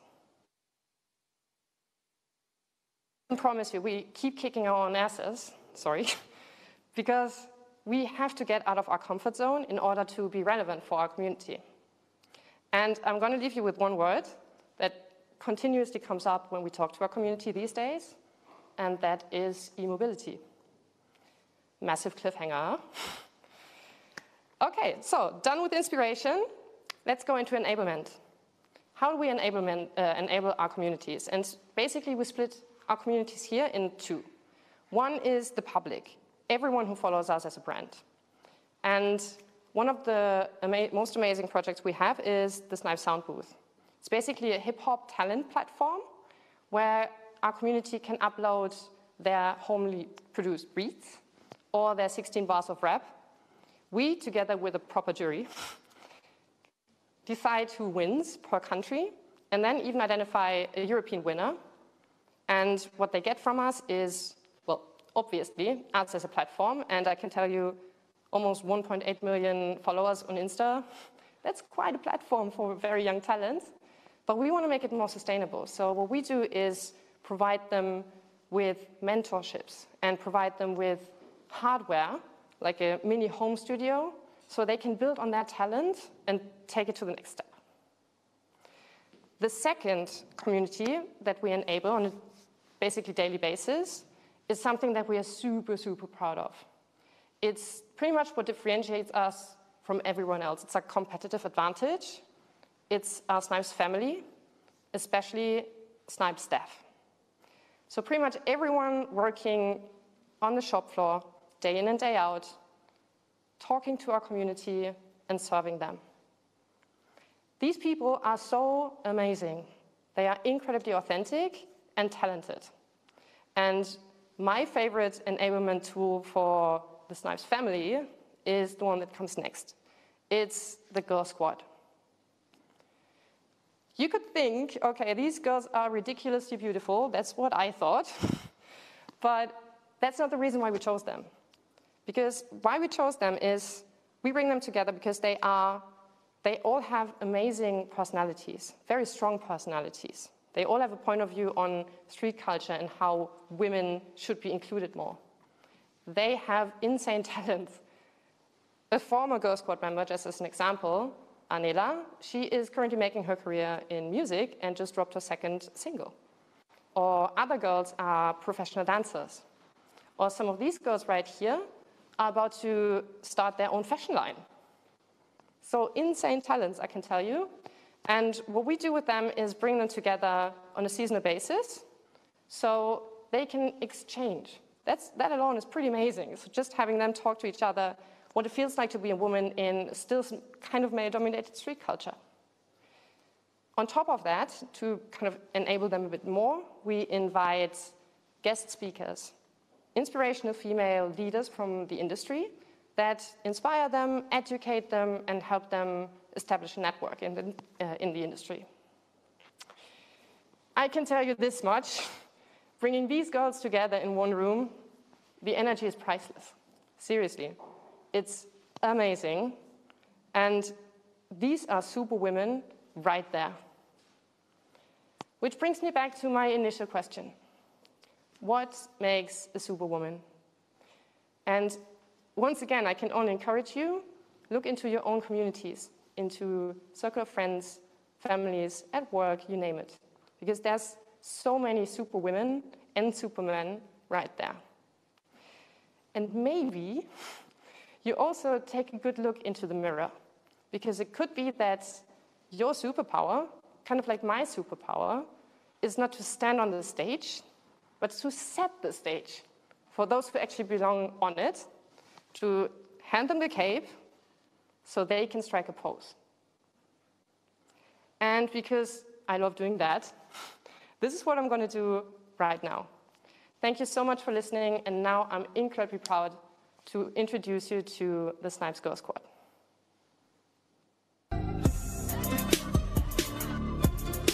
Hi, Forbes Women Summit. This is the Girl Squad from Snipes, and we are so excited for you to having us. Like we're like one big circle and community of a lot of power girls who just want to like reach a big goal and who wants like to give a big like message out to the world and out to the other girls. And we just want to empower them and show women how dope we are. I wanted to experience getting to know new girls that are definitely going to teach me things that I maybe wouldn't have learned in my community with the people I chill with. So that's what I wanted to learn, and obviously also like the whole content creating from different perspectives and being inspired by different types of creative outlets. Yeah.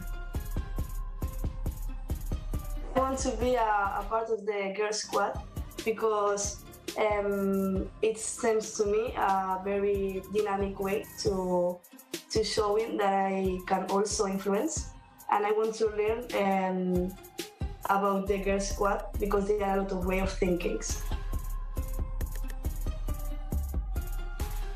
Female empowerment is equality for me, no.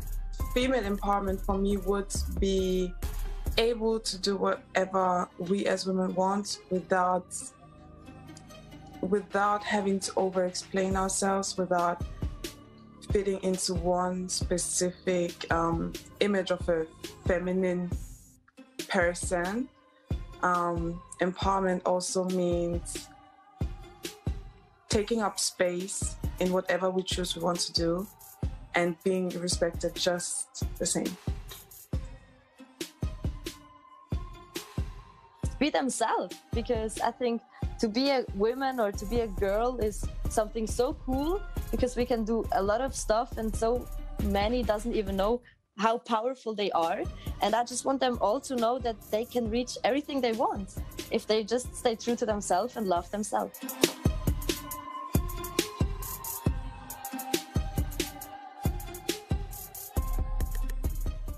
Now, we have an interview with the Chief People Officer of Duolingo, Christine Rogers-Raetsch. Maggie McGrath, editor of Forbes Women in New York, will lead the session called Bringing the World Together.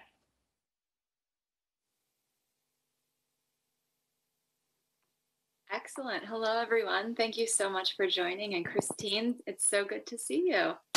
Thanks, Maggie. It's great to be here. So for everyone who hasn't met me, I'm Maggie McGrath. I'm the editor of Forbes Women, and I'm so excited to talk to Christine. I was talking to a source earlier this month about how the chief people officer is the new mission critical CEO succession planning position. And I won't put you on the spot about your career goals just yet, but I do think the pandemic has really thrust this role into higher profile. You know, you are managing a company's most vital resource, the workforce. And we've seen how workforces are under pressure over the last 18 months. Sure. But I want to, and your journey has been so interesting. And I want you to tell our audience, because I think this number is eye-popping. You joined Duolingo after 2 decades at Vanguard in 2016. How many employees were there when you joined? And what does that number look like today? Yeah, it's a really great question, Maggie. So we started, we didn't really even have a good number when I joined. So that should tell you something. Somewhere between 60 and 75 in that neighborhood. And now we're officially north of 500. And, you know, next year we'll be experiencing that same level of headcount growth trajectory. So probably end of the year, maybe about 750, somewhere in that neighborhood. So a lot of growth year on year. So I have so many questions about that, but what's been the biggest challenge in your role as that number has ballooned and will continue to balloon? You know, chief people officer involves obviously all of the people. And there was this interesting quote somewhere, and it's, you know, probably not super fact-based, but the idea is basically in people's lives, every year they experience one like big event where they need some kind of support. If you think about this past year in your own life, like, can you think of one thing where it was like, wow, that was, you know, a family member was sick, you were sick, something, you know, you were moving, you were changing jobs, like something was going on for you. And anytime someone is going through that transition, they need, like, they don't just leave that at home, they bring it with them to work. And so, you know, really thinking about, especially in this, these last 2 years, how to support employees through all of the challenges that they might be facing. As that number of employees grows, you know, that means that inevitably now we're over 500, you know, at least one a day is experiencing something where they need some kind of support. So I think that's just one tiny element of the role that gives you kind of a perspective of, as that headcount grows, what some of the challenges might be. Absolutely. And during the pandemic, I'm sure it's more than one event per person. It's been a lot for all of us, right? No, different times of year. I think April, March 2020 in New York City, some of us were under different pressure. And then, you know, you saw the waves go through. But let's talk about building culture, because I've talked to founders about how the company has such a cool feel at 20 people, 30 people, and then headcounts ballooning. How do you maintain the smaller culture, the original culture? How do you maintain values? And how do you think about that? You're right. It's so hard, right? In those early days, culture is just 10 people like sitting around the lunch table. So I think what our founders did very early on, which I think is really important for all founders to think about, is what kind of company did they want to have? What kind of culture did they want to create? And they were super intentional about it. So down to a small detail, like, you know, they wanted to come every day to work in a fun place, somewhere that they looked forward to, with people that they actually were excited to work with. And one small element of that was they ate lunch together every day. And that really gave the folks a chance to get to know each other on a deeper level. And that tradition, even though we have 500 employees, we still do that to this day. So I think it's, you know, obviously we've had to scale in different ways. You know, it's thinking about what are all of those little elements and how can you keep them intact as you grow. And also, equally as importantly, you know, shed the things that don't fit anymore. You know, let go of those attributes that just aren't serving you as you continue to scale. That's so interesting. So did you keep the lunches during the height of the pandemic? Were you all on Zoom at noon for everyone's local time and eating your sandwiches? We did the Zoom lunch thing for a while. And it's so funny because what you don't realize is when you're all, you know, you have a giant Zoom, everyone's normally on mute. And so you're just sitting there silently eating. So I think what we learned is maybe we can do lunches, but, maybe on a more team level. So there's smaller groups of people. So it's not so awkward just watching everyone eat. Yeah, it was pretty funny in the early days. I feel like I've had a few team meetings always at noon, and I keep like scooching off camera to like take a bite and then like take a bite and come back. Covering my mouth. It's right. Challenges of hybrid environment, which so true. I want to get to your future plans, but before we get to that, you had Duolingo had a really big event this year, an IPO, a very successful IPO. Yes. How does that affect culture? Because I know that's a huge event, that's a huge milestone worth celebrating, but I imagine the before and after can feel different to folks. Yeah, it's, I think what's maybe helping us is that at our core, we're a mission-driven organization. So, our mission is to develop the best education in the world and make it universally available. And we have this vision about breaking down global inequality through access to education. And the IPO is just a means to that end. And I think that really helps. It's easy to get carried away in startup land for, what that IPO might mean in terms of personal wealth creation. And that's all great. But if your fundamentals are about a broader mission that's to do something great for the world, then I think it's nice to always come back to that anchor. And, we continue to have the mission at our forefront every single day in all of our decision making. So for us, the money is just a means to that end. That makes sense. Now, as you think about how you personally have navigated this role from 60, 70 people to where you are now, through an IPO, through stay-at-home orders, to now our current reality, what are some tools that you have used as an executive? I think I read something about a listening tour at some point. Like, what are some strategies you've employed that have helped you craft strategy? Yeah. Oh, that's a great question. So way back in the very beginning, when we had a smaller number of employees and I could meet with everyone, the first thing that I did was did the rounds and met with every single employee to hear from them. What's working here? What do you love about Duolingo and you never want to change?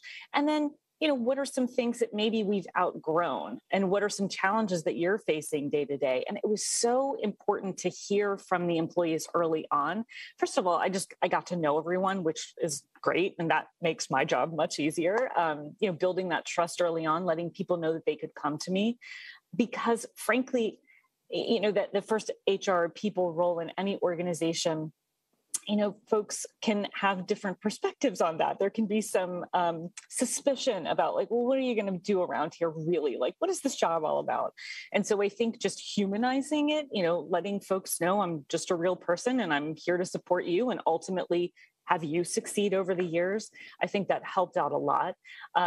Because those relationships are built early on, and then going forward, I recruited a lot of the next tranche of employees. So like inevitably I know them too. And I get to meet all of our new hires in onboarding. So I think just figuring out how to connect early on with employees and establish the trust of not just, me, but also my function is really important, because then if you set it up where you're constantly listening to what the employees are saying, it makes figuring out how to support them through the years much easier. Mm, that makes sense.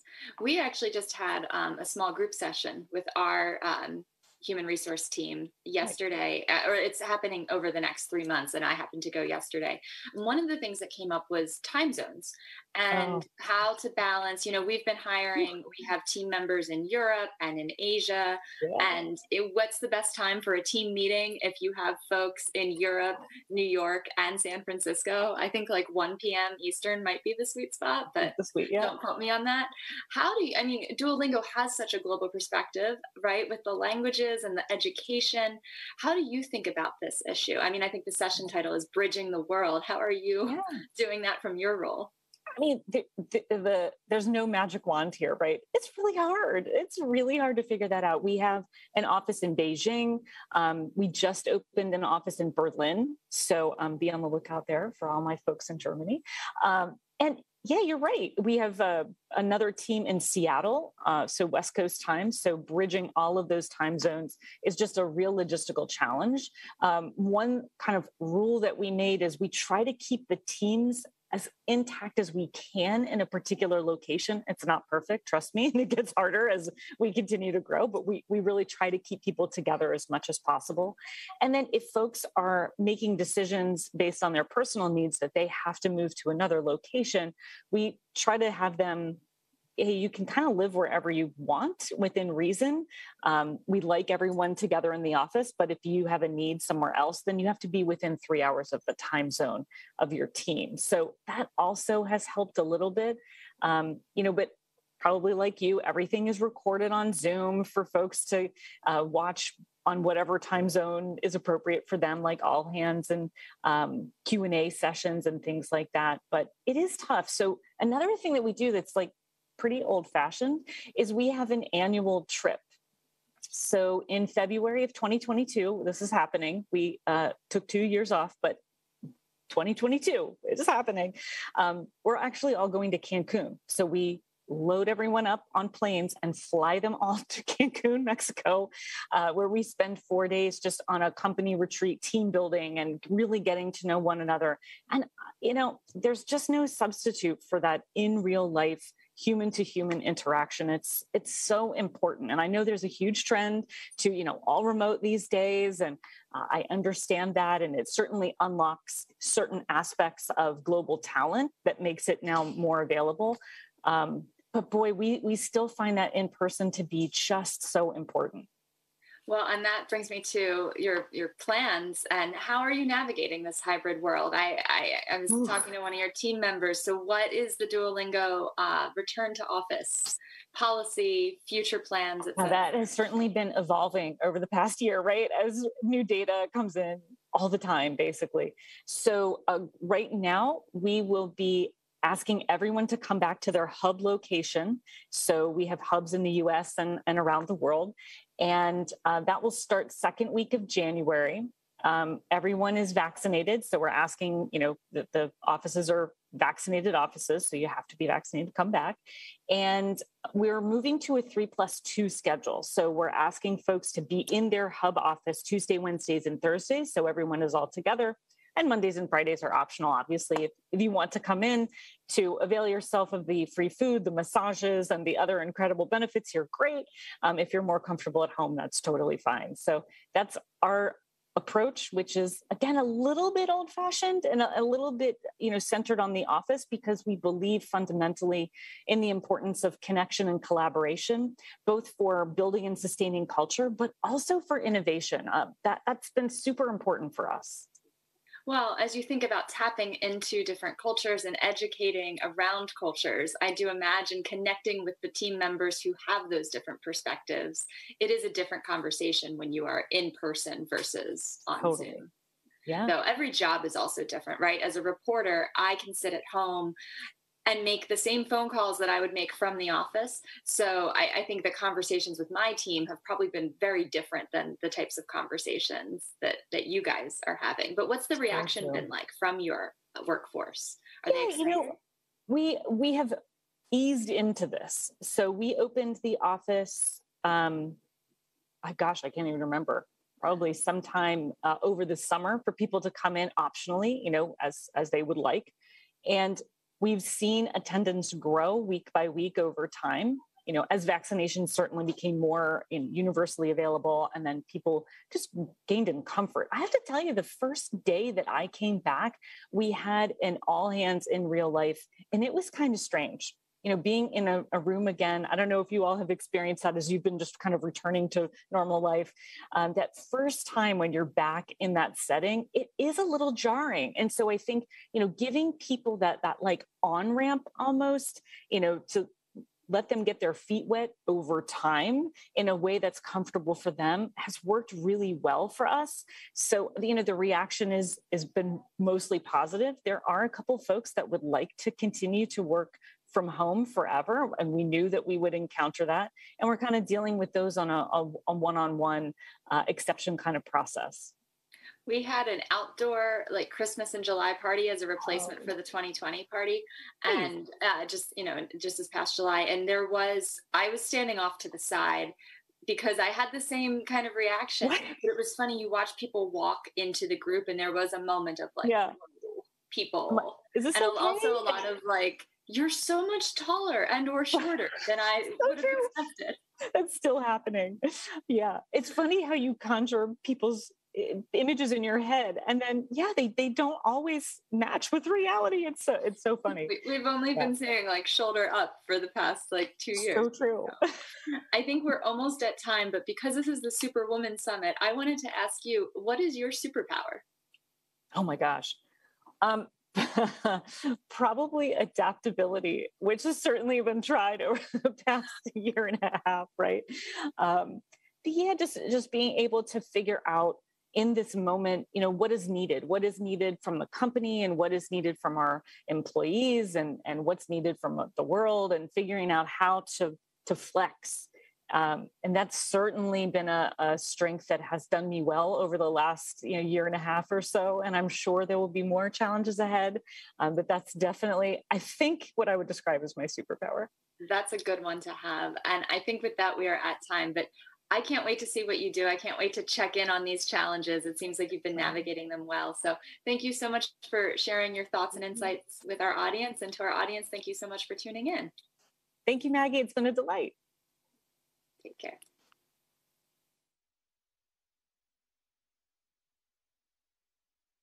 Now we turn to Julie Shaw, Associate Professor of Aeronautics and Astronautics at MIT.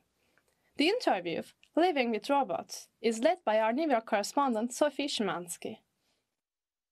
Our next guest is Julie Shaw. She is a professor in the Department of Aeronautics and Astronautics at MIT, and she also leads the Interactive Robotics Group of the Computer Science and Artificial Intelligence Lab, short CSAIL. Julie, thank you so much for taking the time to talk to us. Thank you so much for having me. So please get us started. What is a robot? I think a lot of us have an image in our mind how we think a robot sounds like, maybe looks like, but what does it actually mean? What is a robot, and what different areas of use are interesting to employ a robot? I mean, there are industrial fields on the one hand, and then maybe the health and the care sector and field on the other hand. Yeah, this is a great question. So I think the first thing to realize is that when we talk about a robot, we're not necessarily talking about a smart robot. So the definition of a robot is a system with 3, or sometimes people say 4 degrees of freedom, meaning kind of 3 or 4 joints for articulated movement. But that doesn't make it a smart or an intelligent robot. So, any system with those number of degrees of freedom can, manipulate or, move around, but just in a very repetitive fashion. I think what's really exciting about what we're seeing today is the increasing use of intelligent robots. And in particular, I'm in my own research, I'm excited about collaborative robots. And these are robots that are not just, safe enough to work near people, but also are smart enough to be something that resembles more of a teammate, a system that we can, in the ideal, work with as easily and naturally as we can work with other people. Yeah, so you already touched on it. What makes a good human team member, and how does that maybe also count for robot team members? That's how you put it once in a conversation you and I had when I went to visit you at MIT. The key aspects that make humans such effective teammates to other humans is our ability to infer what our partner is thinking, our ability to anticipate what our partner will do next, and then our ability to use that information as a part of our own planning to make changes as circumstances unfold or as disruptions occur. And in my research, I'm really excited about giving robots those capabilities, the ability to infer human cognitive state, to anticipate what we'll do, both sort of physically, like how we might move in doing a task, but also cognitively or mentally anticipate our priorities, our preferences, and our needs, and then give the robot the ability to use that online to play the game with us in a very dynamic fashion. So obviously one part of your work is to test these robots, to see them in action. And at least pre-pandemic, you used to have people come inside of the laboratory and work with the robots. What could you observe? How was that kind of cooperation and collaboration, especially when it comes to humans who maybe are not that used to working with robots? On first introduction, people will approach the robot very differently. They might bring sort of very different assumptions about what the robot can do. But we as people are enormously adaptable. We very, very quickly adapt to a robot, in terms of capability, but also in terms of just sort of social interaction. It's not uncommon for someone to come in and work with one of our very standard, rigid looking industrial robots, the type of thing you see in a factory, and hug it at the end of an experiment because, they have a sense that it understood them because it was anticipating what they would do and being helpful to them. And when we look into the field where robots can help us with daily tasks, with getting dressed, for example, or with combing our hair, I imagine that there might be different challenges compared to an industrial robot that might do some heavy lifting in building a car. So what are the unique challenges when it comes to a robot in the care field? So I like to joke that, good teamwork is good teamwork, whether it's on the International Space Station or, in a cockpit or collaborating together to cook something in the kitchen, or even, helping in a very intimate fashion, say, someone get dressed. But there's many other tasks that do require kind of close physical manipulation. They require contact. And there you need a different definition of safety. You need, the robot to slow and stop, but be allowed to make contact as long as it doesn't make contact in a way that harms the person or is detrimental to the task. So hearing how wonderful and helpful these robots can actually be, how almost human-like, I would like to take the chance and talk about Abby. Can you explain us a little bit about who Abby is? Abby was one of our first robots that we used right when I started on the faculty and was building up the robotics lab about 10 to 11 years ago now. And you can imagine in your mind, Abby is a small but very standard kind of orange industrial robot. Very not safe. All it can do is, you can control it by position, but it doesn't see you. It's blind to you. It can move so fast, it's sort of a blur, and it can really, really hurt you. It's a dangerous robot. It's not typically a type of robot that you would put a person to work next to. And so, the first step there was to make Abby safe enough to work alongside people. So to ensure that Abby could see a person, we put a motion capture suit on the person with kind of little lights and cameras so we would know exactly where the person was in the space. And then we could slow and stop Abby as the person neared. So we could ensure safety through very, very careful engineering. Now the challenge with just ensuring safety is that you can be a safe collaborator, but very inefficient. And very practically what happens in industrial settings when you deploy these systems that you just want to be safe is the robot is slowed and stopped so much because it can't predict what a person's going to do. A person is the ultimate uncontrollable entity. The robot just, it's called the freeze. There's a name for it. We call it the freezing robot problem. And it just destroys the case for introducing this robot and to work interdependently with a person. Now, the challenge is, then you think, well, what do you do next? Well, you don't want to trade safety for efficiency or for productivity. How do you make that trade? But there are many other environments in which we don't make that trade. Think of our air transportation system. We don't think, how do we trade safety of multiple aircraft coming into a landing at an airport for the efficiency of getting more aircraft to land? No, we look for the ways in which we can deploy technology to maintain safety and increase efficiency. And that's what we did. So we were able to show that by giving Abby these models of how a human would behave, Abby could maintain even greater safety, larger separation distance between the robot and the person. But while anticipating where the person is, Abby could intelligently maneuver around them so that the two could complete their task even more efficiently. So we, fast forward, 10 years, we just recently retired Abby. Abby is in the corner and we refer to her fondly, but now we have new robots in the lab, this new breed of collaborative robot, which is much, much safer to work with. But we still have the same challenge. Wherever you are as your standard in terms of safety, how do you increase efficiency? How do you increase productivity? How do you make these robots smart enough and so that a person can work flexibly with them and not have to become a robot to work with the robot? And that's where we focus our innovations.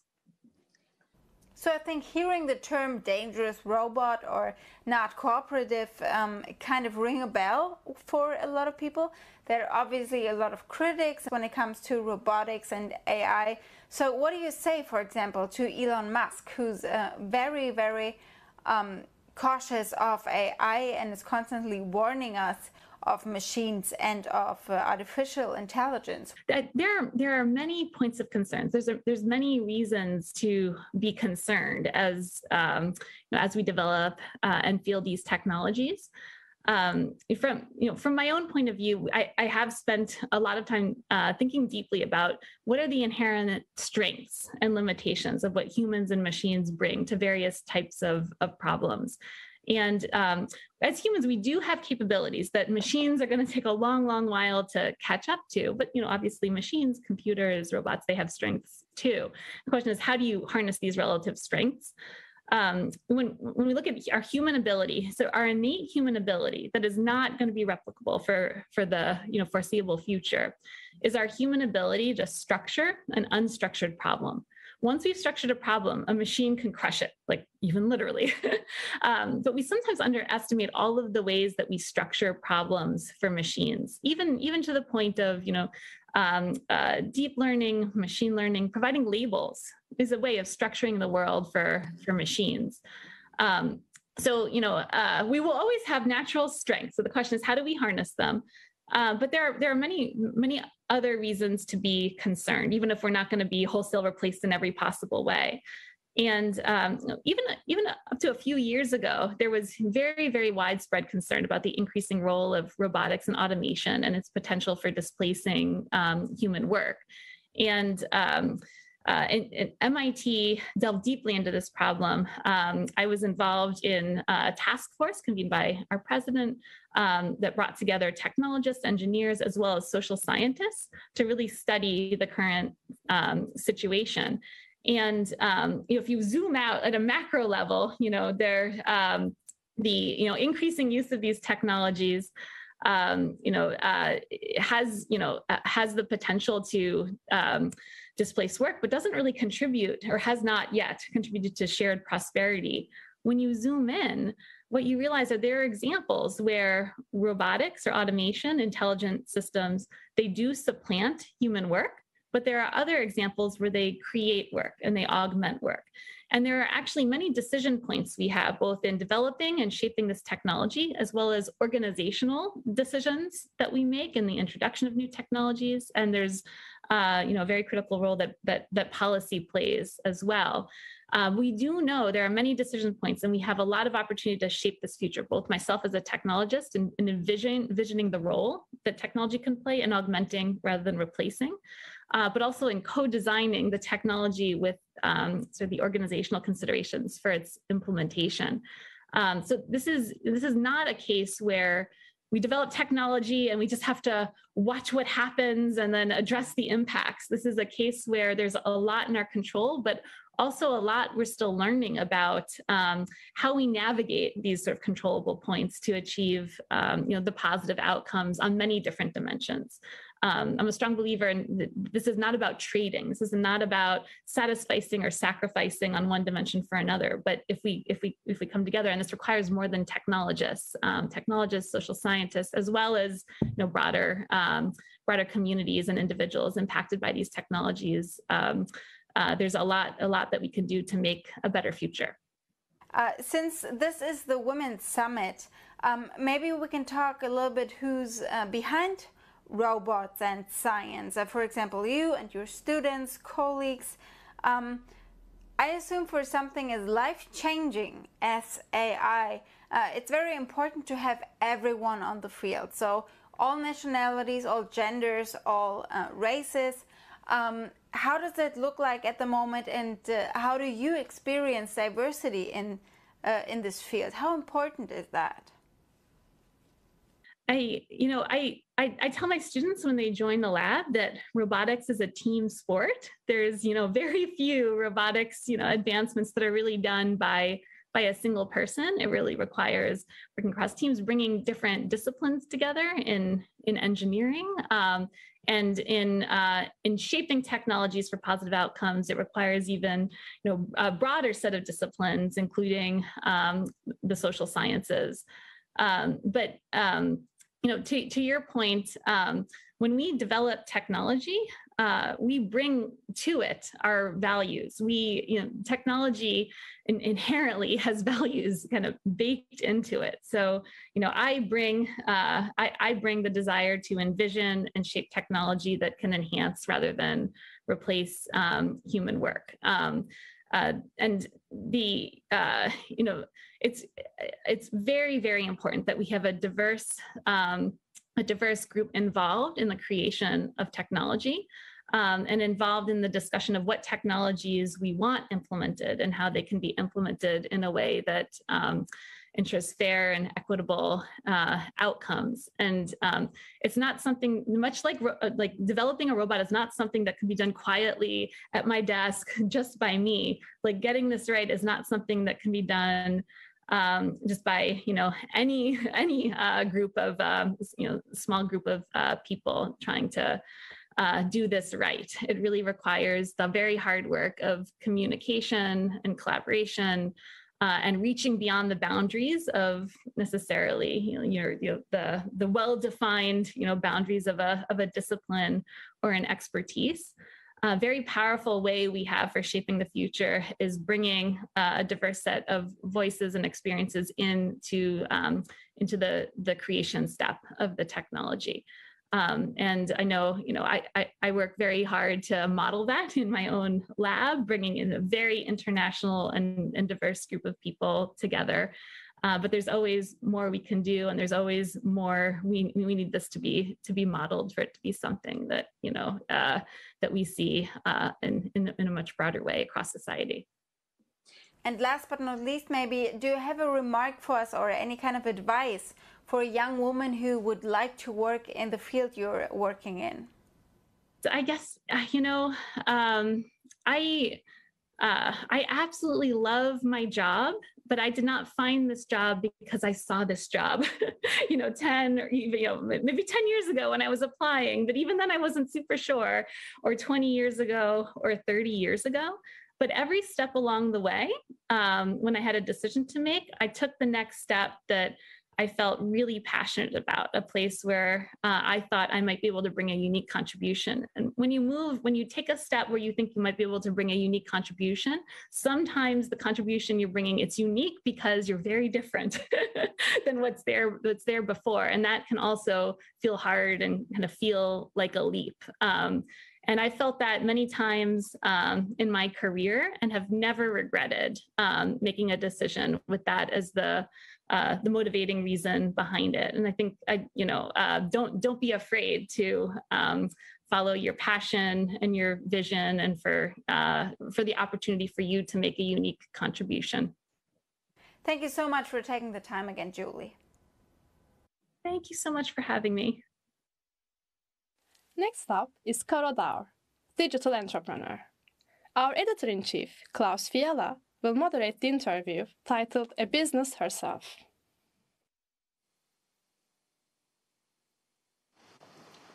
Hello everyone, thank you for watching, thank you for tuning in. We're here with Caro Daur. Hello. She's a digital entrepreneur. She has 3.3 million followers on Instagram. She was named or described as one of the most influential Germans by a variety of media. We're very happy to have her today and share her insights, share some experiences. Caro, thank you so much for making it. Thank you so much for inviting me. As I said, 3.3 million followers on Instagram, quite loyal. I'm guessing that you're a role model to at least some of them, maybe the majority. But when you hear the term Superwoman, when you hear of role models, who comes to your mind? Who do you think of? If I need to say a specific person, I would say probably my mom or my dad. But I think, you know, it's different traits, you know. I meet so many people every single day, and I feel like I'm in a bird perspective. So I'm seeing people, you know, doing things, and I just think that, you know, some are more humble and some are more, you know, confident, and I see all these traits, all these characteristics, and I'm like, oh, I want to be like that person or that characteristic. So I feel like I'm building you know, all these characteristics. I'm trying to build in myself, and I feel like inspired by them. So I think it's not one person, it's more like different traits that I'm trying to, incorporate. Incorporate. Thank you so much. So you look through traits and character traits and stuff, and you try to sort of draw and you know, that. sometimes even if somebody is like not really kind and nice to somebody else, I'm seeing that and I'm aware of that, and I'm trying to, you know, incorporate that and be like, oh, I don't want to be that person, or I don't want to, you know, act like that, and I try to reflect and try to be different. When one looks at your Instagram profile or your TikTok profile or follows you on social media, what we get is a tiny slice of your life and everything that goes into it. Now you came to Berlin. People think you travel a lot. Is there a typical work day for you, to give the viewers like an idea of what you work on in the end? You know, that's really difficult to say, because there's such a thin line between work and off work, and like work or private life, because I feel like my daily life is my work or is my job somehow. So there's basically no line, and it's really hard for me to balance that. But I think there's not really like a day. I mean, you know, sometimes it's more boring than you maybe assume. It's basically a lot, you know, calls, emails, Zoom calls, presentations, you know, interviews, like amazing interviews like that, you know, and building the brand, you know, working on new projects that are maybe not on Instagram, that you don't see, you know, because that's why I always say, you know, on Instagram it's just the tip of the iceberg is what you see, but all the work around you don't see. And that sometimes, you know, I cannot really even, you know, judge people to say like, oh, you don't know what I also do, because you can't see it, you know. But yeah, that's why, you know, it's okay when you don't assume that. But is it then when you say it's hard to draw a line, is it a 24-hour job? Do you sometimes put your phone on flight mode and just leave it be, or is it always on? You know, basically at least 1 hour a day, because I love sports, and every time when I work out, I put my phone on flight mode, and also during the night. Okay, good. So it depends on how long the night is. You have a few hours. Yeah, but I have to say, I know it's really bad, but I work between 8 and 12 in the evening, and I'm on my emails, I'm on my laptop, but yeah. I kind of enjoy it. I don't know. Well, it's good. I mean, yeah, it's good for you and good for everyone else, because then they get to see you happy. Otherwise, it would be tricky, right? So I said in the intro that you're a digital entrepreneur. It's digital entrepreneurship, and you started by yourself as a one-woman show. I'm guessing it's grown into an operation. You have people that work for you, with you. How have you changed your role from just yourself to managing a team, an operation, a company, whatever you want to call it? I mean, you know, now I have like a small team that I'm working with, and it's basically around, you know, myself, which is sometimes really hard because it's really private, so we work really close together. But I have to delegate tasks, and sometimes it's hard for me because, you know, it's myself, but I think it's the step I need to go, and I'm still learning. It's a process, and I'm now also, you know, working on Dauer Power, which is like more like a fitness page, and I'm building something new I can talk about right now, but there's so many different like fields I need to work on, and sometimes it's hard, but I think that's what entrepreneurs need to do, and I'm still growing and learning, I guess. But how is it? Do you have people that work exclusively for you on your team, and then you have things you collaborate. Maybe you can give us an idea of how large is the team, or who do you need to work? I have 2 employees that work just next to me, and we're like we work really close together. And then I have like management for like TV and acting, and then I have, like my finance team kind of, and then I have also a team for Dauerpower, and there are also just like 1, 2, 3 people, or like a bigger company that helps me. That's what comes to my mind right now. Yeah.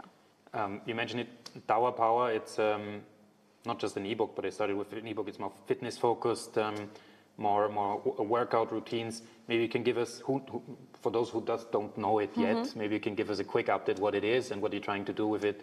And I saw that you have it has its own Instagram account. Is it like a vertical you're trying to build? Maybe you can give us an idea of what you were thinking.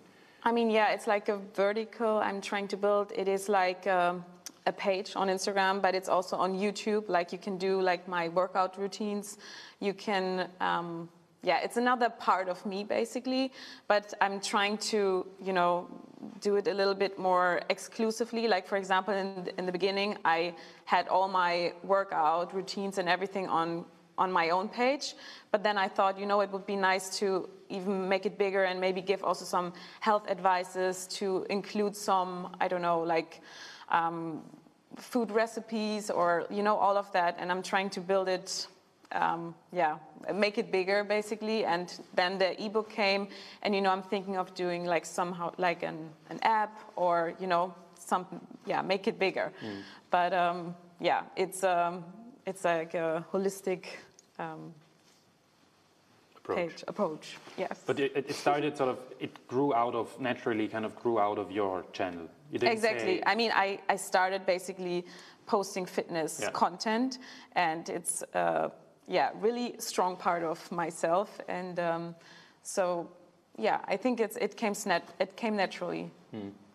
But it added that you now have to work out increasingly, because otherwise you. I mean, basically, I always worked out a lot. I played soccer, I played tennis, all sort of different kind of sports, and I always I was always interested in like the fitness aspect and like a healthy lifestyle. And when I can motivate some other people to do it, I think it's nice. And sometimes even people come in the street up to me and are like, oh my God, you motivate me every day to work out, and I feel so much better. And I feel like this is almost like having a purpose. Are you happy with the growth it's seen? I mean, it's obviously not as big as the main account, but it has a nice following. Or are you going to push it even further, even more heavily? I mean, right now it's like really like a niche. I feel like it's really small for me. It's a niche. No, I mean, it's funny because I think it's something that I stand for. And when somebody's like, "Oh, Caroline Dauerpower," and kind of with a twist, I think it's cool, and it's what I like to stand for, and what I feel like it's a part of my identity. But you don't. How strictly do you separate? Do you still post workout videos on your main account and then link it? Or? I try to, to incorporate both pages. But then, sometimes when I post every day that I work out and I'm like, oh, guys, Dauerpower, come on, we can work out together and just do it. People are like, oh my God, no, can you please stop it? I just want to, be normal, because I know, of course, that it's, it's quite a lot if you work out on a daily basis. But on the other side, I'm trying also to tell my community, try to figure out what's cool for you, what you like to do. I just try to motivate you, but don't worry. I know that I'm also really extreme. It's a tricky question, and I know, but I still have to ask it because I think most of the viewers are thinking about it. It's always hard to give general advice, especially about social media, and I'm guessing you get the question quite often. But to anyone whose main job isn't social media, but who want to have a following, who want to use it for their career, whatever, is there like a piece, a trick that you can give out to them that helped you, or maybe that you would do differently now doing it again? You know, I would always say be authentic, but then also, I mean, hard work pays off, I would say, because, you know, in the end, it's always doing that extra mile. And yeah, I mean, also maybe don't overthink everything you do. Like, be aware of the power you have. I mean, you know, 3.3 million people is quite a lot, and It's Berlin. it's almost Berlin, almost Berlin. But yeah, I think it's a lot of work. It's being authentic, and maybe also take life serious, but don't take yourself too seriously. And I think I don't take myself really seriously. So I think it's, yeah, just be you and be authentic, but work hard. Work hard is, I guess, it's a good advice for everyone. Is there, because before you said that it's hard to draw a line between, you know, private Caro and Instagram Caro, sorry. But is there something where you say, this is mine, and like I cannot have anyone in here? Is there like parts of your life that you shield from the public perception, or is it all access? I mean, you know, the cool thing about Instagram is that you can decide what you want to post and what you don't want to share. So basically, people think what they see on Instagram is everything I do, and it's not. So I draw a line, like, for example, I mean, like when it comes to like health, or like sometimes, you know, like problems or issues or whatever you might have, I'm also trying to share a part of it, because I think it's good if it's not always, you know, perfect, because life isn't always perfect. And I think it's good to be authentic and be, you know, and share also these kind of parts of your life. But of course, I'm not sharing everything. Yeah, and I have secrets. Yeah, that's good. would be creepy otherwise. All right, I just got signals from our crew that we have to wrap up. We could go on for longer, but obviously we want to give enough space to the other speakers. Thank you so much for making it. Thank you for sharing your idea of Superwoman and showing like what makes you a Superwoman, at least in our eyes. And thank you everyone who was watching. Thank you. Any last words? That's it. Okay. Thank you. We're out.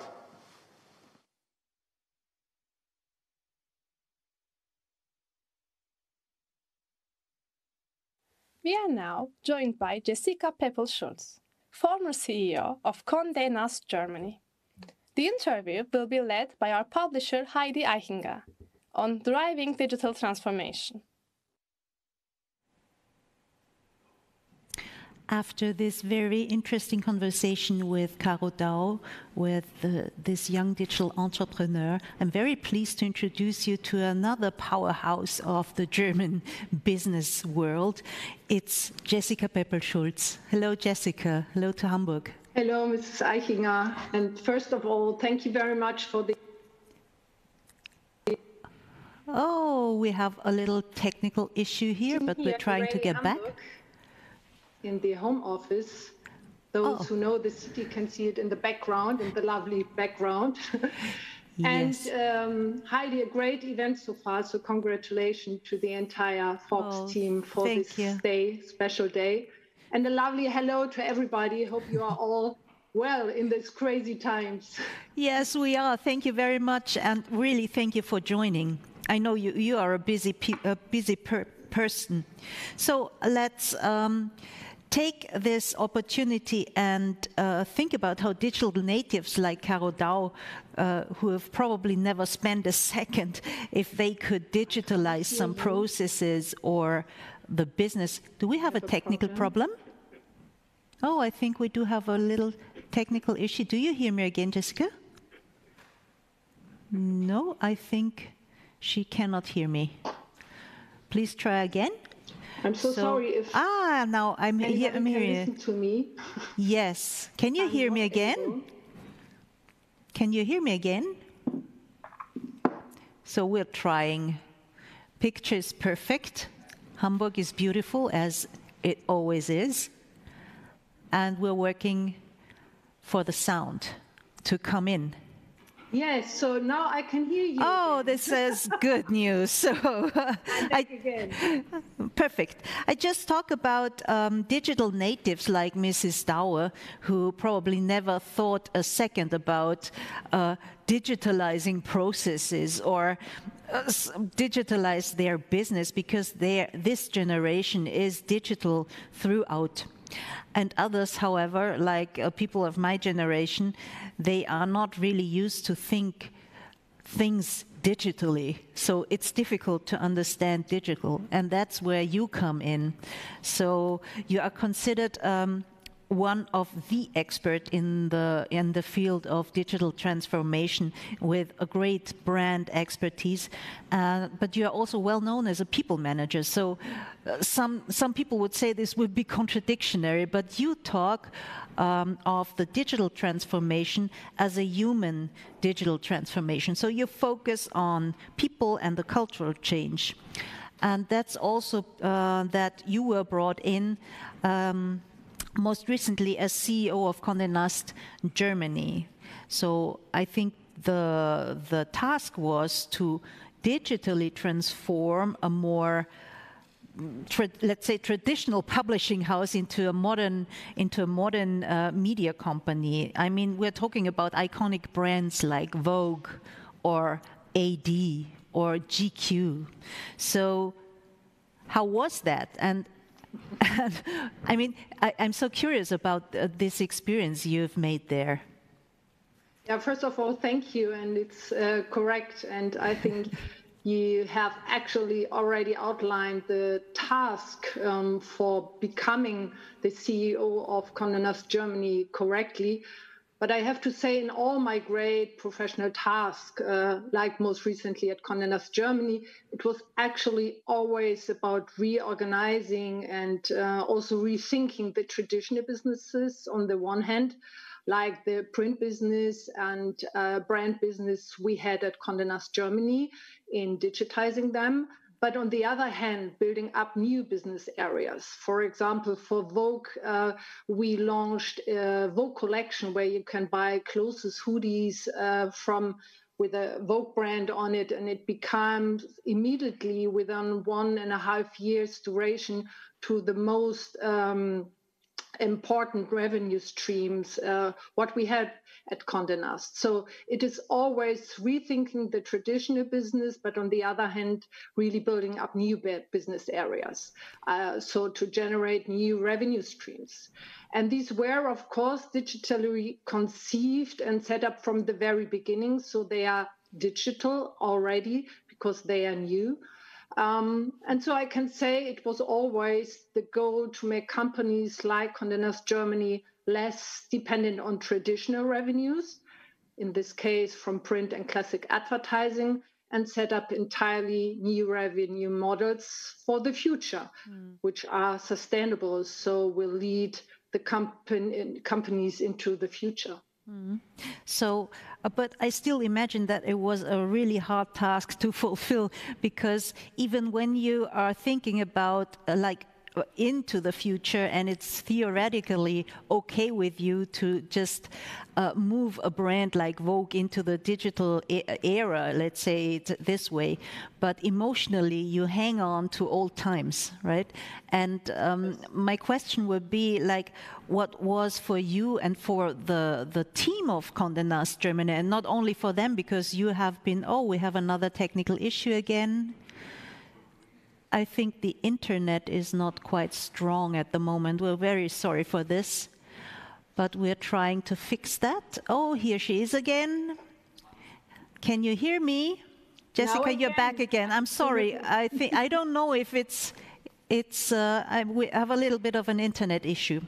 My question was, what was for you the biggest challenge, not only at Condé Nast Germany, because before this job you have been also CEO from UDG, that is part now of the PIA group. This is one of the largest digital agencies in the German-speaking era, and probably the staff there had kind of the same problems. So what do you consider to be the most challenging tasks when it comes to this human digital transformation? Yeah, it's correct. The task just mentioned simply requires a completely new vision for the company or for the dedicated companies, and thus a new strategy. And this change includes all areas of the company, such as product management, sales, marketing, IT, but also, and never to forget, controlling finance, house service, etc., etc. So in my opinion, we often forget or underestimate that all areas, and thus everyone in the company, sooner or later, have to become changed, and the change will come everywhere, and as said, with every single person. And I think this is not particular for Condé Nast. It was, as you said, in every professional steps of my life that change does really mean to look everywhere and go, or you have to dig deep. And the change, which is necessary for the survival of the enterprise or the company, must be carried in the goal by all involved ones. And this is the only way that this major undertaking can work at all. And so for me, this is the main topic, really, to make the change understandable for everyone in the company. And it's an entire company goal, this change. You once mentioned in another interview we did quite recently that it's a fixed thing that digitalization and digital transformation will happen with or without me, you told me. So I think it's very important to make those staffs clear that it is that way and there is no way apart of that. But again, what do you consider as like being the biggest concerns when it comes to this transformation? I mean, the biggest fears people are fighting in a way. Yeah, it's correct. And this is the greatest challenge, is therefore the cultural change. And this is why I called it that every transformation in the first sense is a human digital transformation about the people and about the entire company. And this is not a question of setting up a cultural program in parallel with other work packages. You know, this is underestimated. The cultural change must be perceptible in every work package and in every new process. It must be tangible for all the people in everything they are doing. In small but in consistent steps. This is very important. And for me, this is why the human digital transformation is always the boss business, because it has to cover all areas and all people of the company.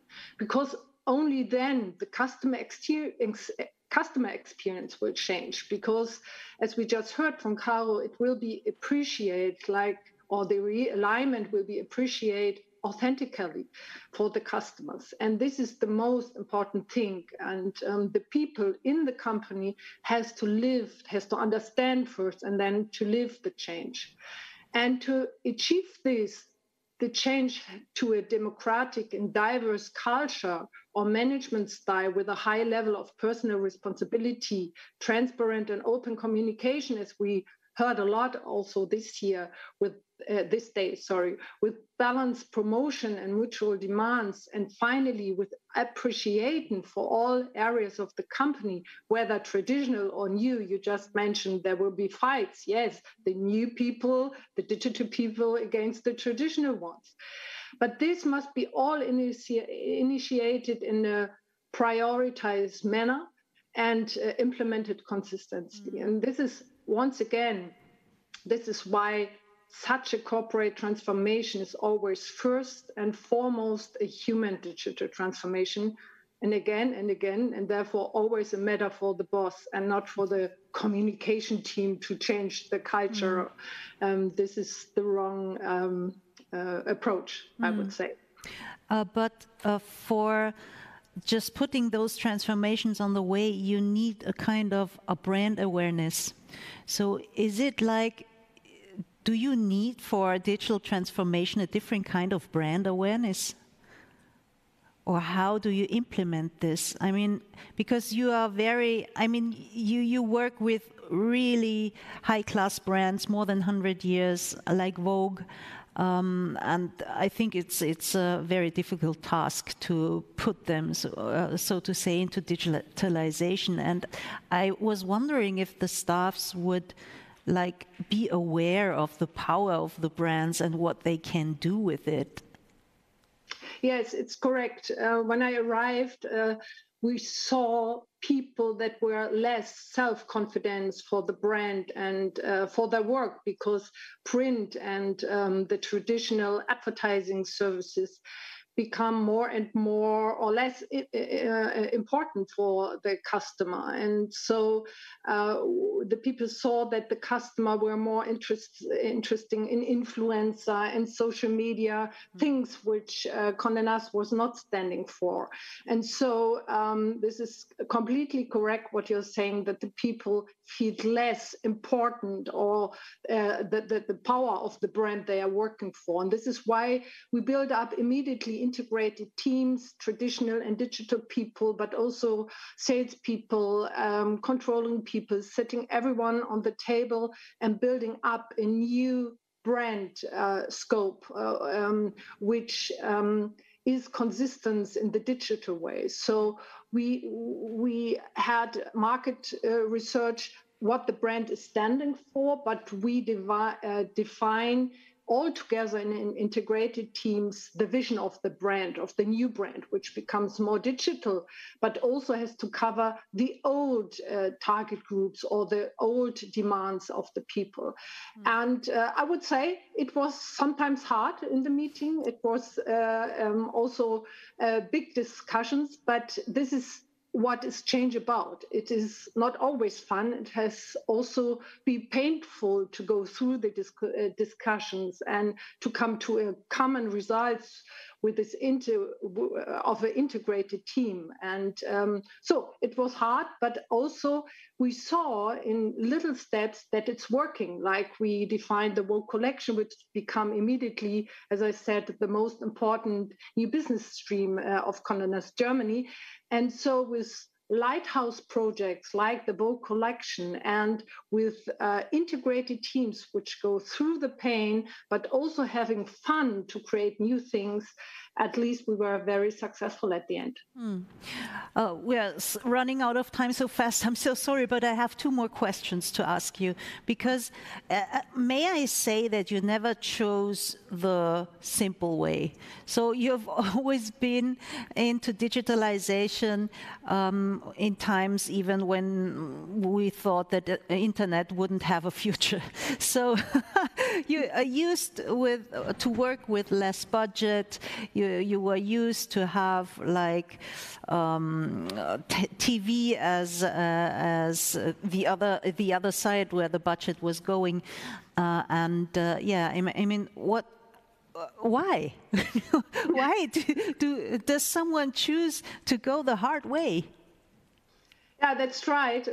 Sometimes I ask myself why I'm that way, but you know, I love challenges and I want to redesign with teams, with nice and motivated teams.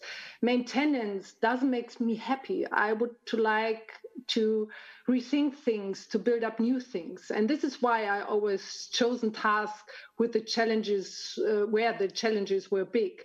For example, when we launched ELIF as a former small telecommunication provider with a very, very small budget, but we became, within 2 years, the biggest challenger of the Deutsche Telekom. And Deutsche Telekom was the biggest spender in the market. This is why we were forced to be more creative, to be more digital, to be very fast. So we offered the first internet flat rate in Germany. We sold internet products already then only online because we have no money to build up retail shops.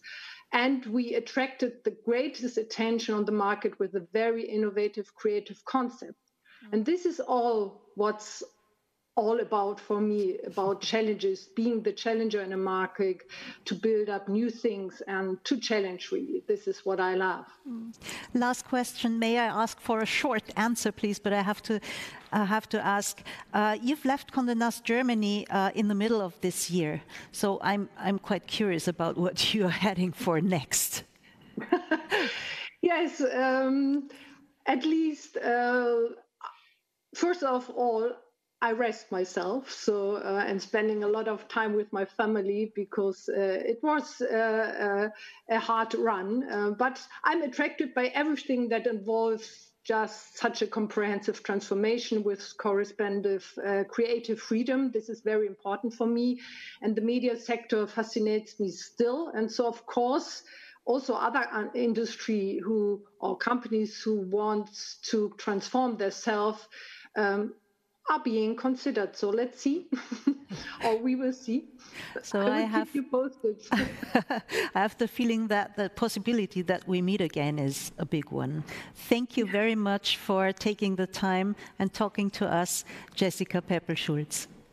Thank you very much. I wish you all a fantastic summit. Take care, all of you. Thank you. Bye-bye. Thank you.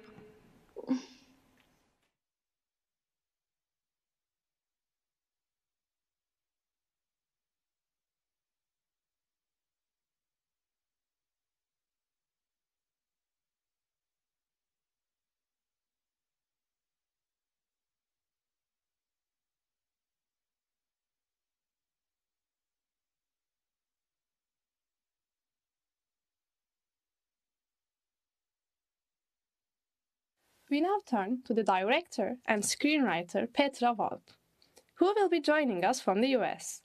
The interview, titled Creativity in the Times of Crisis, will be conducted by our publisher Heidi Eichinger.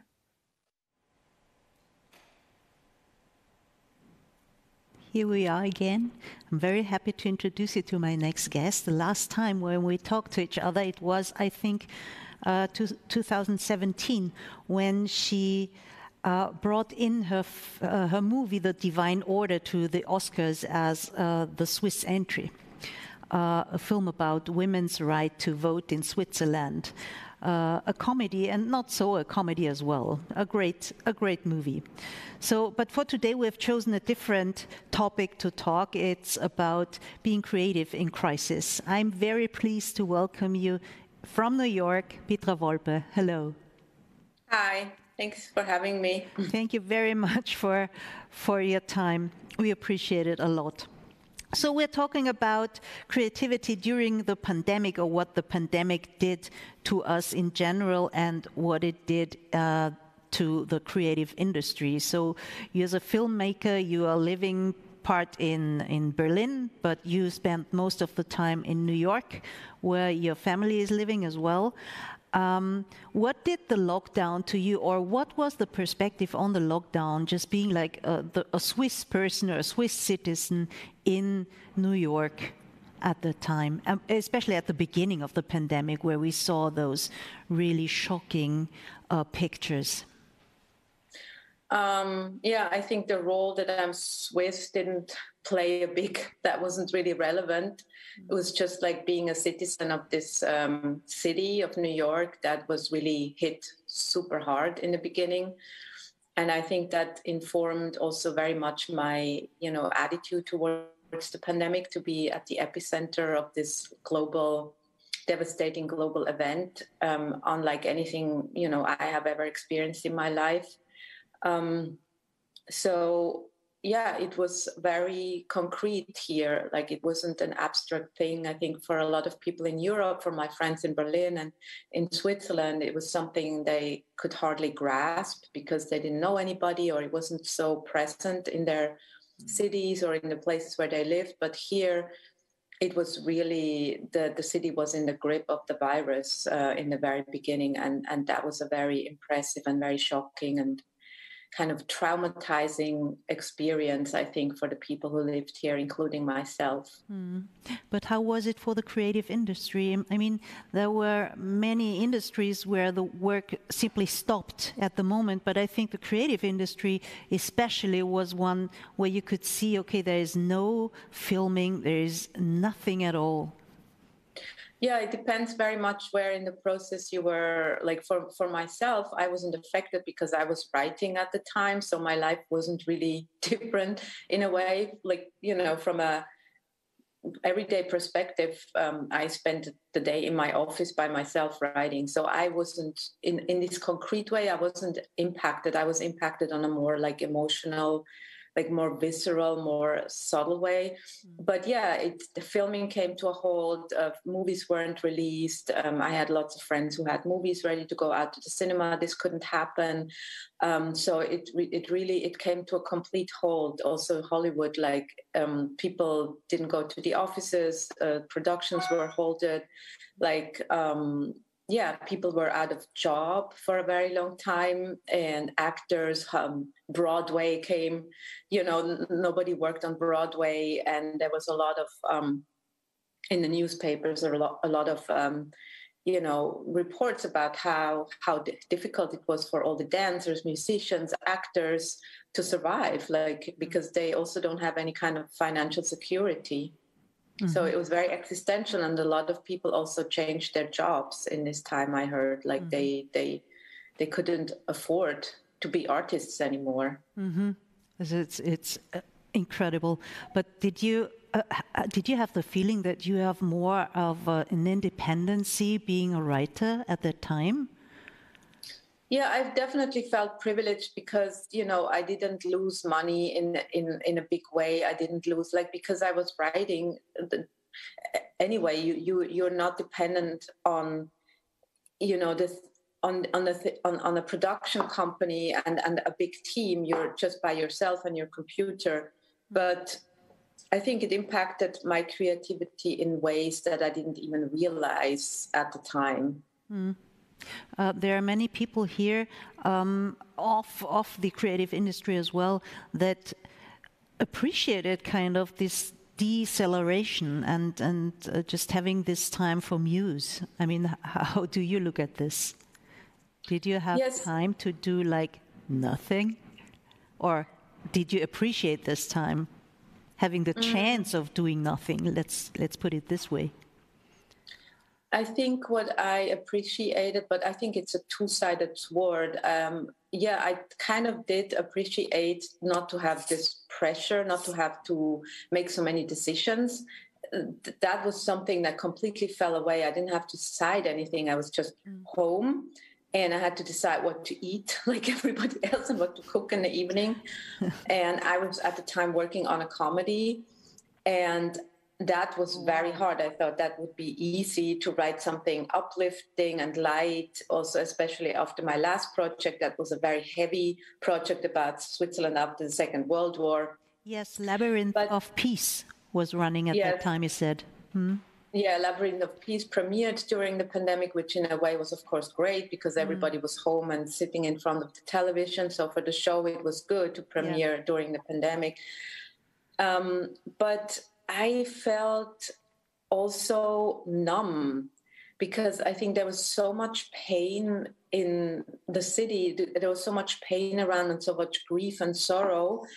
And as an artist, you have to be open to all these things that are floating around. I think it's part of our job to be very receptive, but it was so overwhelming that I kind of numbed myself, and that really impacted my creativity. So all the things that I thought I would be doing, like finally writing all the stuff that I hadn't had time to write because I was always under pressure of, you know, of deadlines and producing things. I didn't do that during the pandemic. I was reading less than ever. I was watching less than ever. I was writing less than ever.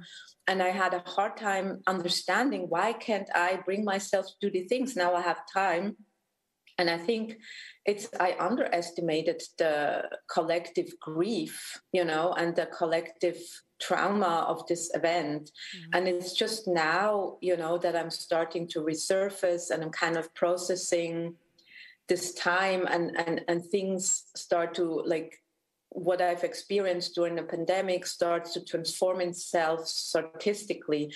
And it didn't happen in this very time. In this very time, I was almost frozen. It felt like being numb and frozen. And I was also beating up myself because I thought, why am I so lazy? But I don't think it's lazy. I think it's giving your body, I think my body was also needing the time to just be in this time and to experience this extreme shift in pace in the whole world. Did this whole situation also impact the topics that you will probably choose in the nearer future for writing? Yeah, I mean, now I'm writing something about the speaking dog because, like everybody, I adopted a dog during the pandemic. Yeah, and she changed my life, and I think in general it ignited a big crisis in like, what am I here for? Like, what are the stories like truly that I want to tell? Like, I think the pandemic came together with a crisis in general in me. Like, I had been working really hard for so many years, and I had lost a little bit the joy in writing and creating. I was always just producing and functioning. I'm a very high functioning artist. I keep my deadlines. I have an extreme output. And having to slow down, it just made me realize how much I was just functioning and not having joy anymore. And I'm trying to regain the joy in just creating and the freedom in that, and not just to function. And that's an interesting, process for me. Yeah, and it's still going on because, I mean, we're in the second year and we're entering the third one. So yes, and a lot of things are changing in my industry, the way films are watched and consumed. Will cinema survive or not? Will everything go to streamers directly? What does that mean, for my work? And I think it's just also dealing with the fact that things just always change and move forward. You can't stop them, and they transform constantly, including myself. So to kind of stay joyfully in this flow and not to get overwhelmed by it, but also just to give in to it. It's also, I think, an interesting experience for us in the West, or I grew up in a society and culture where I was used that my life is very undisrupted. I can just follow my dream. I do my things, I have my daily rituals, and to experience this kind of disruption, I think I think we need to take a time and really give that also its place and its meaning in our lives. Was it like kind of a initial to just get your life in a different kind of order, like prioritize things differently, probably? No, I mean, my work is always my priority because it's my life. Like, there is no distinction for me between, working and not working. As an artist, I feel like I'm always an artist. You can't switch it off at 5:00 and put it back on at 7. It's like a way of being in the world. But I think it kind of took the pressure away. I feel certain pressures fell off, and I can't bring myself to put that back on because I'm just so grateful that most of the people I know survived. And it just showed how fragile we are and how fragile my own life is. And I think I hope I can keep that. And I think it's really interesting that a lot of people are quitting their jobs or trying something new. And I think in the best way, hopefully a little bit of that what is it in English when it's the slowness that came with the pandemic, the reduction, that a little bit of that we can keep and that it informs, the next years. But I'm not sure that's the optimistic take on it. But what I've heard is that you are happy and feel privileged to do a job that you really love. and we on our side really love what you do.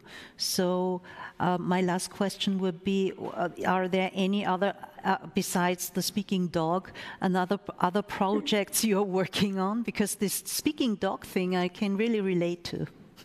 Yes, everybody who got a dog can. Yes. Yeah, I'm working on a lot of things.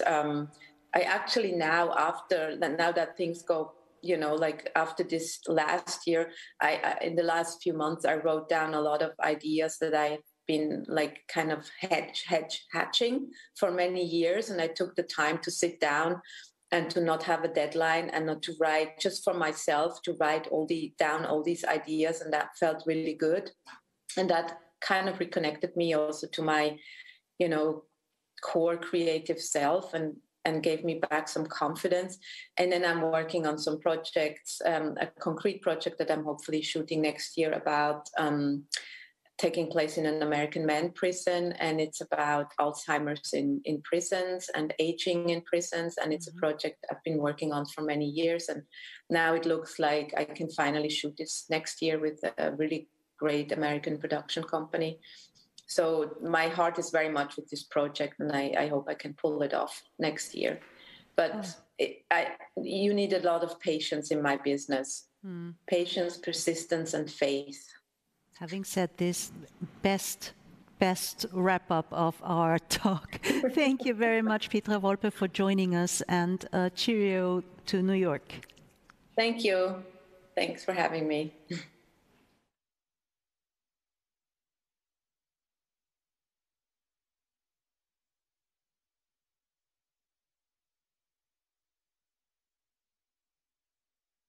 We have reached the end of this year's summit. For our final speech, we'd like to welcome Aparna Bawa, CEO of Zoom. Hello, everyone. My name is Aparna Bawa, and I'm the Chief Operating Officer at Zoom. It is a great honor to be invited to say a few words at the Forbes Women Summit. I wish I could be there with you. When I was asked to contribute a short message about my leadership and personal experiences as a manager, I was thrilled. However, I know that I'm addressing a group of very seasoned professional women who certainly don't need a ton of advice from me. But the best advice that I have received in my career is that, listen, most problems are not about me. And that has stuck with me. When someone comes to me with a problem, I don't examine how I fit into the equation. The first thing I ask is, how can I help you? This instills trust and helps to form a relationship. For anyone taking on more responsibility and leading an organization, I encourage you to frame everything in a way about how you would solve an issue for your organization, to be the servant leader. It is also important for leaders to make decisions and make a call, especially the tough ones, and then you own them. Be able to handle the consequences and support your team in that process. And in many situations, you have to make these decisions without having full information at your fingertips. For example, just take the tremendous growth we here at Zoom went through during the pandemic. Quite naturally, none of us knew what every day was going to bring, and frankly, we still don't. What is really helpful in these moments is to set priorities. Back in March 2020, for example, our leadership team made it a priority to provide the Zoom platform for free to K-12 schools around the globe. This way, students could maintain access to education during lockdowns. It was very important to us. During a time of exponentially increased demand, deciding priorities or figuring them out in advance like this helps with decision-making. We knew that education was very important to us, and we knew that this was a way we wanted to serve our community. Being a force in making decisions, standing your ground, and bracing for the critics isn't something that young girls are often taught. In fact, we're taught to acquiesce and just go with the flow, but sometimes you just have to stand your ground. I am fortunate to work with a diverse group of people, including women at Zoom. We're a very female-friendly company, and I'm well aware that this is not the case everywhere. And it hasn't been the case for me always in the past. My advice to anyone under pressure or managing new challenges is to think it through, understand your priorities, invest time in understanding what your company is all about. Plan. Use your brain and trust your decision. Last but not least, leadership is extremely challenging. So you do not only deserve a break, you actually need a break. I used to be someone who could work at any time, any place, all through vacation, and I've actively changed this during the pandemic. I have learned to set boundaries for myself, and it's made me grow enormously. Again, it's not about investing the maximum amount of time on something. It's about drawing the efficiency and the productivity around the time you do invest, and prioritization definitely helps. So thank you. Have a great time at the Forbes Women Summit, and happy decision making. We would now finish with the closing remarks from our 3 studios in Vienna, Berlin, and Zurich. So finally, a long but very interesting day comes to an end. I'm very thankful.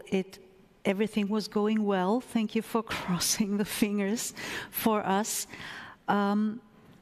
What can I say? I mean, I'm overwhelmed as maybe every year, but this year especially, I just wanted to thank you, everybody, for joining us, for contributing. You've seen our list of great, great women who shared their knowledge and their experiences together with us. And I hope you all had a fantastic day with us at the Forbes Women Summit 2021. Nothing else to say. So, Olivia, how are you doing? Hello, Heidi, and to everyone else from the Zurich studio. I think that I'm also at a loss for words. It's crazy to think that the event is finally over. The event was 6 months in planning. We wanted it to be earlier this year, and we finally made it happen. And of course, as with everything, it feels like things always happen at the last minute, and then with changing rules. Also, I'm just glad that we will be able to welcome people in person, and we really hope that next year we can turn this digital event into a bigger, much more personable on-site event. On that note, I do want to say that the theme this year was Superwoman, but as you can see, Superwoman doesn't have to be anyone with incredible or crazy powers. It can just be your colleague sitting next to you, your mom, your sister, your friend. And I think that it's important to also look around and put women or those around us in the spotlight who don't necessarily have to be at the helm of a company or leading a crazy business or having millions of followers, but just regular people in our lives. So on that note, if anyone in the audience has already ideas for how we can move this forward or ideas for titles for next year, we're always welcome to hearing your suggestions. And with that, I'm now going to throw to Klaus, who will wrap things up from our Berlin studio. Thank you, Heidi. Thank you, Olivia. I already in the opening remarks, I was able to say thank you to our amazing partners here again. Thank you so much for supporting this cause. Thank you for making this Women's Summit happen. And one more thank you to the entire team at Forbes Dach that worked with us, for us, in front of the cameras, behind the scenes on making this happen. It's a big operation, as you will see in the coverage that we have planned for this event in the magazine and online. We didn't sleep too much in the last few nights, I think. Everyone was quite excited and nervous, but we made it happen, and that's what counts. We do hope that in tricky times with rising cases, we were able to spread some optimism to kick back against this narrative that women are disappearing from the workforce, disappearing from boardrooms, by sharing the stories of speakers, of artists, of executives, of entrepreneurs. And we hope that you guys, the viewers, were able to take something away from this. I said before that we will draw this campaign long into the next year. It's not just this summit, it's an entire movement, as we like to call it. We have a few projects in mind and in planning, and we hope you guys join. So thank you again, and maybe if we can take something away that, and picking up on what Olivia said, that there's, even in myself, there's a superwoman in all of us, and that we need to channel her or him to make a difference, to inspire, to lead, to whatever. And we see that times are changing, that new approaches have a place in business, in arts. And I really hope that you guys are also able to draw this away, that there's a superwoman inside of you. So thank you very much. We look forward to not just next year, but to whatever about to come. And now I think we all and the team have earned some relaxing times and some de-stressing. So looking forward to that. Thank you.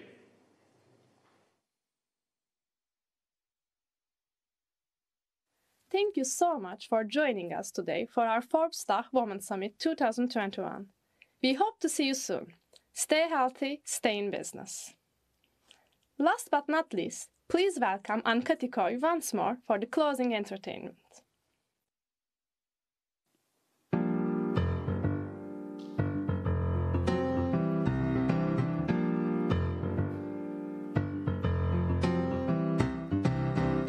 What are you thinking? Where are your hands now? What are you doing? Are your hands on your pants now? You're right, you will never make it to the top. Enter the line. Well, I could do things you know you could never tell. Say words you could never spell, and I could be me. Oh yeah, I could be really mean, and I could make your life a little, little, little, little.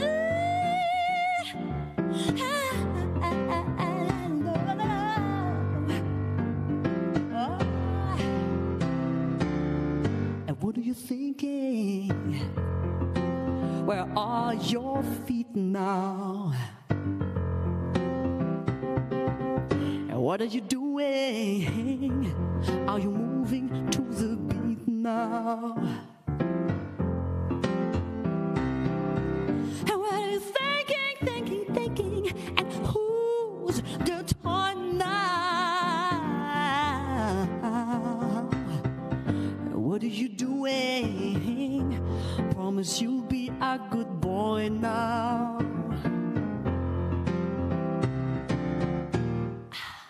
You're right, you will never make it to the top. Enter the light. Well, I could do things you know you could never tell, and I could say words you could never spell, and I could be me. Oh yeah, I could be really mean, and I could make your life a little, little, little, little.